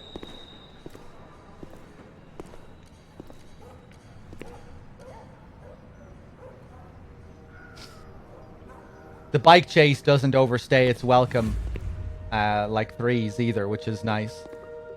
It's quick and snappy.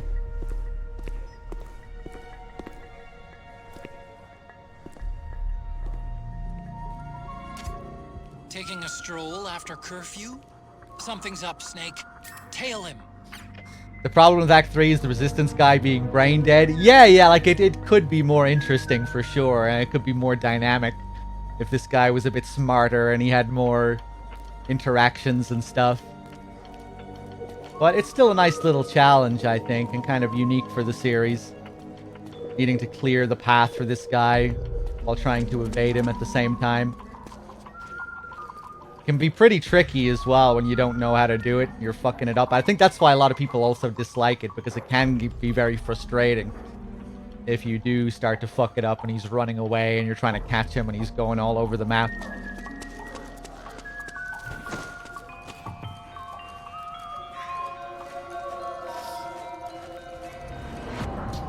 Those jingles.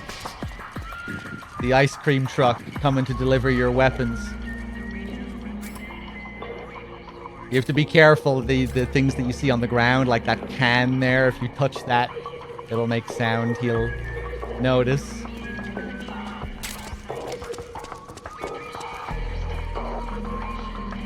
Bad Humans, you'll know the answer to this question. Was it Shinta Nojiri who designed the gameplay for this? I think it was Nojiri, wasn't it? It was like mainly responsible for the design of this area.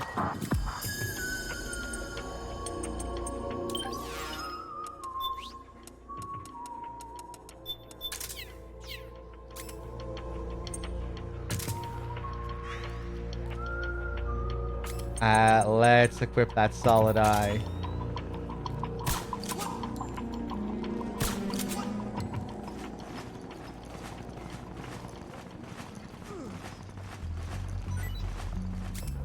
Nojiri was called in late into development to help Act 3 and sleep at his desk for months until it wasn't shit. Amazing trivia there, Bad Humans.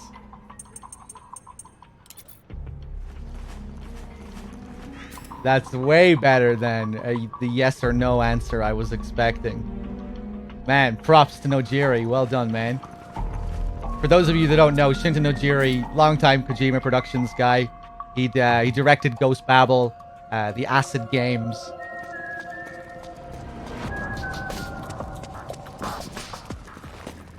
Ooh, take it easy.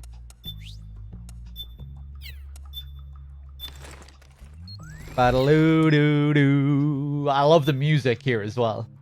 And it has a Bond feel to it. I love the bass. Boo-da-loo-doo-doo. Glad you liked it. I'm writing a book. Please be excited.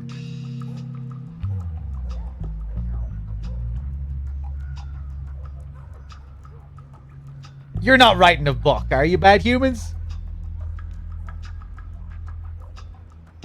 That's a strange thing to say. I'm like, I'm 90% sure you're just talking shit, but 10% of me is actually wondering, are you writing a book?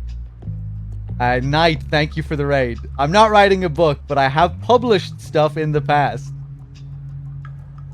I just thought that was a slightly strange response. I'm like, are you actually serious here? If the Resistance guy was actively... Hold on a second here. Fucking, why is scrolling up in a Twitch chat so annoying? Jesus.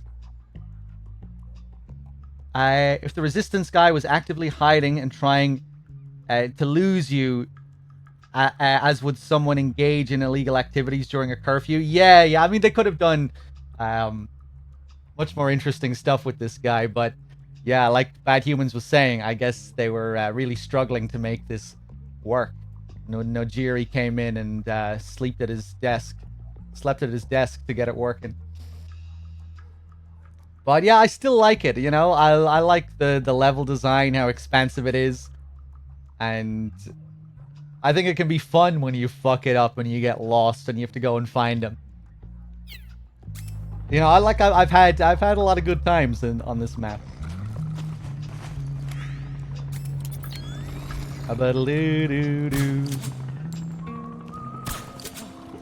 Oh yeah.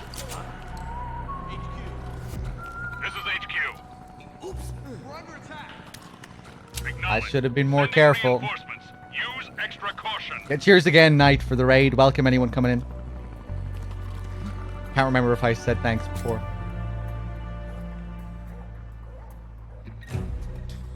I always bring up The Godfather too when Vito is stalking the black glove from the rooftops. Something like that would have been cool for this act. I don't think I've ever seen you bring that up before.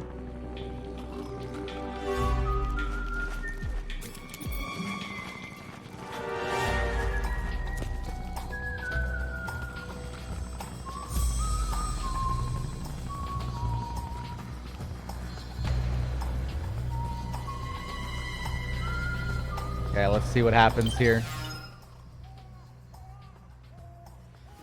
The black glove or the black hand? I can't remember.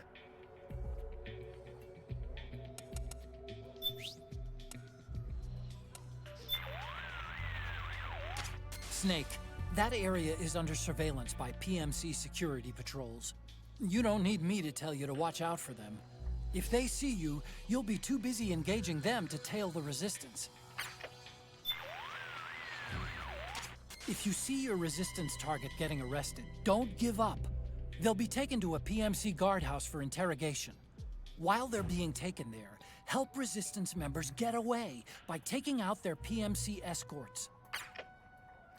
Look at Wexford coming in 10 minutes later. Hand. Yeah, Wexford, we got it already. Wexford just copying everyone else in chat, pretending he knows what he's talking about. Typical Wexford. Otacon, it's like a PMC convention here. It all started 6 months ago. An American company was planning an oil pipeline, and the current pro-US government approved PMC units to be stationed in the country to provide security during construction. This brought tensions between the government and the anti-US opposition to a boiling point. And then, a riot, presumably instigated by the opposition, broke out near the US embassy. The PMCs suppressed the riot, placing the government directly in Washington's front pocket. Almost overnight, they opened up this country to a large-scale hunt-down of the Resistance. And now, the entire transportation network has been shut down, with checkpoints everywhere. That's the official story, anyway. The riot that the opposition supposedly started? I suspect it was all part of a conspiracy. The units executing the actual operation are part of Liquid's own PMC. And the resistance group they're trying to flush out is led by Big Mama. The resistance also happens to have Big Boss's body in its possession. Seems as though Liquid was the one pulling the strings. He must have incited the riot to frame Big Mama, creating a scenario that allowed him to bring in the big guns to recover that body. I doubt politics has anything to do with any of this. Sounds like Liquid, all right. It does. Now, Snake, you know the drill. We need to get to Big Mama before they do. My sentiments exactly. All right, let's do it. Time to find Big Smoke's house.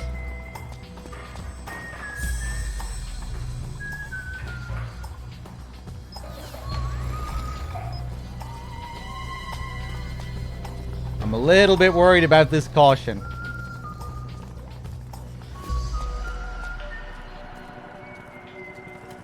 Hey, you! Freeze! Oh, please. Move along. Snake, find some way to free him.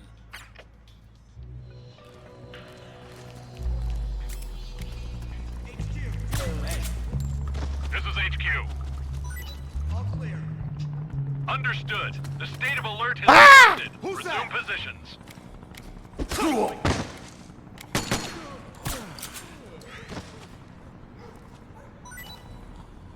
Hey.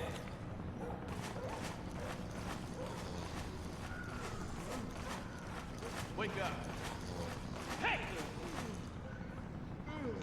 It's chaos.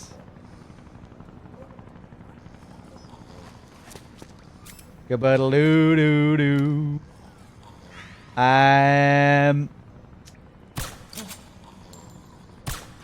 Speaking of things going wrong in this chapter, we might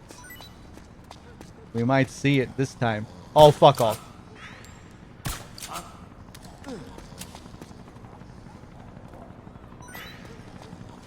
Get up. Get up. What?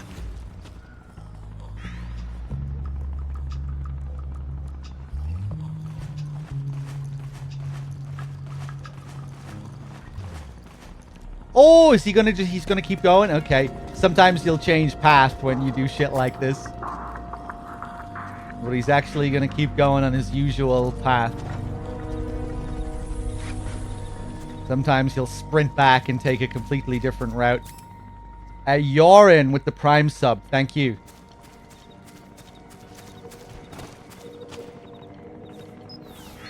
Now these guys come up.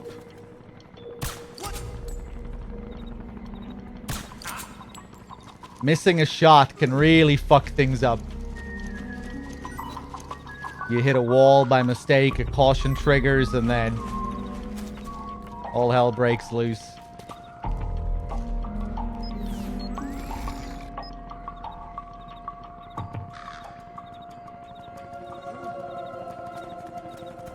Well, the other path isn't much longer. It's just a different path. Maybe a little bit longer.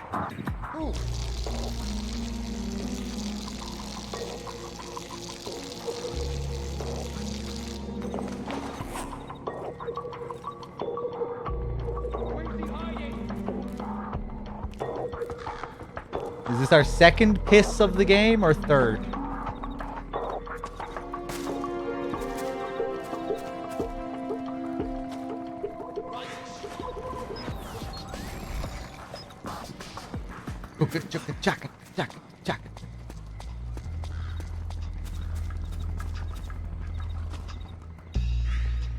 Oh, who is this?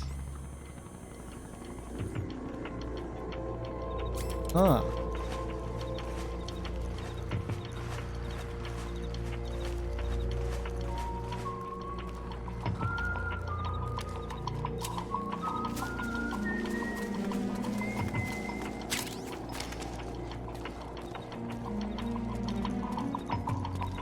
I really like how the Octo camo looks in this environment as well.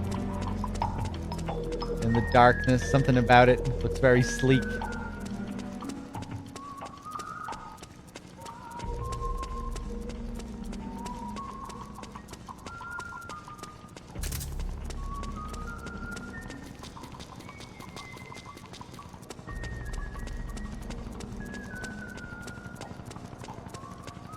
And if we go over here and listen carefully,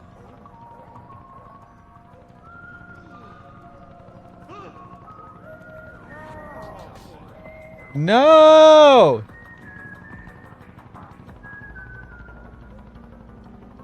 And if you really turn your volume up, you can hear that he's playing Metal Gear 1 on the MSX.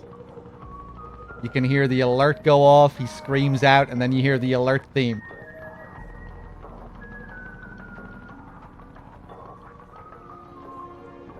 Pretty cool.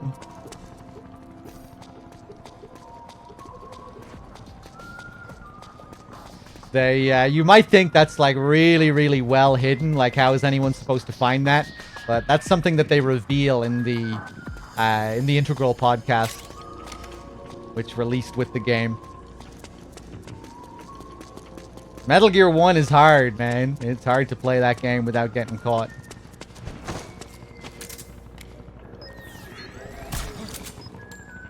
One in the body. One in the body.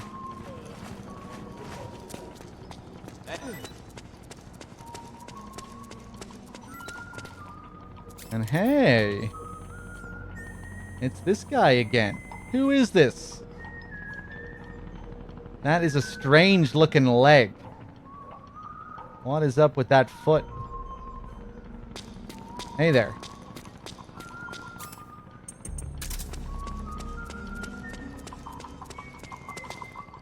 And he's gone.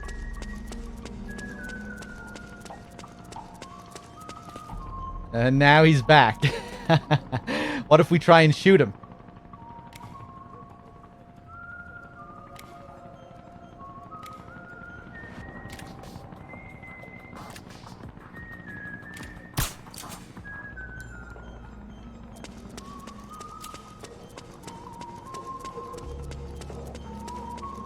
Skullface.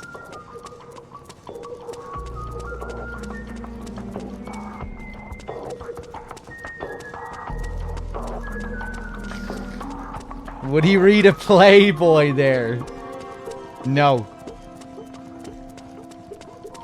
You'll get to see if you're clueless about what's going on with this guy. It'll be made very clear later on.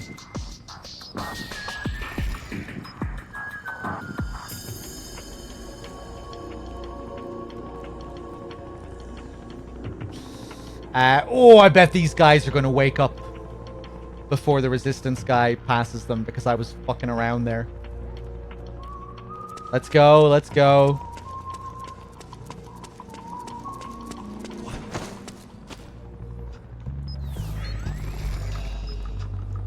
%. Ooh, 99% camo there. For like a second. Hey, you. Yeah.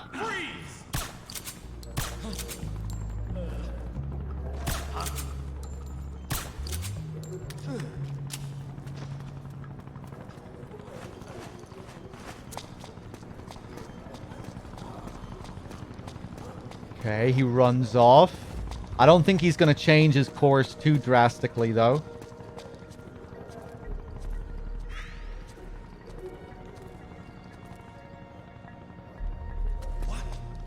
Wah! I should have been looking at my threat ring.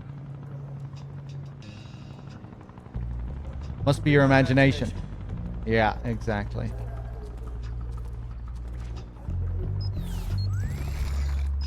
That base. Ooh, I don't know where he's gonna go.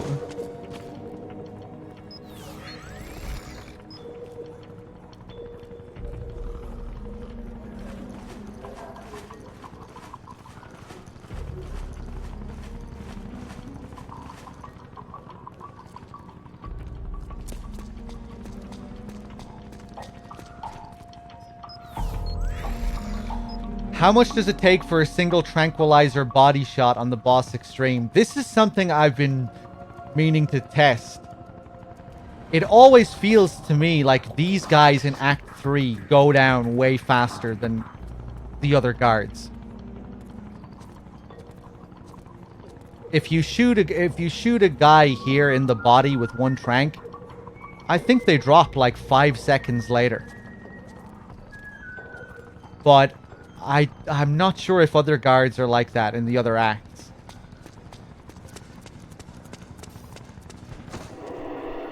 Every time I do this act, I'm always surprised. Or not surprised, but it always seems weird how it doesn't take them that long to drop. But maybe it is the same in the other acts. I'm pretty sure the Act 2 guys fall asleep fast. Yeah, maybe they all do.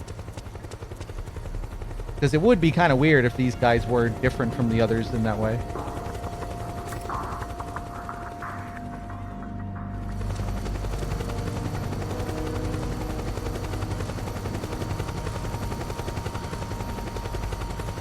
But yeah, they're very generous with it.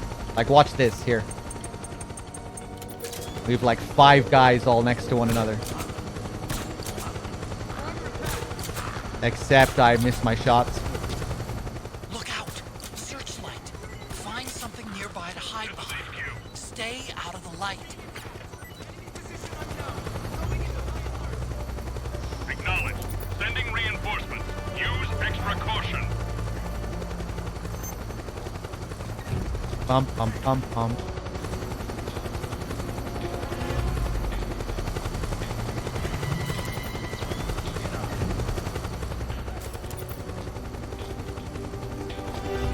Oh, take it easy.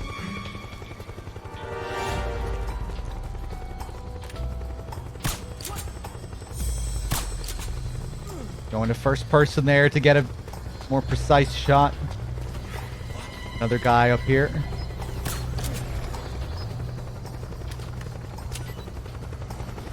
That must have been my second shot on that guy. Although if I shot him way back there... Or was that an ass shot? Can you even get one? Can you even do that in this game?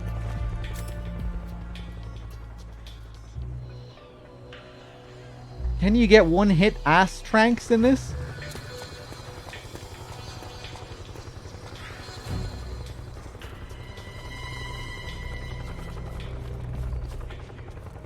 Peace Walker has the best ass tranks.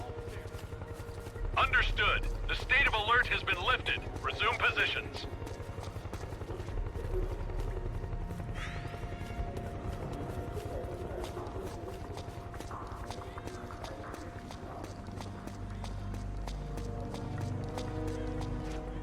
There's one guy in Peace Walker who has a larger butthole than all the other guys. You don't even need to try and shoot him in the asshole. But you'll shoot him in the asshole. Just aim around his ass and it always lands.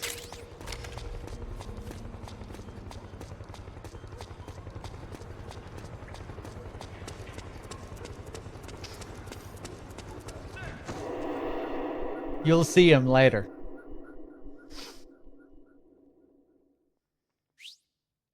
In the coffee factory, yeah.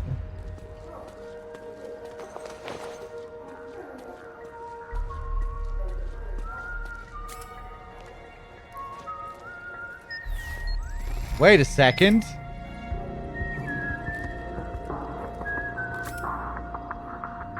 This guy looks different. What's going on here? Who are you? The resistance. Oh. Snake, what are you doing? We need them to lead us to Big Mama's hideout. Don't harm the resistance.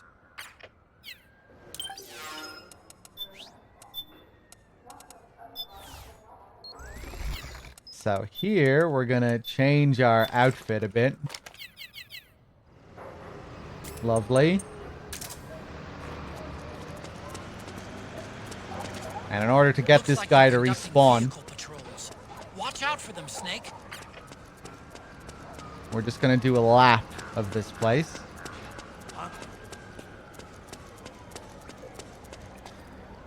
What's up, boys? How's it going?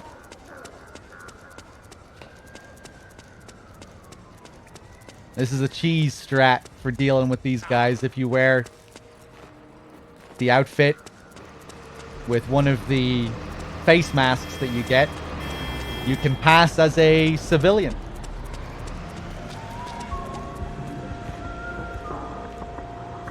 What's that? Hey there, baby. Ooh.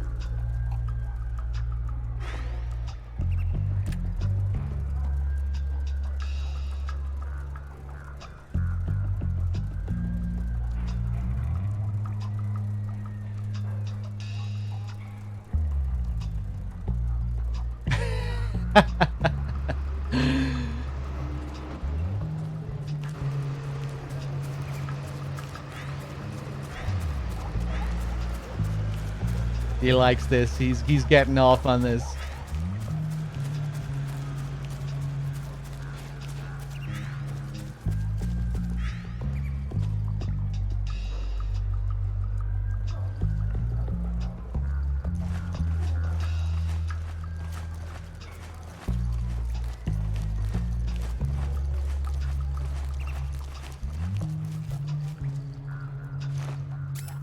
Does he have any other reactions to things? Like if I put down a Playboy?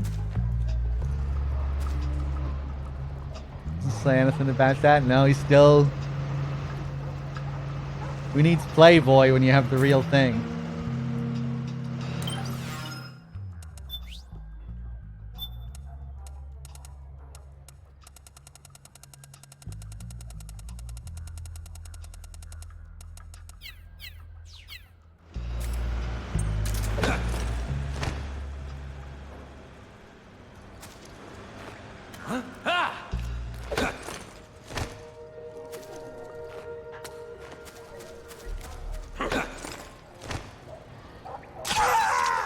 The resistance!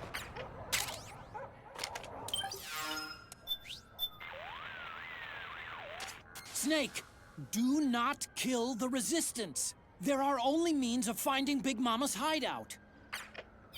Okay, okay. Did DRK do the Rose call with the Colonel about the rations? I'm assuming he did. I think he did most of the Rose calls. Boom, boom, boom, boom, boom. Ba-da-loo-doo-doo. He did, okay. Raging Demon with the 31 months. Thank you. Do you think you'll do Legacy of Kain on your channel one day? Oh, like this? I mean, I'm not well versed in Legacy of Kain. I played it growing up as a kid, but You looking for a real man? but I might revisit the games at some point and do like a playthrough of them. But yeah, we'll see. Oh, now he's getting distracted. Oh! I forgot that they do the MGS2 thing in this as well. Do they all do that?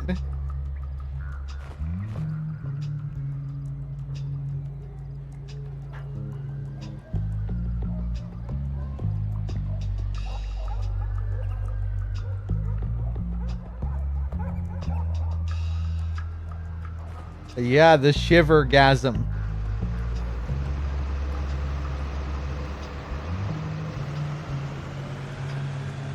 The squirm. Maybe they only do it once in this. In MGS2, they'll repeatedly do it. Doo.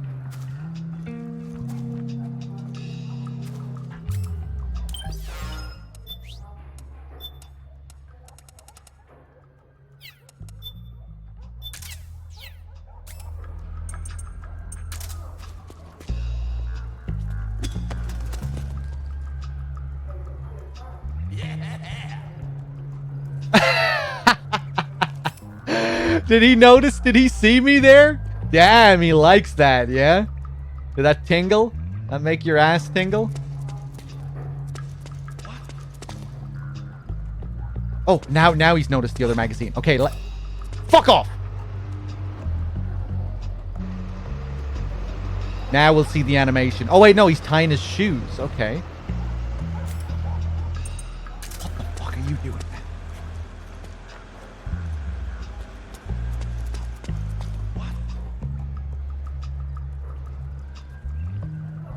Lucky day.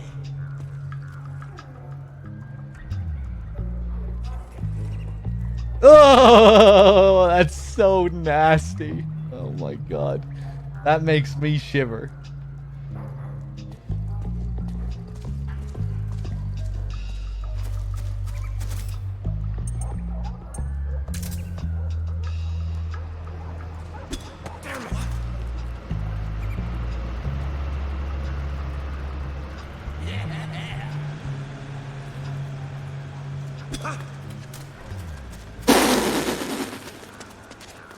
There's something fishy about that PMC trooper. Do you hear whistling? Okay, he only likes it the one time. That's kind of funny. I don't think I've ever seen that before. Yeah, now he's just aggro.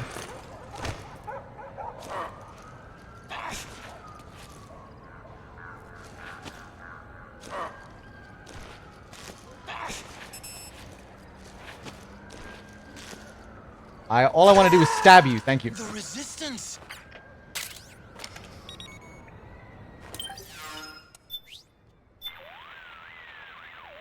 Knock it off, Snake. Are you trying to abort this mission?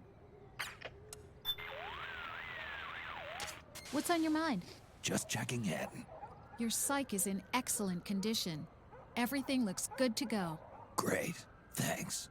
Snake, you should be careful about how much weight you're carrying. I'm sure a big, strong guy like you can carry a considerable amount of gear, but the stress of lugging heavy loads around can have a negative effect on your mental state, causing your psych gauge to go down. But you never know what kind of equipment I'll need handy. I'm not saying you shouldn't ever carry a lot of gear. I'm just saying it has its drawbacks. That's all.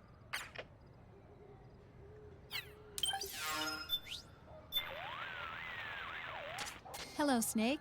What do you have for me, Rose? You've got plenty of psych. You should be in good shape to complete the mission. All right, then. Snake, you should be careful about how much weight you're carrying. I'm sure a big... Yeah, okay.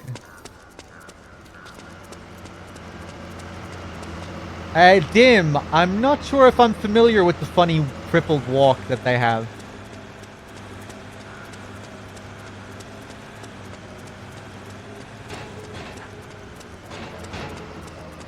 What is it? Just take out one of his legs?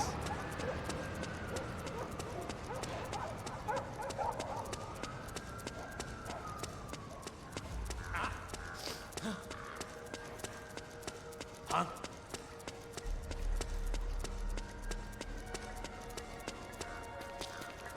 Leg and arm, okay.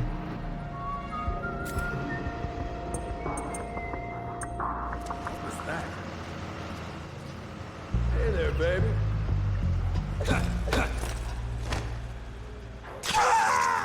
The resistance!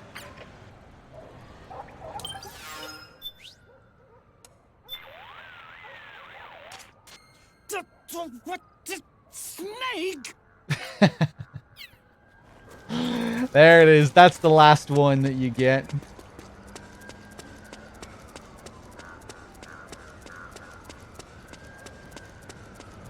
Or if we kill him a few more times, we'll also just we'll get a game over. But I think that's the last call we can get from him.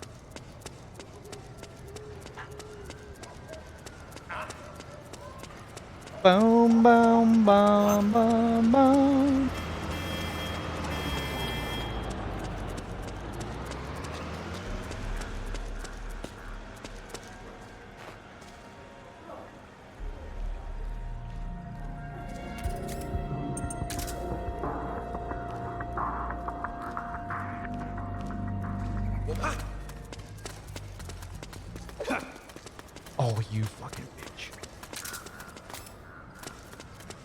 Sorry, guys. Sorry about this. This guy's a maniac.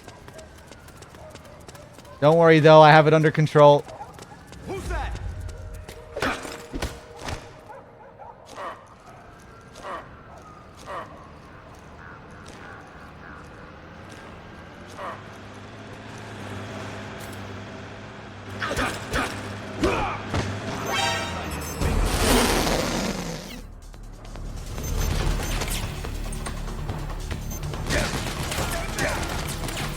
I should have just kept squeezing him. Kill me, kill me, kill me. Let's do it again. Snake, what happened? Snake?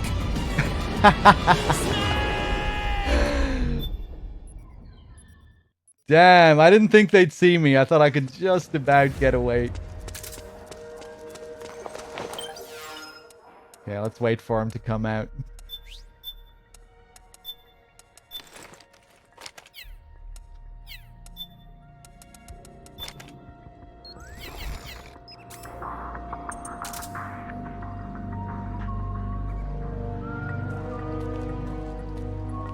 Cool how you can keep your weapons under cover here, as long as you walk.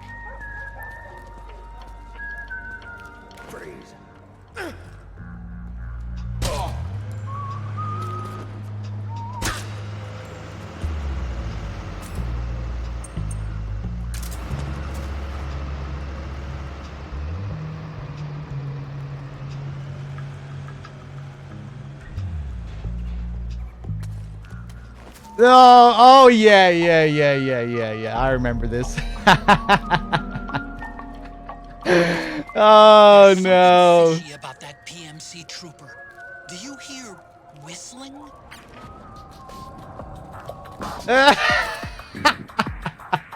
With the whistle. It kind of fits the whistle, I think, you know? A hobble and a whistle, like an old man walking to the bar. Go easy now, don't run him over.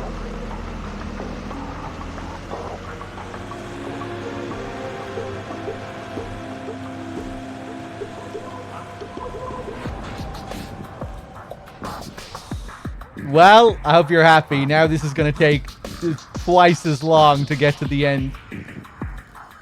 Oh, Jesus. What do you think, chat? Should I kill him again? Or will we do this whole section like this?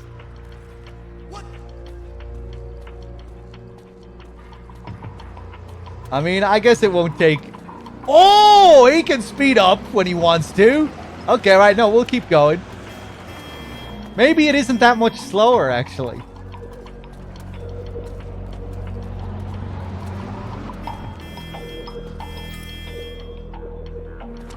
Let's play some tunes.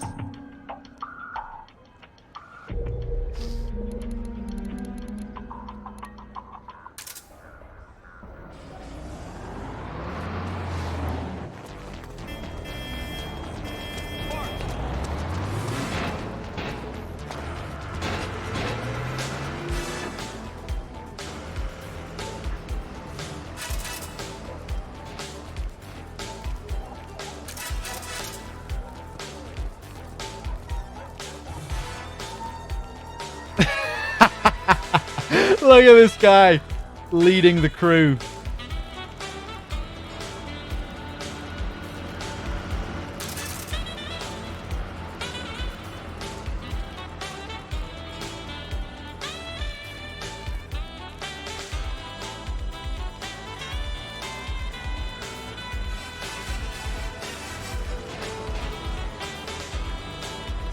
Yeah, man, they're not that much faster. I think this guy's struggling to get ahead of him. He's kind of blocking his path a bit.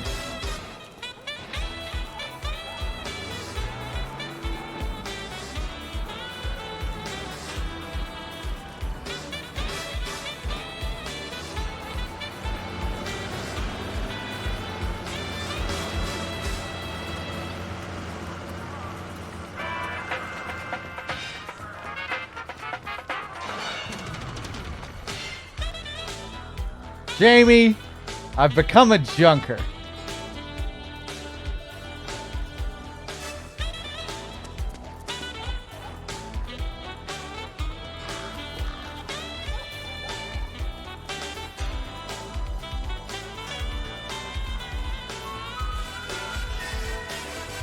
if you time it properly, this guy who's doing laps, he will run him over.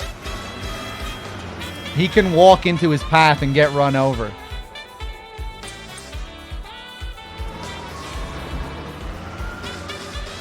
You could probably find a way to time it to make sure that it happens. That'd be pretty funny with the hobbling walk as well. The poor guy just walks into a car crash.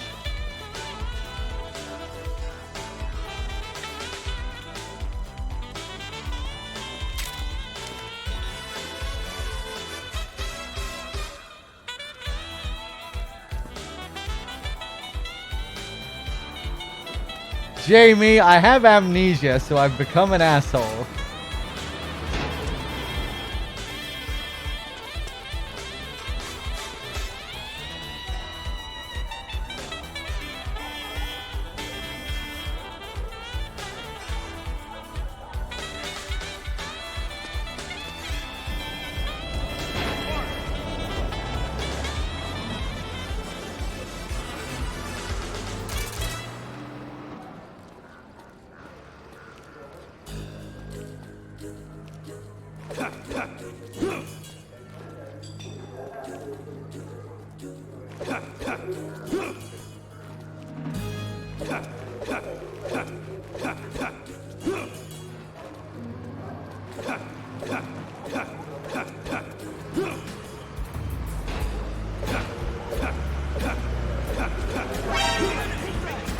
Oh, I forgot they alerted when you kicked.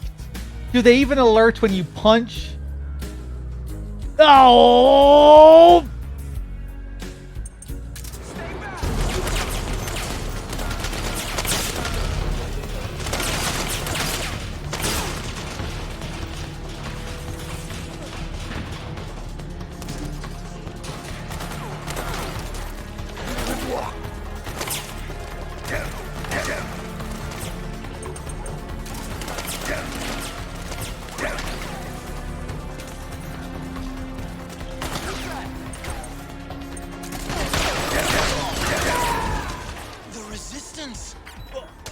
What were you doing here, man?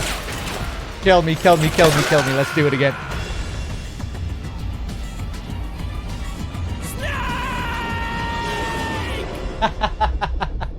I had no idea that was the resistance. He's very unlucky. What was he doing there? Do we get a checkpoint? I think we do.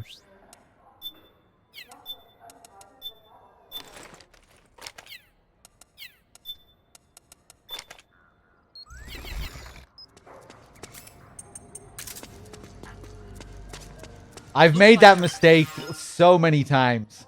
Like punching and kicking, thinking I can get away with it. I always forget. Not always, but sometimes. Yeah, we got a checkpoint here, so we restart from here again. Oh, fuck off, man. He might get run over here. No, he's cool.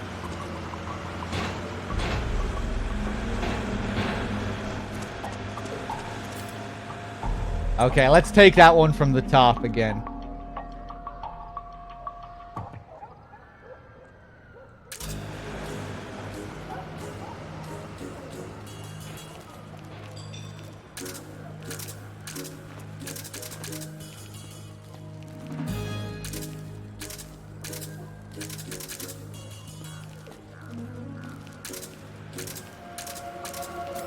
I forgot I couldn't unequip that.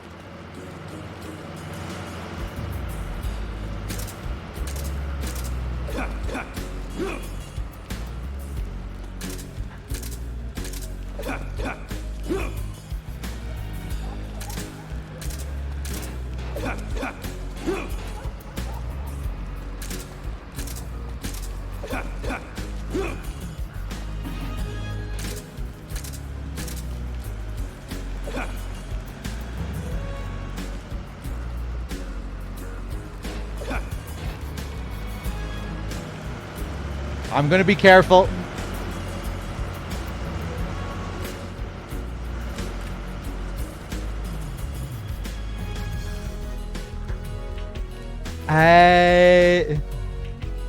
Is this for disposing of dog shit? I don't remember them pointing this out in the Integral podcast.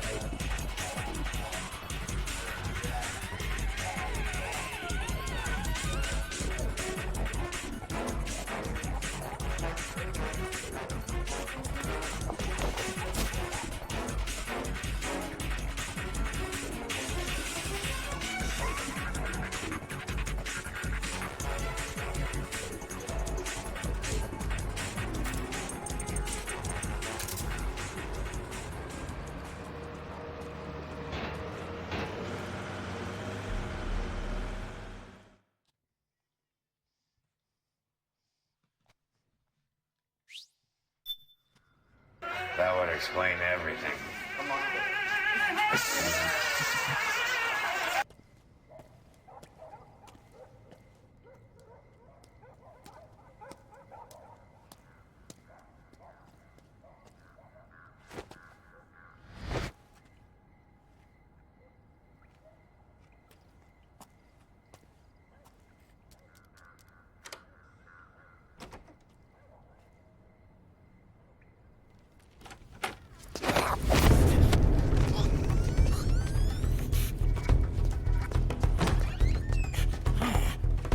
Who's there? I'm here to see Big Mama.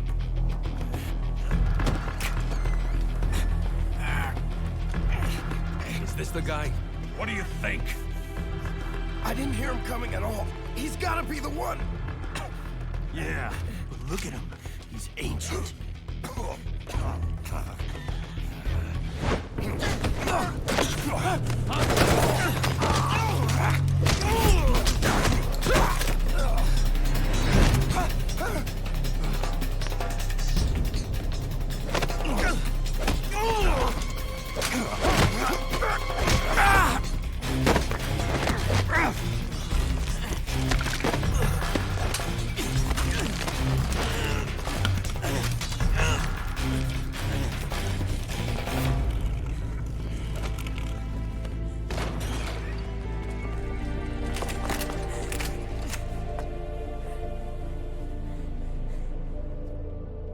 impressive, CQC, Snake.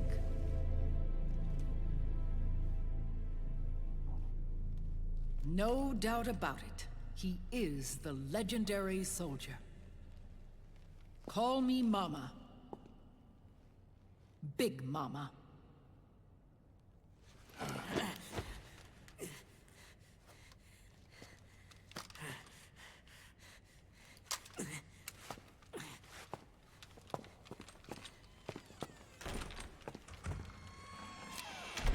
I need to talk to you.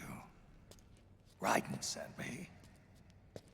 My, how you've grown, David. It was you, not I, who was created from the rib of man. But I gave you life. I am your mother. What? Les enfants terribles. You can't grow a human being in a test tube, not even a clone. You need a woman's body to give it life. You mean a surrogate mother? That's an awfully cold way to put it. I am your mother. I gave birth for the Patriots. Gave birth?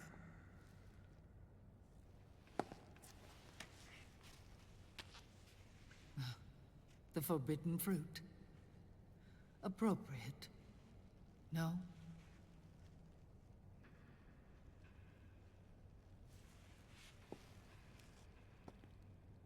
Follow me. I'll explain everything.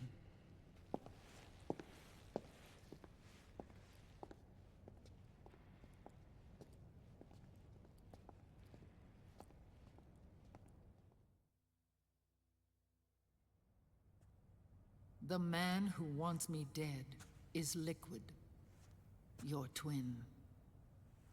You think you know him, but I know him better. He was once Ocelot, but Liquid has taken control of his soul. And now he's locked in a bitter struggle with Zero. Zero? The founder of the Patriots. Founder? When did this happen?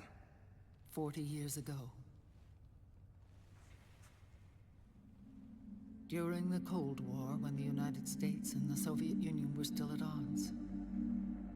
It was in that chaotic era that the Patriots were born. And I played my part. I was one of the founding members. You? Zero created the Patriots to manage and control the American state. That control endured long after the Cold War ended. The organization became an empty shell, continuing to function through AIs. Those AIs are responsible for the creation of the war economy, and they gave rise to the Sons of the Patriot system. But I am partly to blame. I bear some of the guilt for creating the organization. It was right after I first met your father, Big Boss. Back in 1964, I was ordered to take part in a CIA op called Operation Snake Eater, which concerned a new weapon the Soviets were developing at the time. My mission was to support a certain agent. That agent later became Big Boss, but I knew him as Snake. Snake? Yes, Naked Snake. That was his code name at the time. A name he would give to you, his son. The commander of this mission was a man called Zero, the head of Special Forces Unit Fox. Back then, I was working as a double agent for the Chinese. My objective was to secure the location of the Philosopher's Legacy, a massive cache of hidden wealth, and report it to Beijing. I was to acquire a microfilm showing the location of secret funds, funds amassed by the Allied powers during World War II. But I failed in my mission and was expelled from China. I took the apple from the snake and was cast out of Eden. After years on the run, I ended up in Hanoi. That's where I met him again. It was around then that Zero used the massive funds contained in the Philosopher's Legacy to start a new organization, the Patriots, which would carry out the final wishes of a certain legendary hero.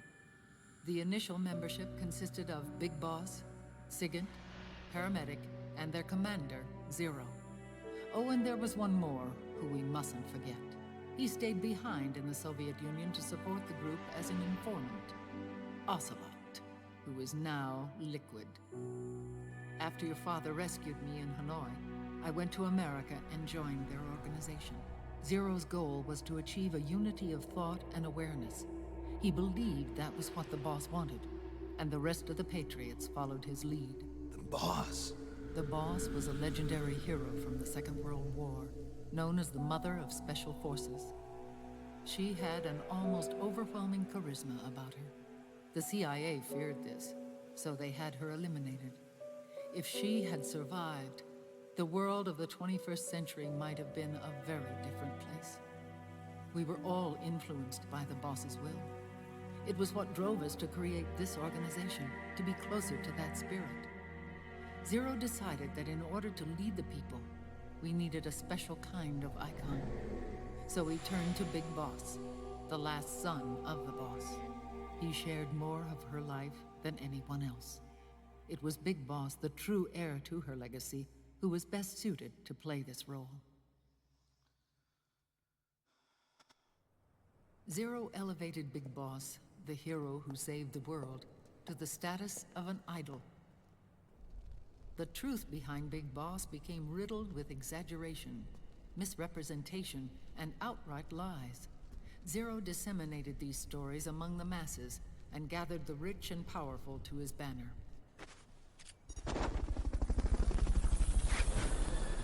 Every era needs its symbols to control the people, whether it be the stars and stripes, or the hammer and sickle.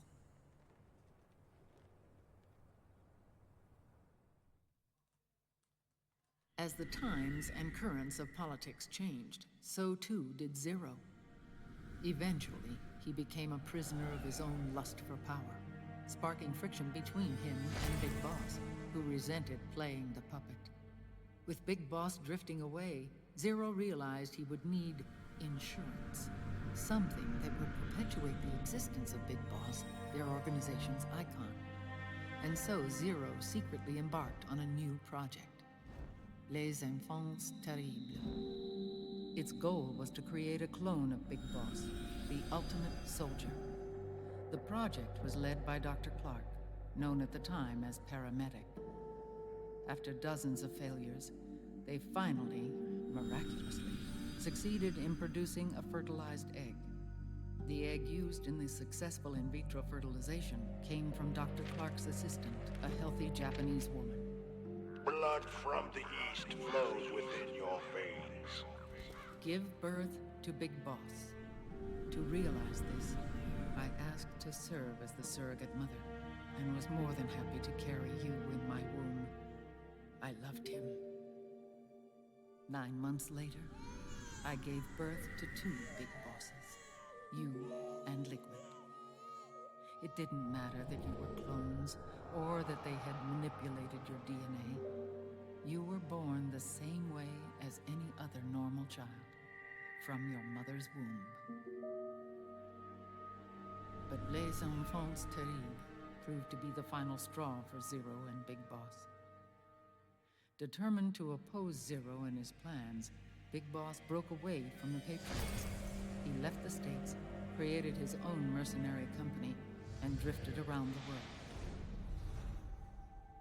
I'm sorry. Your father never wanted you. Human life isn't meant to be manipulated like that. I knew that, but I wanted you. After Big Boss left, Zero really lost control. What Zero wanted was an orderly world, one governed by rules.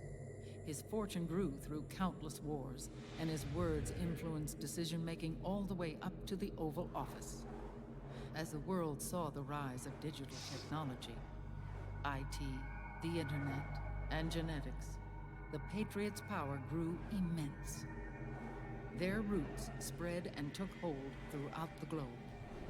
In time, they began to dictate the fate of entire nations from the shadows. And before we knew it, the Patriots, the proud police of the world, started bringing an entire planet under their control.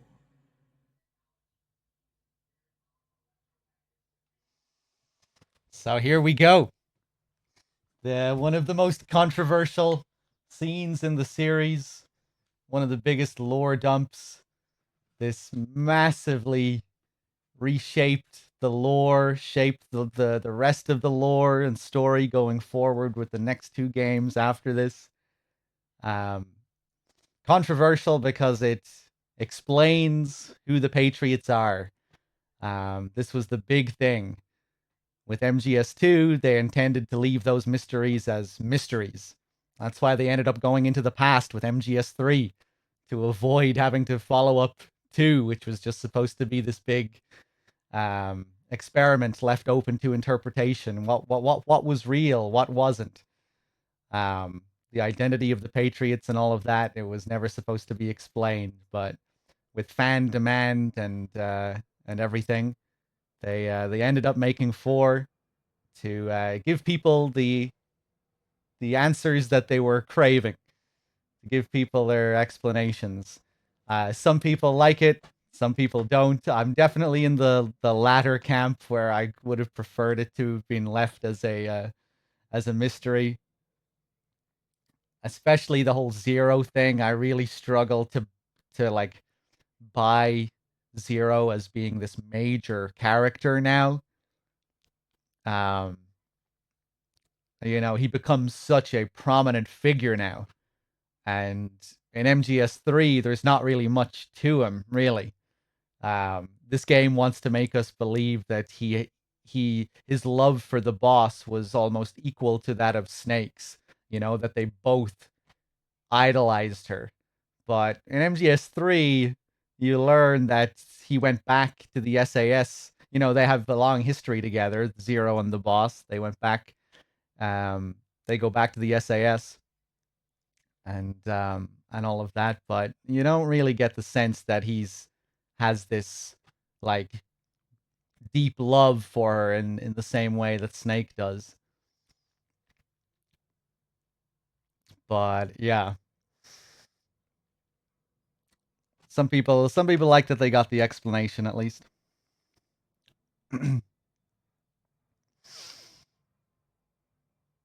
Yeah, MGS3 kind of expands on it a little bit. It gives you a little bit more information, like it expands on the history of the Patriots with the philosophers and all that. And then when you get to the post-credit stuff in 3, it tells you that the American branch of the philosophers changed their name to the Patriots. But then that later got retconned. This whole Patriots explanation didn't actually begin with 4, though, we should say. It actually started with Portable Ops. Portable Ops is the game that really started this plotline, which was a twist at the end of the game, where it suggested that Zero and Ocelot and that crew from MGS3 will form the Patriots. So, yeah, it's not really MGS4's explanation entirely. MGS4 just heavily expands on the twist from Portable Ops.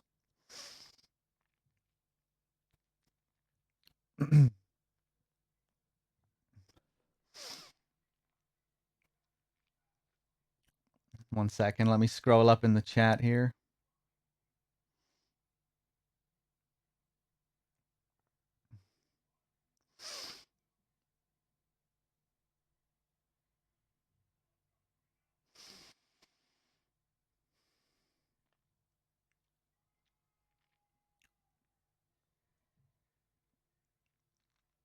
Okay, yeah, I guess we'll keep going. We'll see what else she has to say about all this.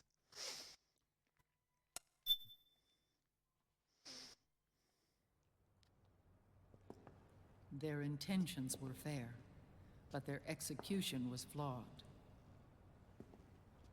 Zero developed weapons, amassed armies, used information for extortion, all in order to gain more wealth. He was obsessed with controlling awareness on the inside from the outside. But I cannot imagine that's what the boss would have wanted. They both misinterpreted her will.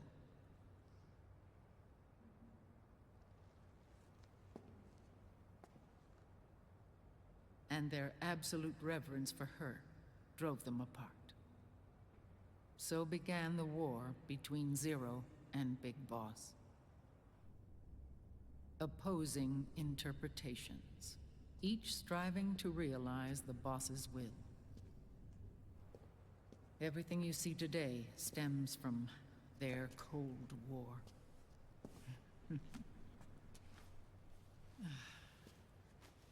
Differences in race, in religion, in ideology. This war they've caused is no different from any other human error in history. It all started with a tiny fork in the path and grew into a great rift. There was nothing left of the boss's noble will in their struggle. All that remained was hatred, a passion to destroy one another. Big Boss returned to the US with a plan in mind, and once again assumed command of Foxhound. In Outer Heaven, and then Zanzibar Land, Big Boss plotted coup d'etat against Zero. But you, Solid Snake, his own clone, foiled his efforts both times. Big Boss and Gray Fox, Frank Yeager, were left near death. Zero recovered their bodies. Frank Yeager's entire body was reconstructed through surgery, and he was reborn as the cyborg ninja. Big Boss, now a vegetable, became a prisoner of Zero even in death. For Zero, more than anyone else, your father was an irreplaceable icon. No, the truth is, for Zero, he was an irreplaceable friend. After Big Boss's betrayal, Zero could no longer believe in something so uncertain as life. He lost his belief in everything. Nations, organizations, individuals. Zero was no longer willing to place his organization in the hands of the next generation. Instead, he set up a network of AIs, a decision-making system formed from all the information he had accumulated. He built 4 AIs, GW, TJ, AL, and TR, as sort of a digital Mount Rushmore, and 1 core artificial intelligence to unite them, John Doe. GW? The same GW we destroyed 5 years ago? The same. Ever since GW was cut off, JD and the other 3 AIs have controlled all information on every aspect of global society. Economics, politics, law, morals, and culture. The war economy is no exception. In the shadow of the system and its complete control over the world, Big Boss isn't allowed to live or die. He's trapped for eternity in a brain-dead prison. To bind himself to his friend, to ensure his rule over the world, Zero transformed Big Boss into an icon, neither living nor dead. Sounds almost like a religion. Naturally, Ocelot and I plan to free him from Zero's prison. We enlisted Naomi Hunter, an authority in the field of nanomachine research, into our organization. And we used Frank Yeager to kill Dr. Clark. Ocelot tortured the DARPA chief, Donald Anderson, also known as Sigint, to death, and made it look like an accident.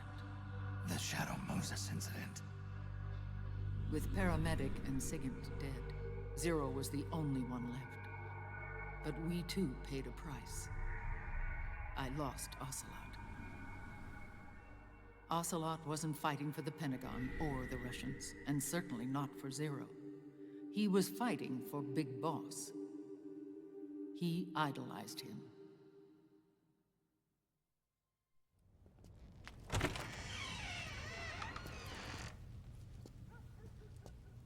When Ocelot grafted Liquid's right arm to his own, his body was taken over by Liquid's thoughts and spirit. He may be Ocelot in physical form, but his mind is Liquid's. I was the last one. And then someone appeared to help me. Raiden.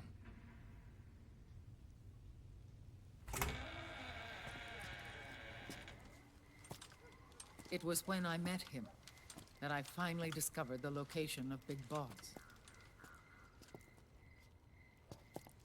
It was in the data he obtained from GW. Together, he and I retrieved Big Boss.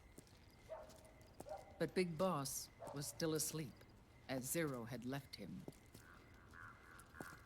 Why did Zero keep him alive?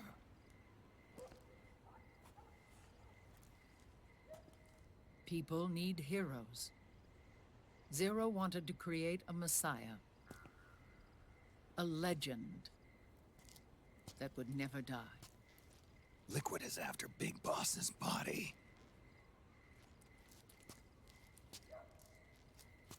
Is it here?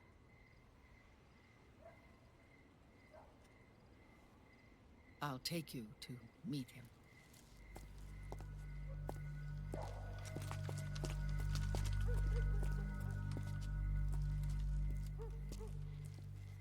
This is his pyx, his holy ark.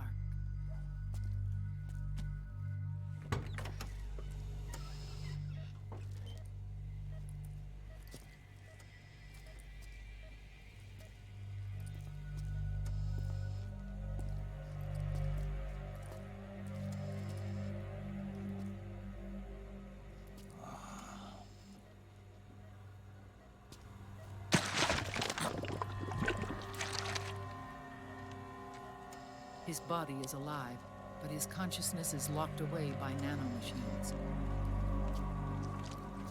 So technically speaking, he's not really brain dead.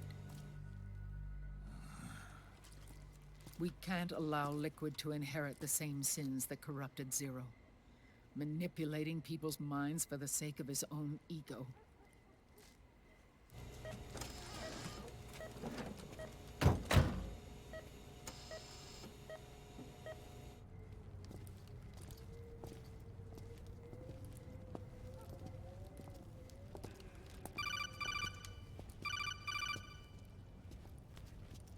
Otacon. Snake, it's Naomi. What happened? She's gone. She's not in the Nomad anymore. When? Less than an hour ago. She disappeared right after she and Sonny got back from Dr. Madnar's place. Why weren't you watching her? I didn't have my glasses on. Naomi said it herself. The experiment can't succeed without her. You think she went back to Liquid? What about Raiden? Good news on that front. We managed to get our hands on a dialysis machine and set up an ICU. We just started him on dialysis and treatment for his wounds. Will he live? Yeah, no worries there. Sonny's taken over for Naomi. But his treatment's probably gonna take 48 hours. Until then, Raiden can't move. Hey, you! Come here!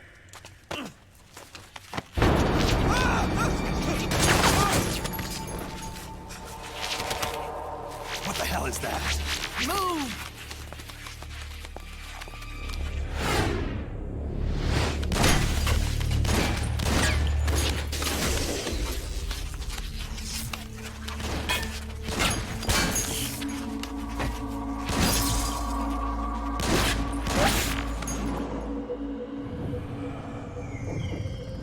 Wait a second. Is that... No. Scarabs. Unmanned scouts. They've found us. We're moving out. Snake, the PMCs are converging on your location. Damn it! They're sending in Gecko. They'll be on you in less than 5 minutes. Are they ready? Yes, ma'am. We'll escape through the canal route using the real van. Get it ready. Hurry. Yes, ma'am. Snake, over here. We've got decoy vans set to draw some of our pursuers away.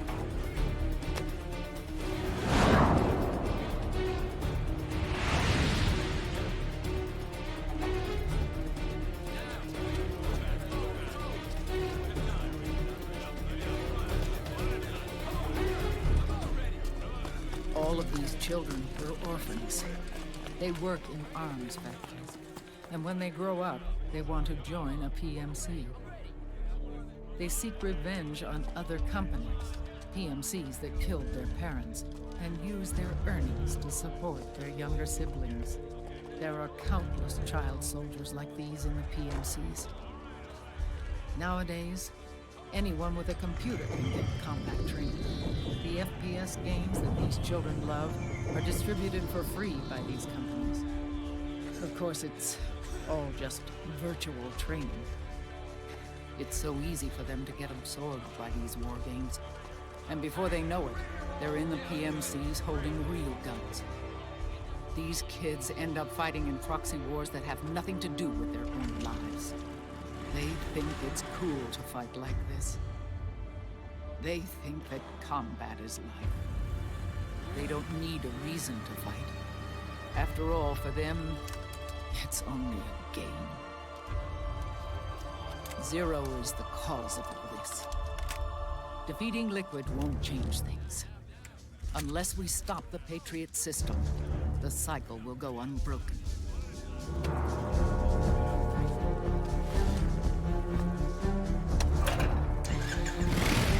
Hop on.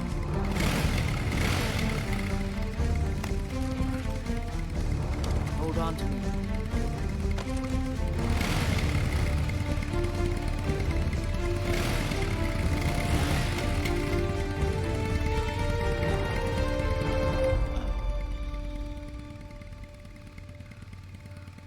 With so many wars being waged, oil and biofuel have become as precious as diamonds. It's been a while since I went out for a ride. Are you sure about this? I only get off my bike when I fall in love. Or fall dead. Big Mama. Call me Eva. Oh! It's Eva! Oh shit! Let's go! Woo! We're back!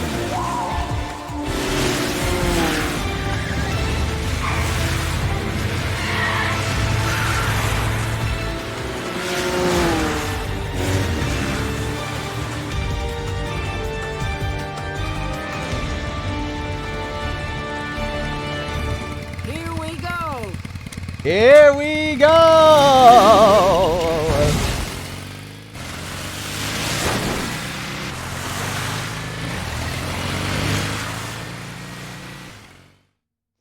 I'm old.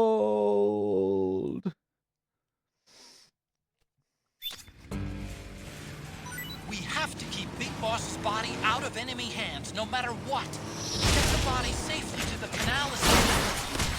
Get on!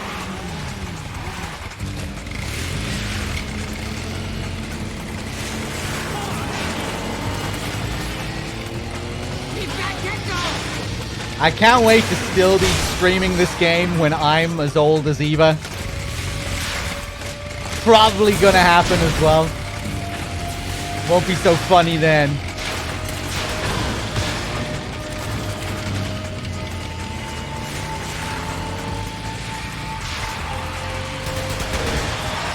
Get out of here. Oh, how did I miss that?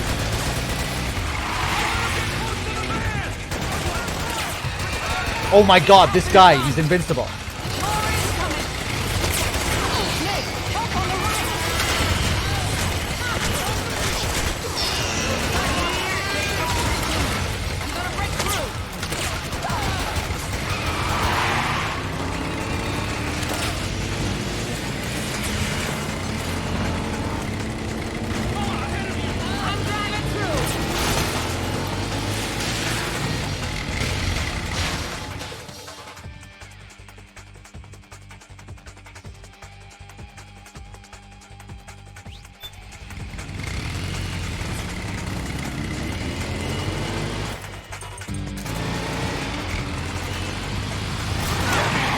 Oh, that was a nice shot.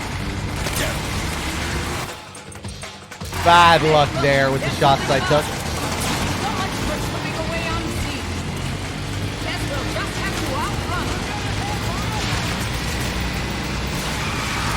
Oh, another nice shot.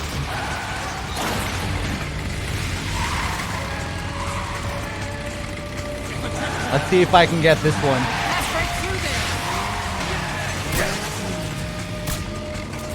Oh, I think I got him. I think I got him.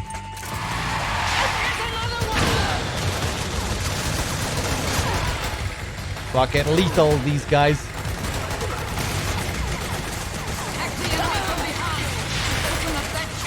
Here we go! I'm driving through! Yeah, I got him. Nice.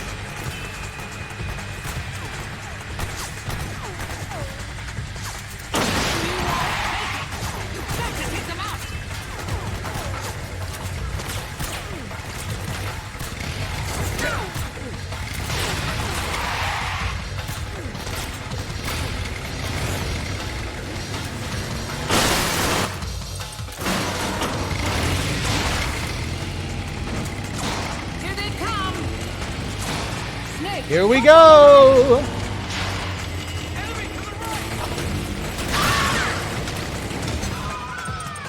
Enemy dead ahead! Stop right there! Oh, really?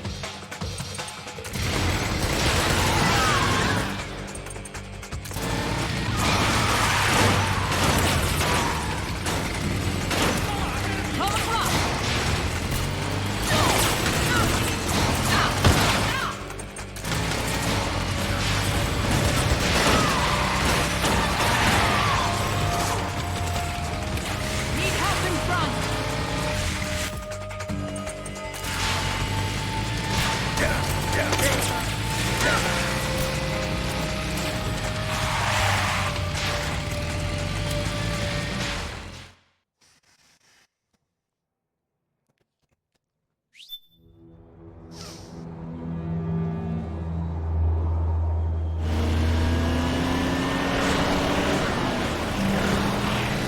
There you are, Snake! Where's your anger? Show me your rage!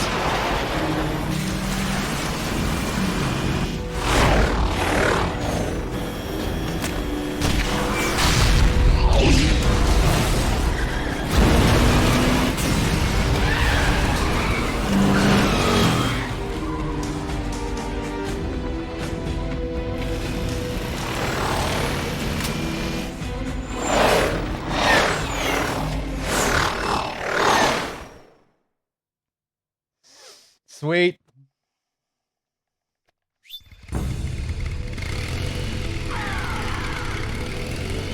More incoming! I've got bad news. The decoy vans have all bitten the dust, which means the enemy will be focusing on you now.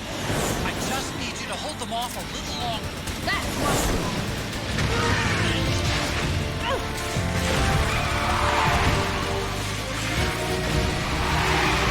Have you tried aiming? There are no enemies on the screen, Eva. Enemy dead ahead! That's mine! Excellent, Snake! That's mine!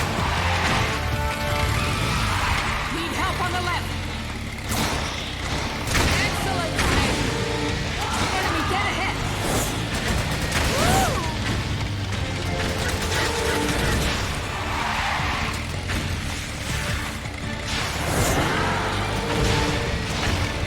Come across! That's mine! Woo! Excellent, Snake!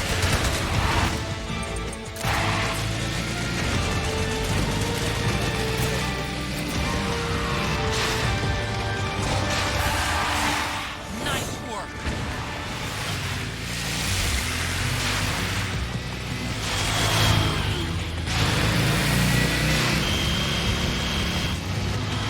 Some cool shots here.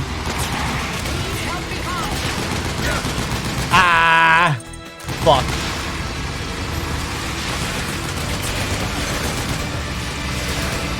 Kill him! Kill him! No! Come on. Nice work. Enemy dead ahead.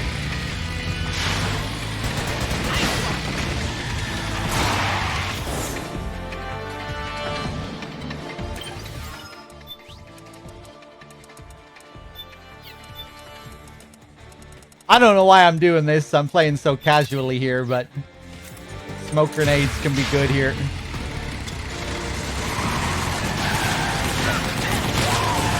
Ah!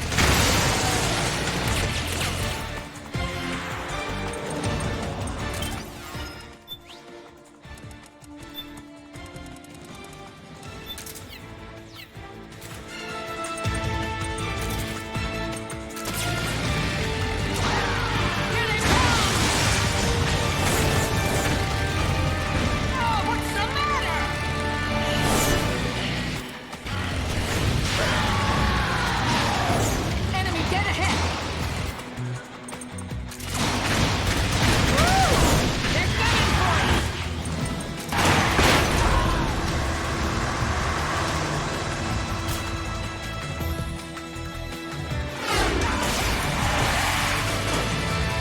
Snake, are you okay? Here they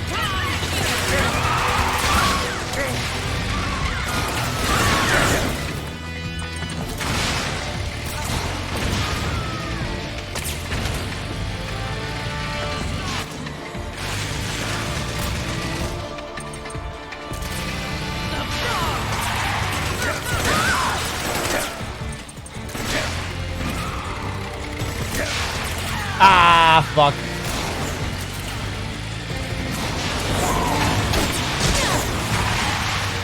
Are you okay? I'm fine. They're here.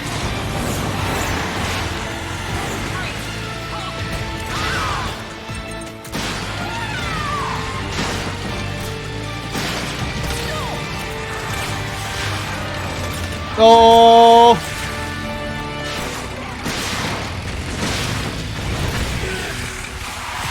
Need help behind. That was fun.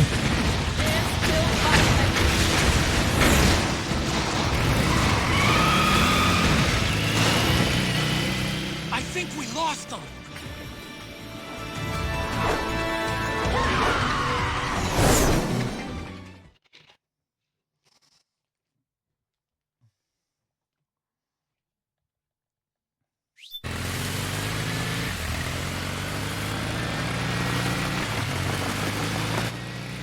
There it is.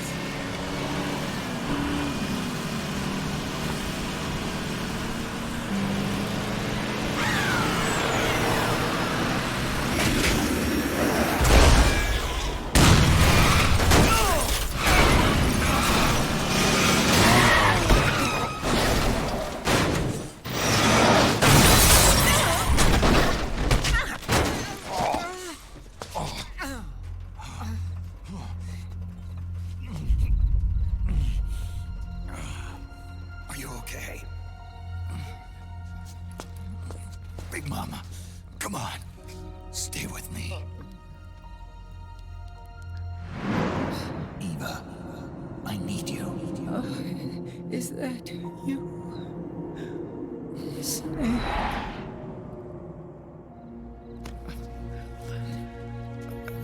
Mother's work is never done.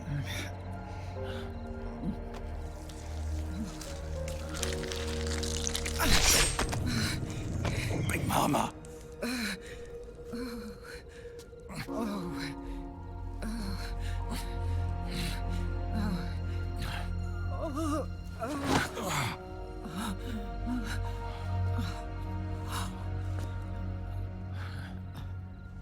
Where's the van? Over there.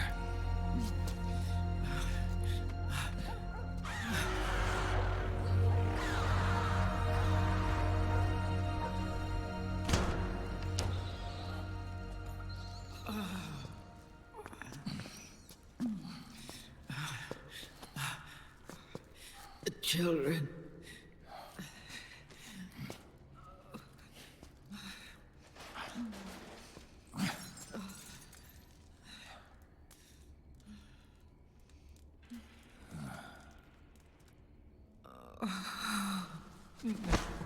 No.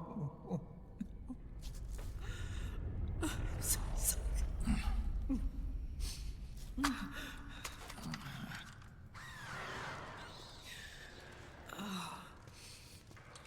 She'll be coming to search the van. I'll take care of it. You stay here. Keep watch. I'll contact the children. Here. Take this. Snake, come back in one piece. I will. Promise me.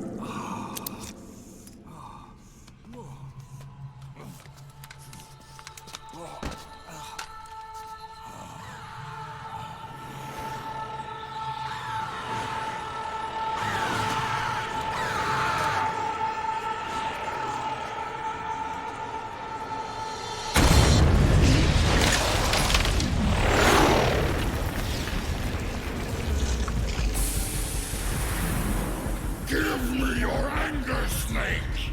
Let it boil to the surface! Let your fury flow freely! Anger begets anger! Come on! Show me your rage!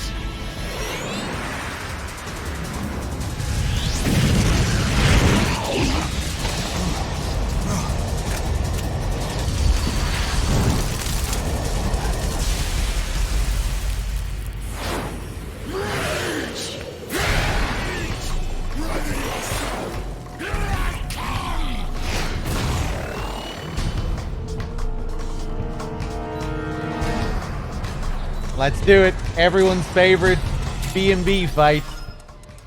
Rose, help me out here. This beast seems to be seething with rage.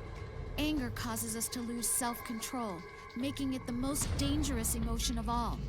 This makes her extremely dangerous, Snake. Be careful. Snake, don't forget that your ability to fight is affected by your psych level. No matter how tough your enemy, you need to keep an eye on your psych gauge at all times. Snake, those sliders are equipped with searchlights. Don't get caught in the beam, or they'll spot you right away. Alright, let's do it. We could just destroy her with the M82. We're on NG+, we have all these unlocked weapons, but we'll try and play fair. Let's just go for RPGs. RPGs will chip her down. Let's see.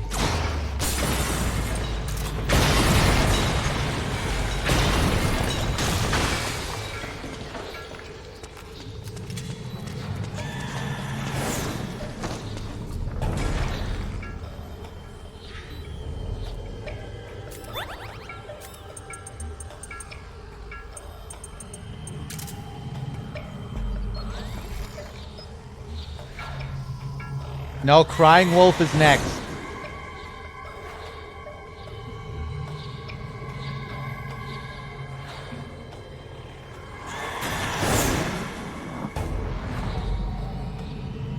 We're just gonna chill in here, and she should come to us.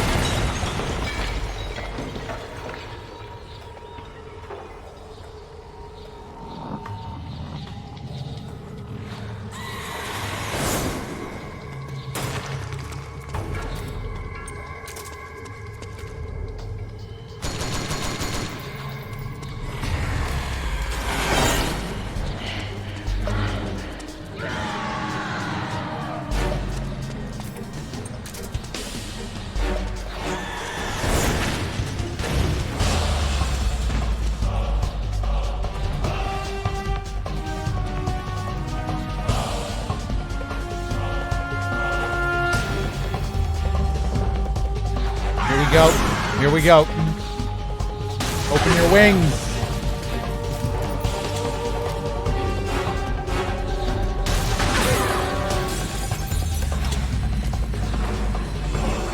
It can be a little bit awkward the way she flies around. Need to keep on her.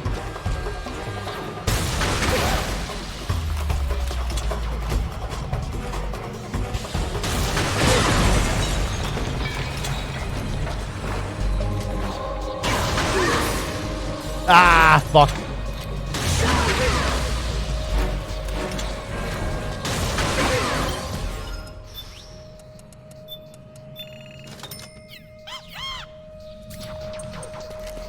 This is one of my least favorite MGS bosses, yeah.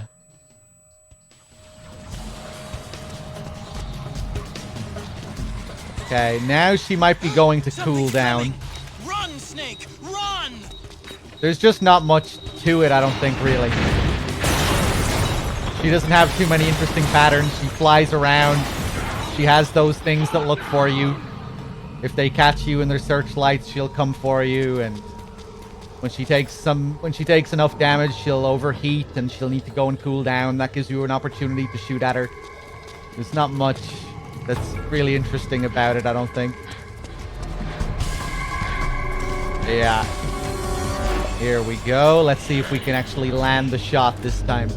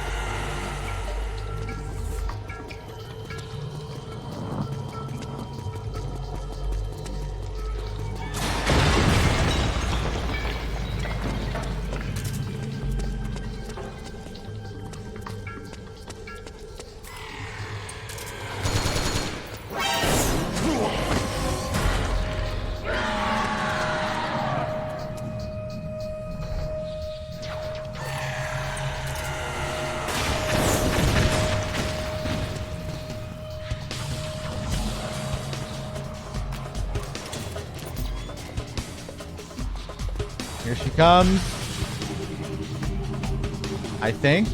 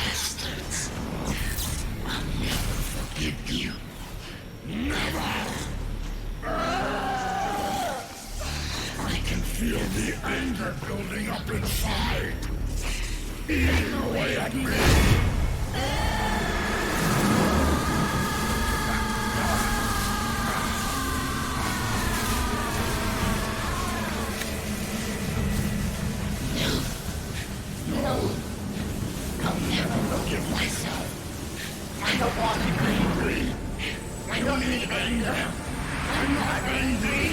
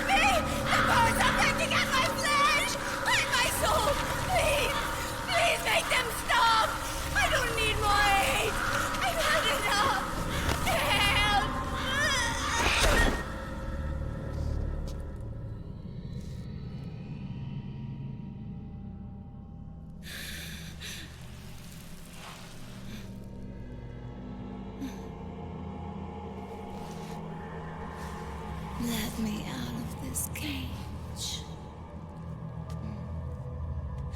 I don't need these wings.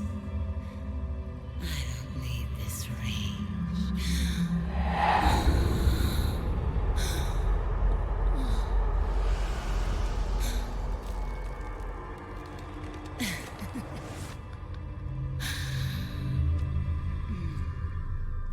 Calm. Let your anger flow.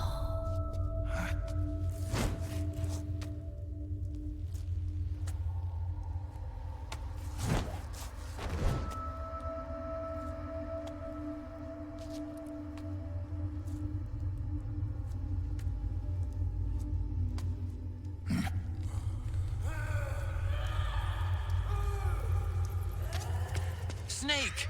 She's come out of her suit! Watch out! She's gonna try to grab you!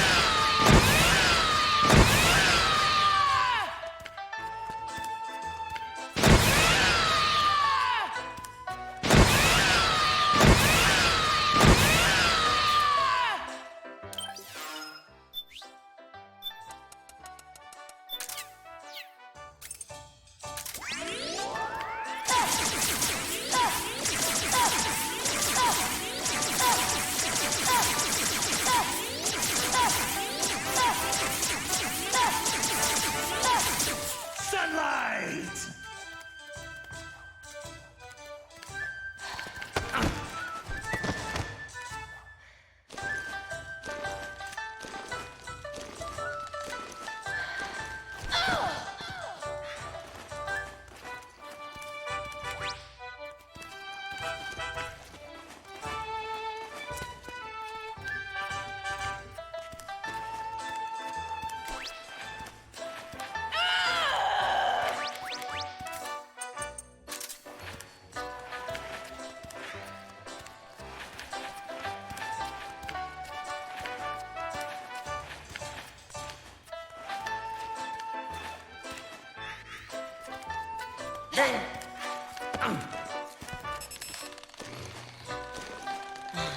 Oh, I might be dead!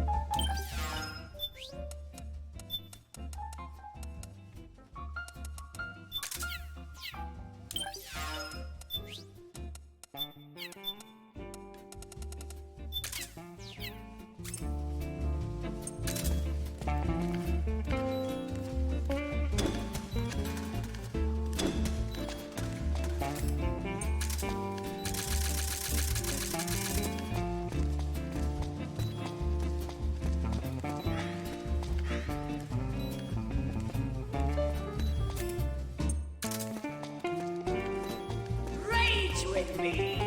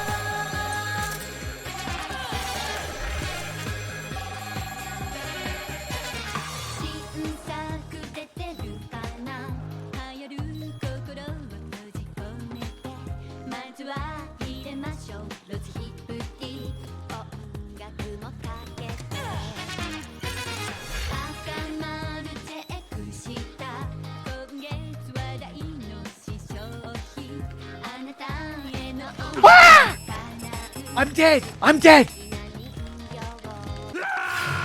Snake, you can't die! No! Snake!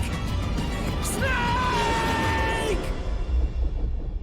I was reading the chat. I was reading the chat. Okay, well, we're just gonna kill her normally then. I mean, we pretty much got to see all of it. Snake, she's come out of her suit. Watch out! She's gonna try to grab.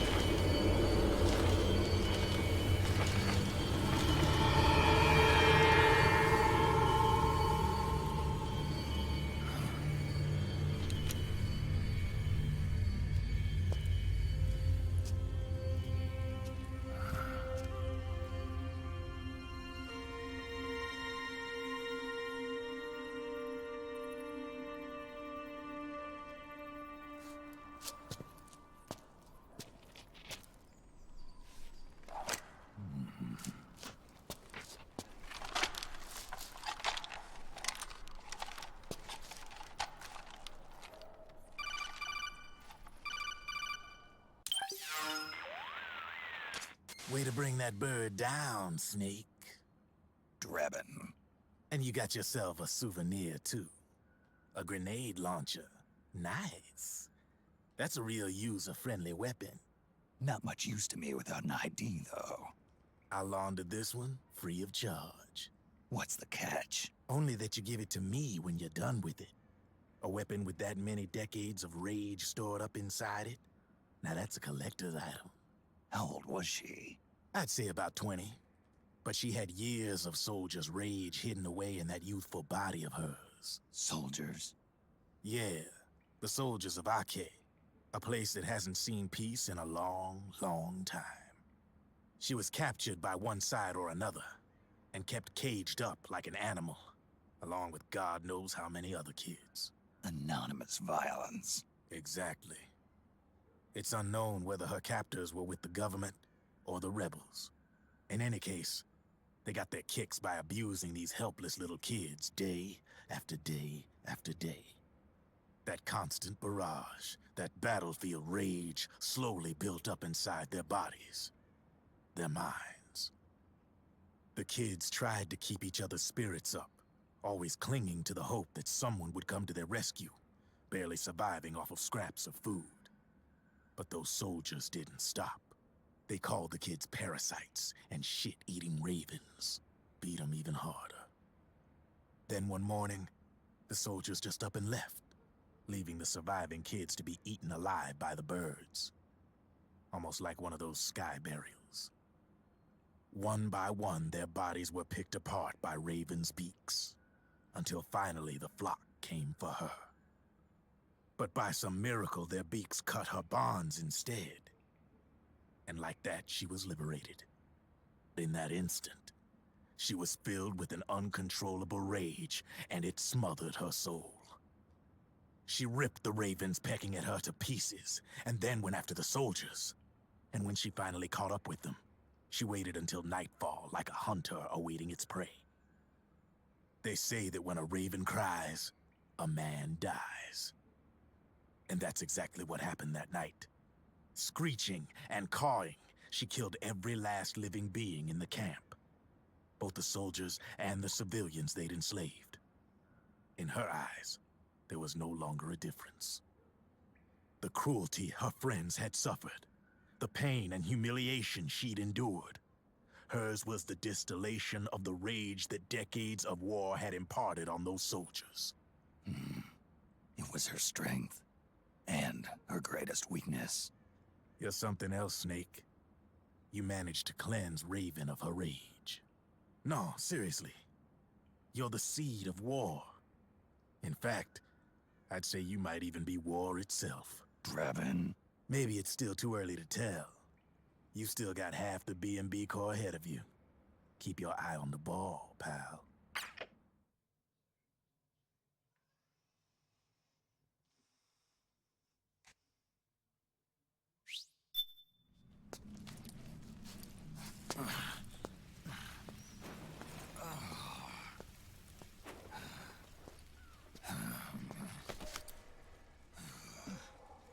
Snake. I have to apologize. The 3 vans that came out with us are decoys. The real one is floating down the river, headed downstream. I managed to get in touch with the children. The Pix is safe. We're going to rendezvous on the riverbank, downstream. Land and air routes are cut off. But there's a cruiser waiting for us. The Volta River is our only chance of escape. Let's get out of here. Hurry. Good thinking.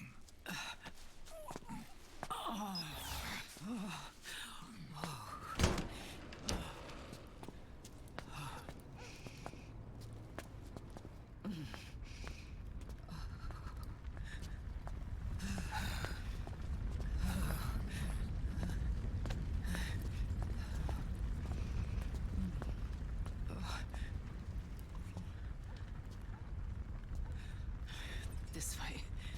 Follow me.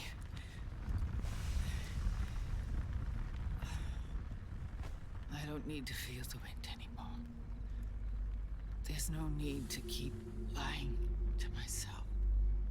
I only get off my bike when I fall in love. Or... Oh... Snake... Give me a hand. Yeah.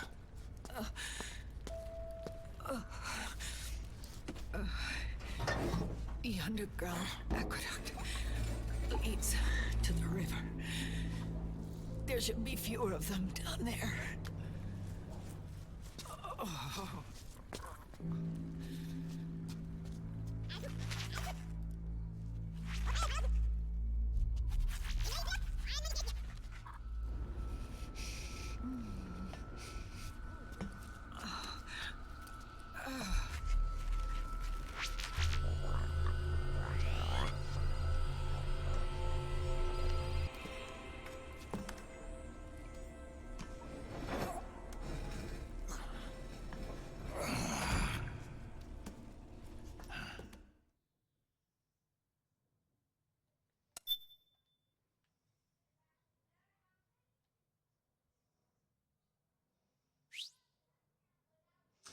So originally there was going to be another gameplay sequence here before we got to the next cutscene.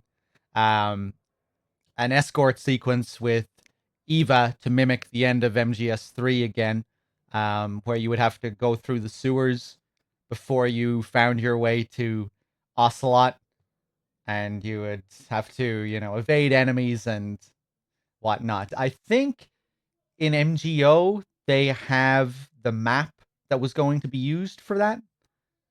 And they still managed to make use of the map, even though it was cut from the game. I think it was an MGO map, right?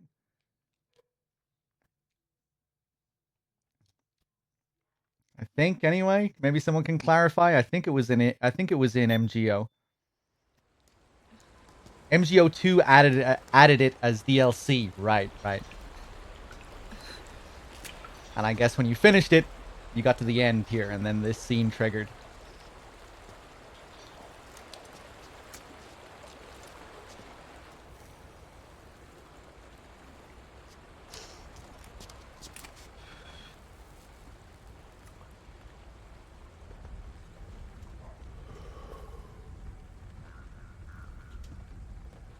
Liquid. Not bad.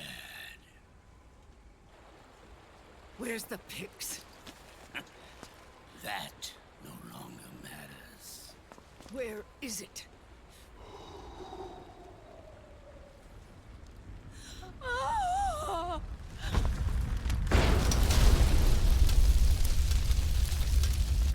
Is that it?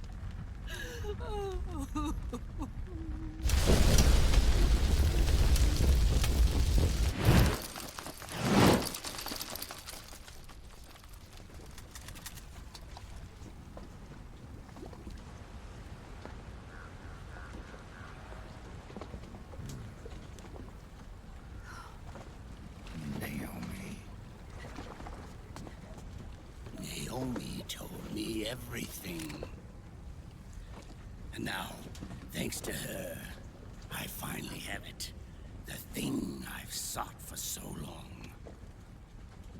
Big Boss. Put down the gun, Snake.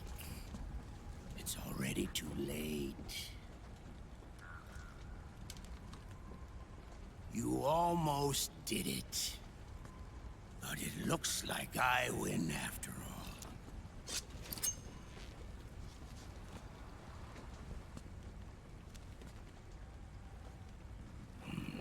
Cigars. Father's favorite. What do you say? Care for one last smoke? Huh. You think you're Big Boss now?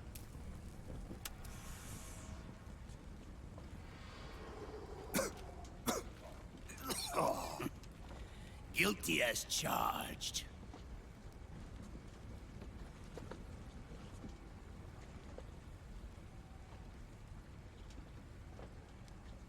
But all that ends today.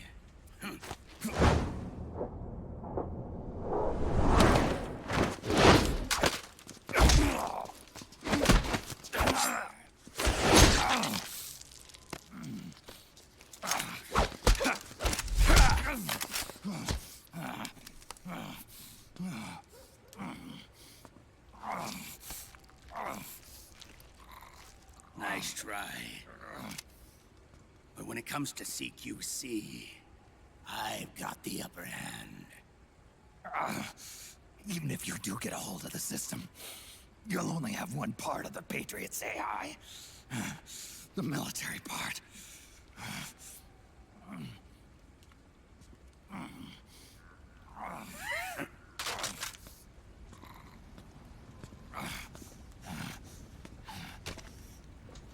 What of it, brother? It's only a matter of time before I have everything.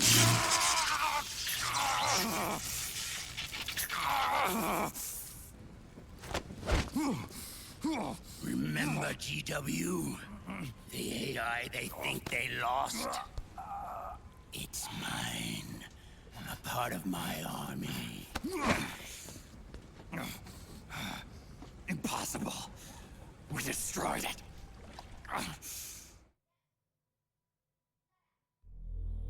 your worm only managed to cut GW into little pieces. Pieces we were able to reconstruct. And then we stowed it away inside JD's network. This man's body has served me well, allowing me to pass every security barrier between me and GW. After all, the Patriot system is nothing more than a machine. Now that GW is a spook inside the network, there's no way JD would recognize it as an external threat. Once I destroy JD with a nuclear strike, the Patriot's network will be mine. And then, I'll build my haven, free from all forms of control. I'll cast aside my old identity and take my own name for the first time.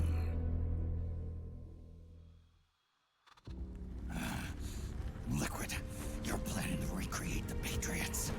Snake, we were created by the Patriots. We're not men. We're shadows in the shape of men.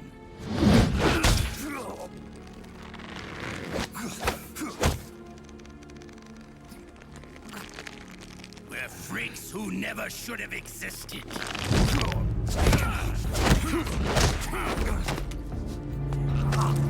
We're a system.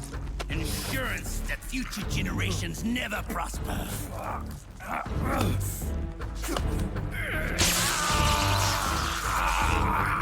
The Patriots saw fit to create us, and in doing so became our only raison d'etre.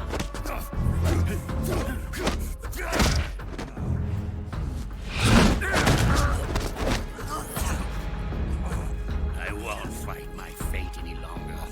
I'll kill Zero and Big Boss and become a Patriot myself. It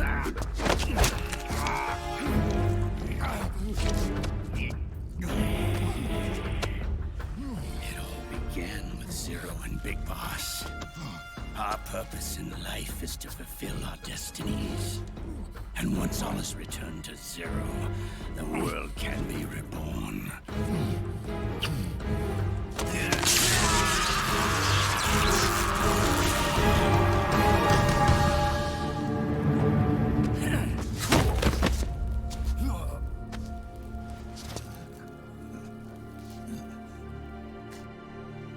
Adam.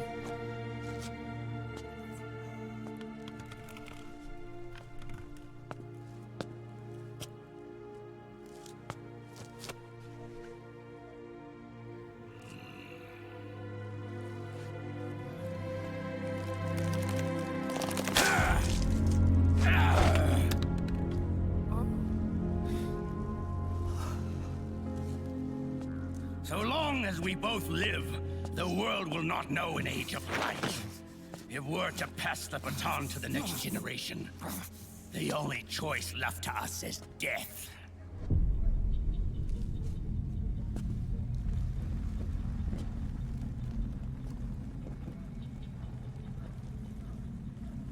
Boss. Good. The players have all assembled, Snake. The time has come for you to witness our moment of triumph.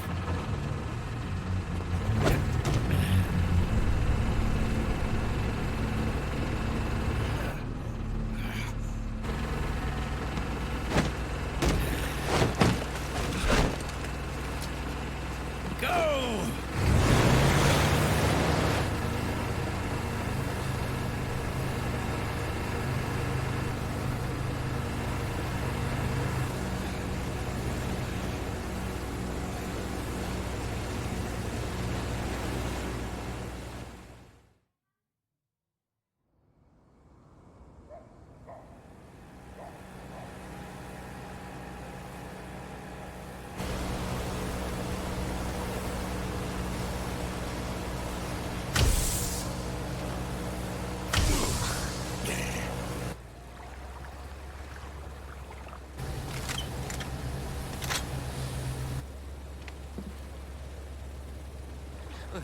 Oh. Hold it right there, Liquid!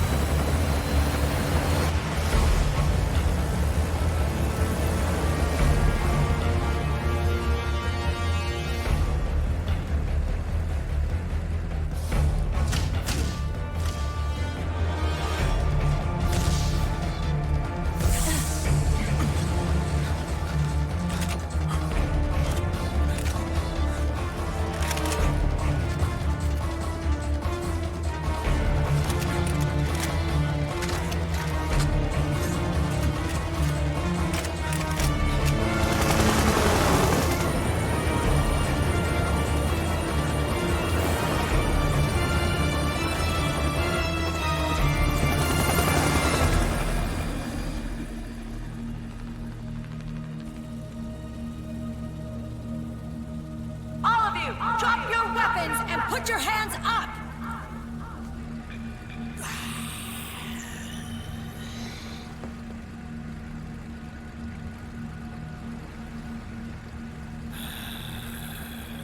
I was known and feared. Barrel!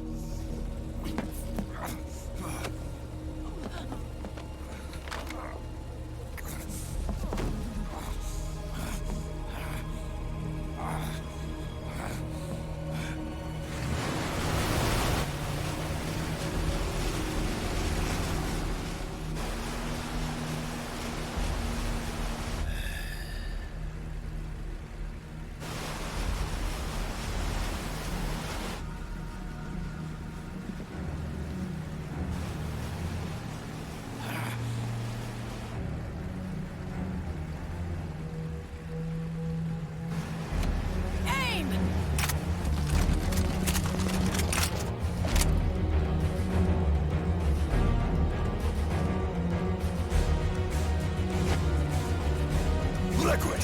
Stop! Fire!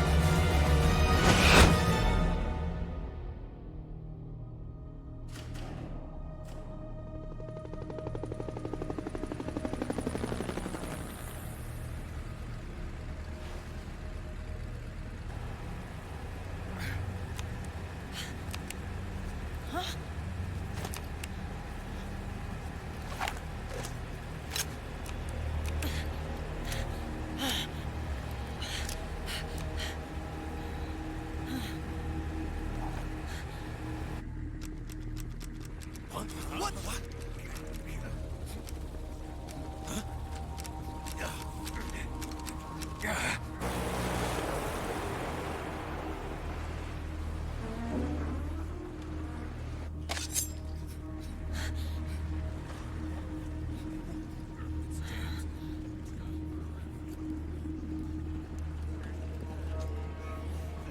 The system is mine.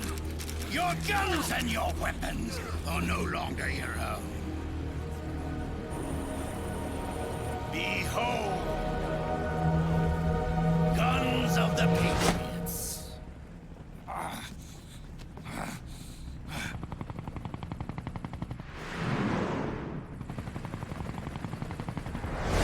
Bang!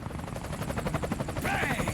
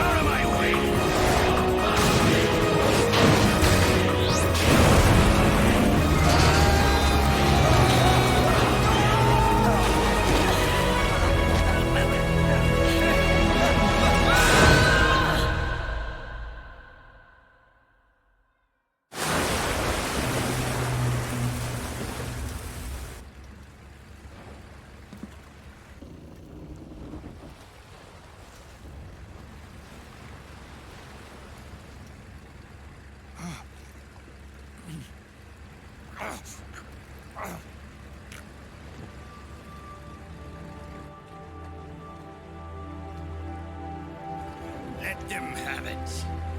We don't need it anymore.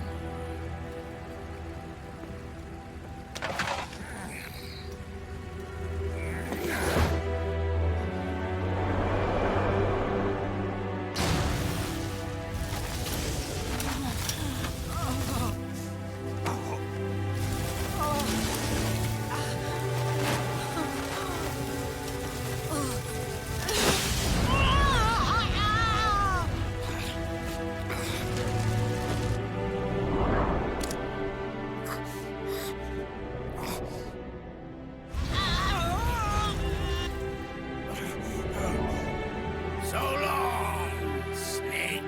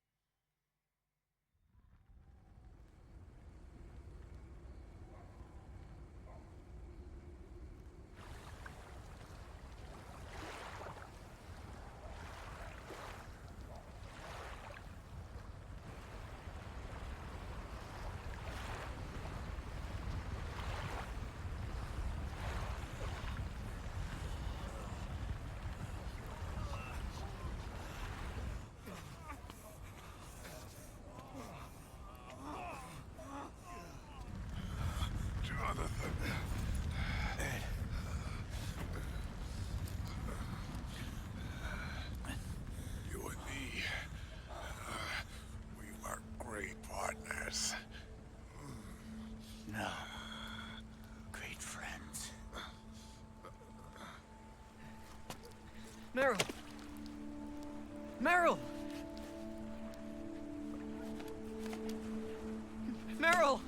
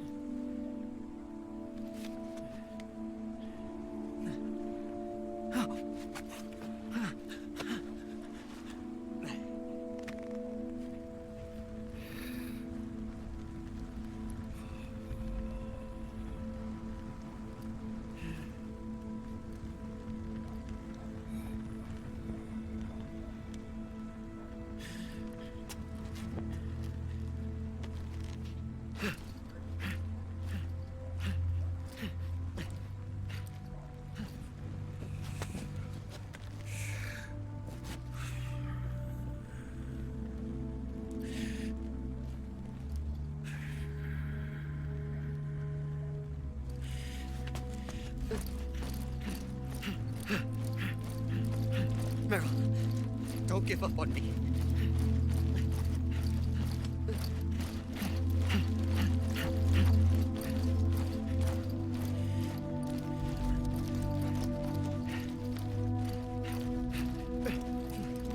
Meryl, don't go. Meryl.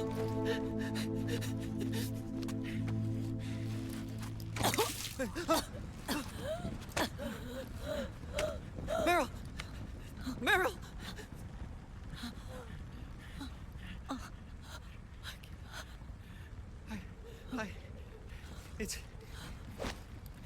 It's not. I mean.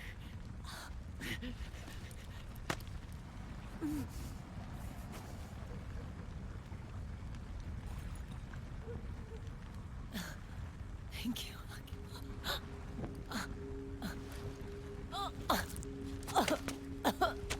Okay, Meryl.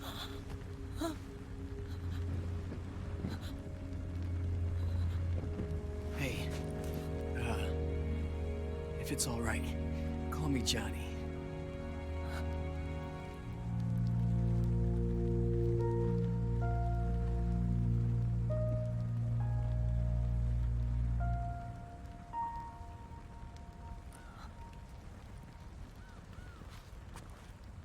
You and the beasts are no different.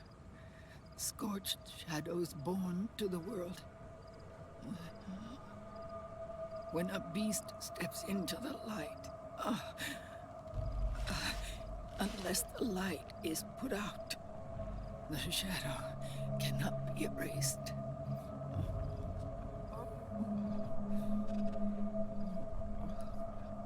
So long as there is light, there is shadow.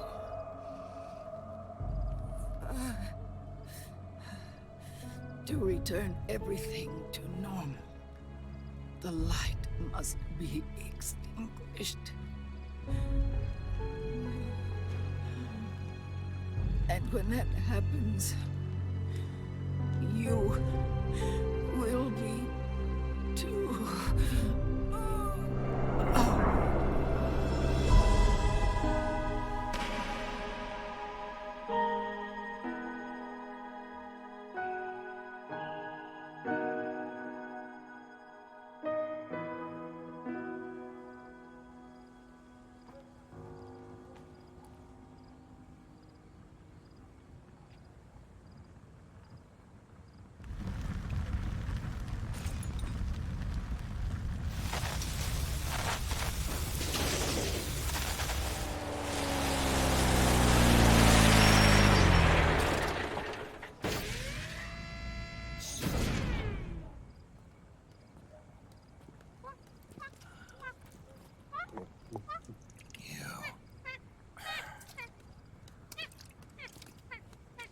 Like I said, we pride ourselves on service.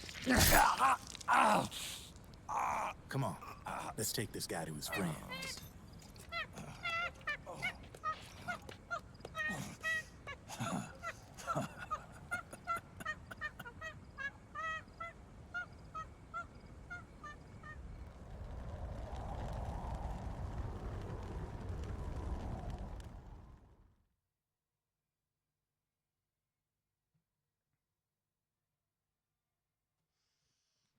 Hey, we did it. We made it to the end of Act 3. Kaharis, what did you actually vote for there? You spent like 150,000 channel points to vote like 1,000,000 times in the poll. Which one did you vote for? How do I feel about the poll results? Well, the whole thing is a sham. People are voting multiple times. People are voting hundreds of times.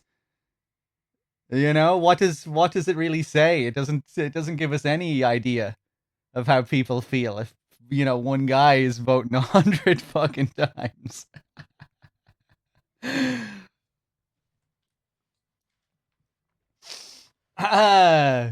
Change the cultural consciousness of your fandom today with channel points.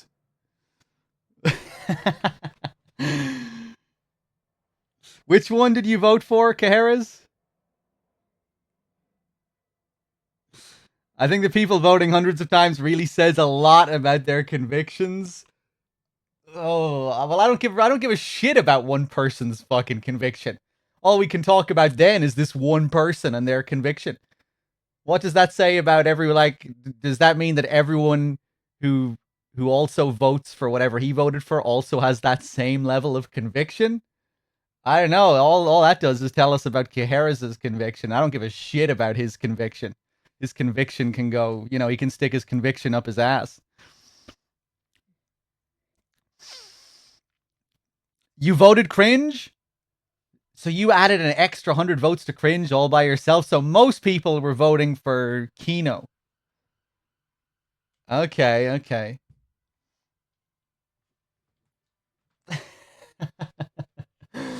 Let's save, shall we? Yeah, that scene is funny. It always makes me think of like FF7 Advent Children or something like that. It really feels like the MGS movie, MGS Advent Children or something. It feels so far removed from the tone of like everything else. This game has a lot of that stuff, where there's just it has a certain style of tone which I just don't think you see in any of the other games. Where it's like it's like really Hollywood, but not in. Obviously, the MGS series as a whole takes a lot of inspiration from movies and Hollywood action films and stuff, but it still very much has its own crazy sense of tone and style. But in this game, I feel like, I don't know, I'm just kind of seeing I'm not seeing as much of that unique style. It just feels very kind of Hollywood in a more generic sense. And that scene kind of feels that way to me, even though it still is bonkers in its own way, like with fucking Ocelot going crazy with the finger guns. But yeah, I don't know, the music and the way it builds up to these crescendos and then it cuts to Ocelot and he has this big, he's this villainous smile and people are getting shot in slow motion and then it cuts to Johnny and Meryl and oh my god, is she gonna live? Is she gonna live? Oh, she's alive, like that. Like you don't see. I feel like you just don't see. You don't see that in the other games. Just the way it's done, the way it's all edited and put together. It's Metal Gear Advent Children. Although I haven't watched all of Advent Children in like 20 years, so this is just my memory of Advent Children. I could probably pick a more apt comparison if I thought a bit longer.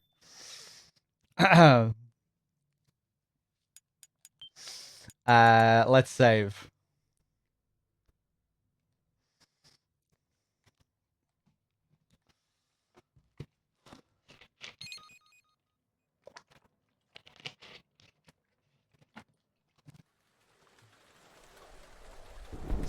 But the most interesting thing about that scene is the fact that now that Johnny has taken off his balaclava, he is never going to shit himself again for the rest of the game. So that, what's going on there? He wears a white suit to the wedding as well, which is, he has to be very confident to do that.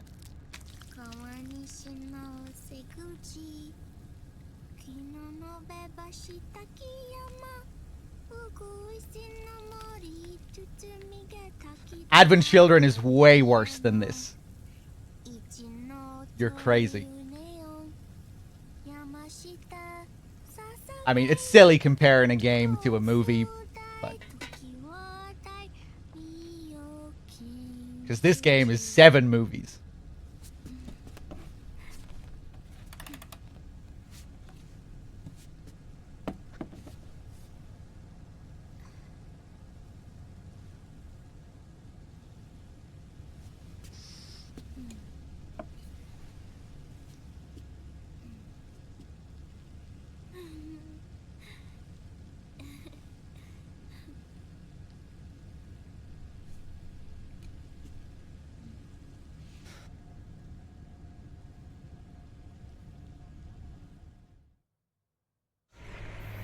We'll launch a stealth nuclear warhead at JD.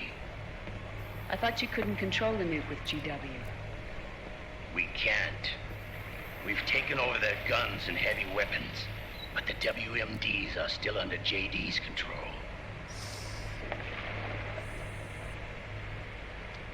That's where Rex comes in.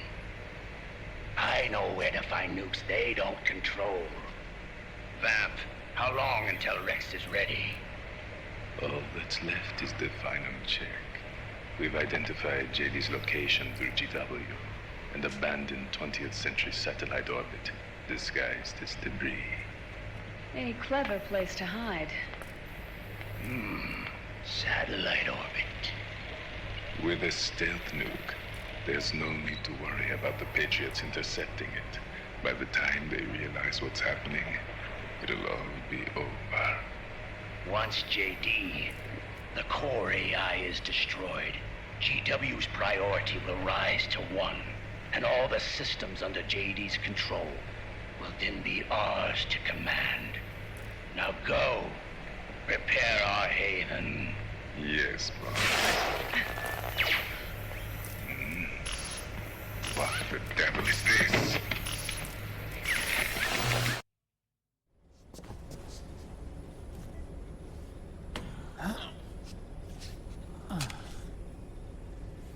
Did anyone hear them mention Rex there? Haven. Yeah. Drebin was saying something about that. In the beginning, the Patriot system was controlled by 4 AIs, with JD at the top. One of those AIs was GW. The Patriots thought it had been destroyed, but Liquid was able to use it as cover to slip inside the system. I knew I heard that name before. Yeah. GW was one of the Patriot Cell AIs. It was installed on Arsenal gear. Emma's worm should have put it permanently out of commission. But Liquid somehow recovered and repaired it. I'm guessing JD must be unable to recognize GW, even though it's inside the Patriot system. It's a blind spot. GW was written off as lost while it was still tied in. Using it let Liquid interfere with the AI from the inside. Aw, look at Sunny. She's doing her best. He made contact under the guise of Big Boss's genetic code. Even the AI threat detection system was fooled.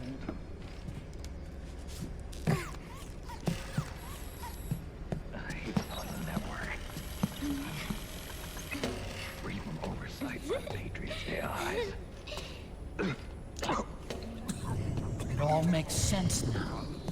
That's why they made Arsenal go berserk 5 years ago. GW was on board. Where is this haven?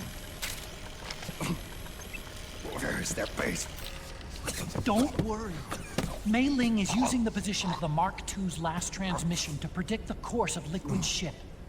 It's only a matter of time before we find him.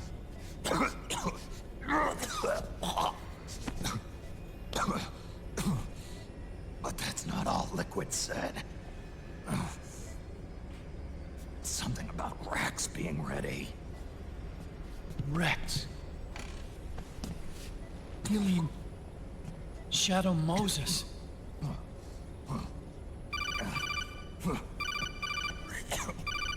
It's Campbell.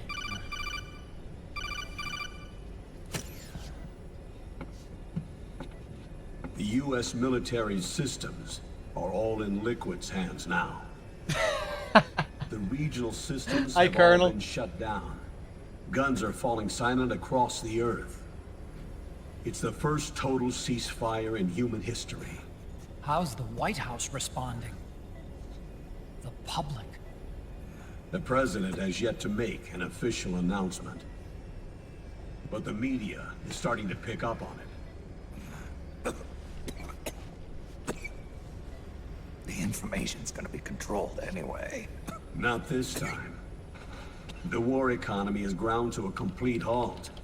It's tough to play down a crisis of these proportions. War economy-related stocks are already going into a free fall. They must be shitting themselves at the White House right about now. In any case, America had better sleep soundly while she still can. Liquid's insurrection is about to begin. The first thing he'll do is try to destroy the system that Patriots built to control the U.S. He's already taken the system. No. Supreme authority still resides with JD, which the Patriots still command. Which is why Liquid plans to launch a nuclear strike on JD in its orbit. But Liquid only controls SOP, and SOP only controls guns and small firearms. Unless he gains supreme authority, Liquid can't use America's nukes and ballistic missiles. So how's he gonna launch this strike?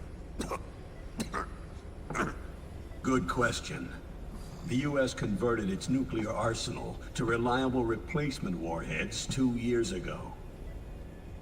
RRWs. Yes. The core of the RRWs is now completely ID controlled by the SOP system.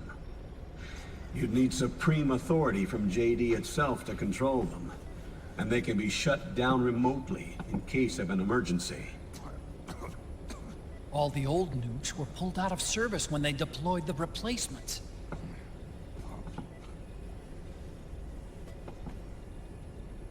If Liquid can't use the nukes, then what's his plan?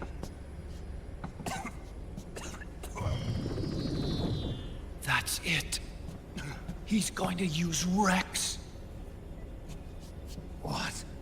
Rex was scrapped before the Sons of the Patriot system was implemented. Of course. The railgun. Indeed. Rex's railgun can launch a stealth nuclear warhead into space unconstrained by the system. In short, it's the only device they have that is able to launch a nuke. Liquid's going to use it to kill JD and deliver the coup de grace to the Patriots' reign. Campbell, where's Rex now? I think you know. A long-forgotten base in U.S. territory outside the Patriots' control. Oh, shit. The place where Liquid made his debut. Oh, boy. Off the Alaskan coast, in the Fox Archipelago. Shadow Moses Island. If Liquid destroys JD, and his GW assumes total control over the system, he'll have the world at his fingertips. And no one will be able to stop him. Not even the Patriots. You are the only ones who can save us now. Snake, I'm counting on you. Defeat Liquid and put an end to his insurrection.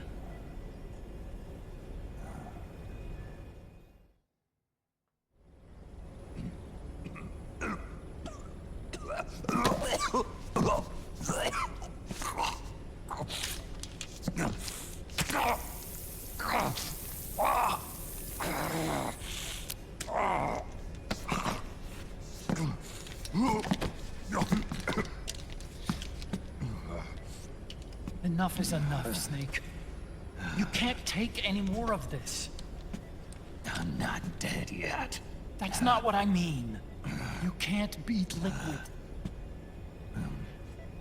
He's got the Patriots' own control system on his side.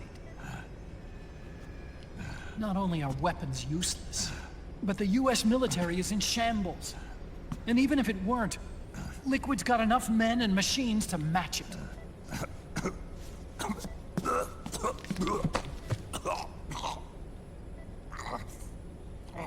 Things can't get any worse.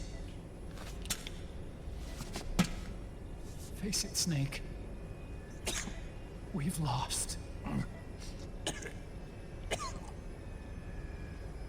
Otacon.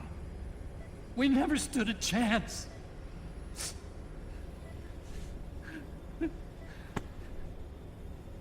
It's not about winning or losing.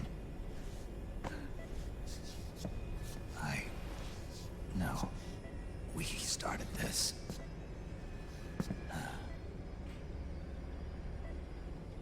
And it's our duty to finish it.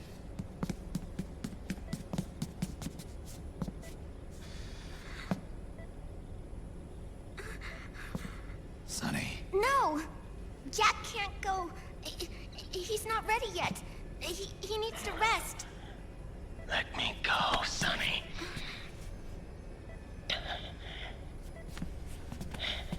No. Your dialysis isn't done yet. Snake.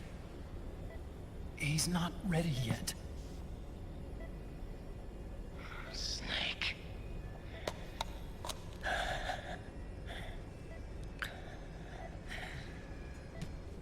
I'll be fine.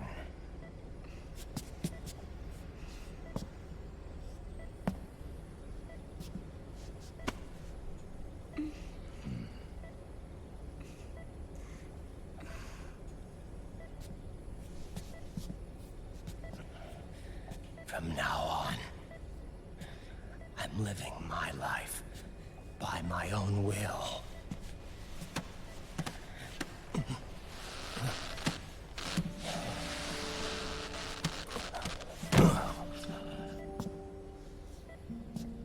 Raiden. I won't live a proxy life.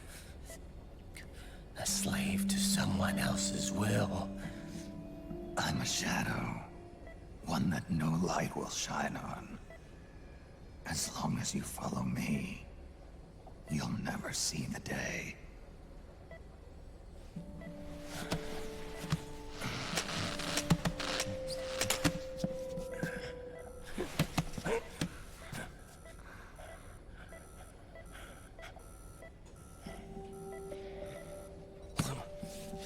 You and I are both just pawns in this proxy war. But once this is over, we will have our freedom. Raiden. I'll release you. It's the only way I'll ever be free. Raiden. 5 years ago. That's not what I meant. I've got nothing to lose. Don't be an idiot. You know you've got someone to protect. It was never going to work out for me. It even rained the day I was born. You got it all wrong. You were the lightning in that rain. You can still shine through the darkness. No shit. The lightning. Raiden. Look at me.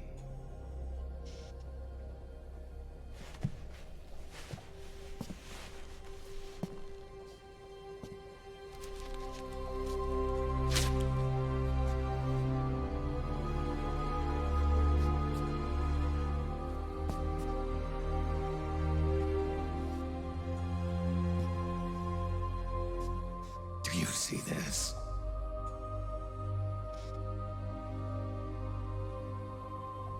I have no future.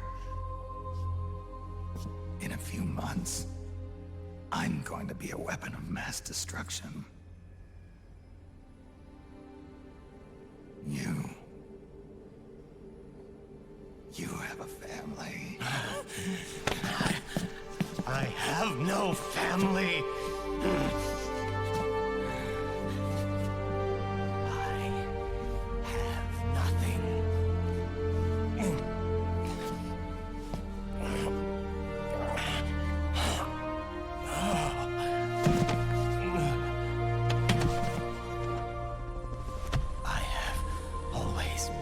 Been alone.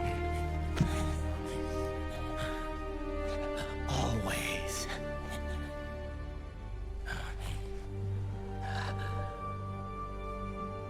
Raiden.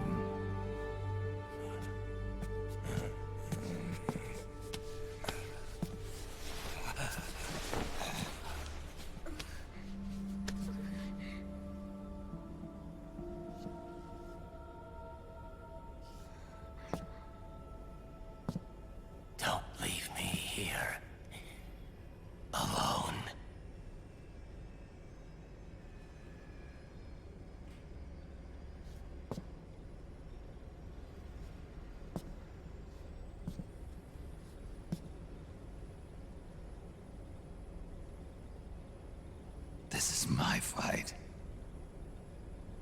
My destiny.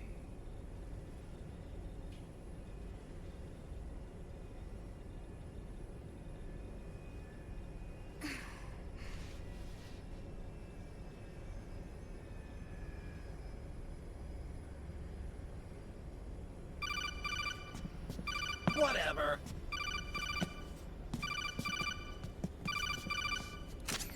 Dr. Emmerich? Mei Ling.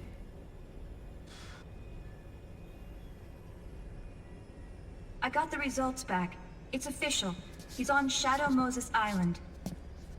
We lost Metal Gear Mark II's signal along the way, but the ship was headed in the direction of Shadow Moses. This is a picture of the island taken by a civilian imagery satellite. The sea line is rising due to global warming. Have you heard that the entire Fox Archipelago is about to slip into the ocean? The surrounding islands have already been evacuated. Liquid's arrival there can only mean one thing. He is going to use Rex. That's how it looks from here. All the Metal Gears after Rex were embedded with system IDs. Then what about Rex? What did Washington do with it? The nuclear disposal facility on Shadow Moses hasn't been touched since the incident. That was 9 years ago. The president of ArmsTech and the DARPA chief were killed, and the Secretary of Defense was arrested. By the time the Shadow Moses incident was over, there wasn't a single person left there who knew what took place. It was as if nothing had ever happened. The data was either falsified or erased, so no traces would be left behind. We were exiled to desk jobs for the same reason. Rex and the nuke should still be where they were 9 years ago. Untouched. A forsaken island. A haven. Well, I'd say it's more like a forgotten island. And it's sinking too.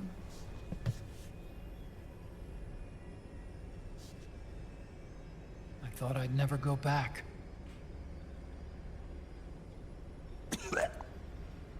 It'll take me a while to get there, but I'll be backing you up from aboard the Missouri. She's the only ship in the fleet still able to move, since it was decommissioned before the system was put in place. And Hawaii's not that far away. Otacon, you're not wearing your glasses anymore. Oh, I switched to contacts. We rendezvous at Shadow Moses.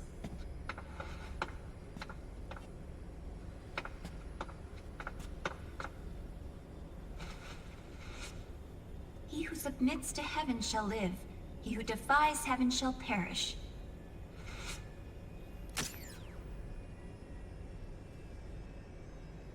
I have to atone for my past, too.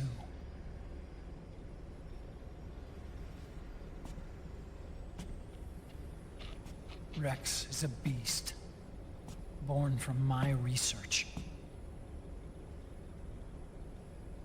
Let's go. Shadow Moses awaits.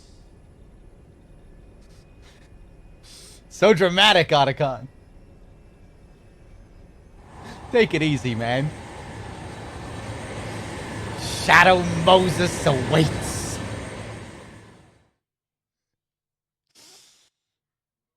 Otacon's, he thinks he's the protagonist of the game there, I think. Let me save. Hey, what's up, Dave? How's it going?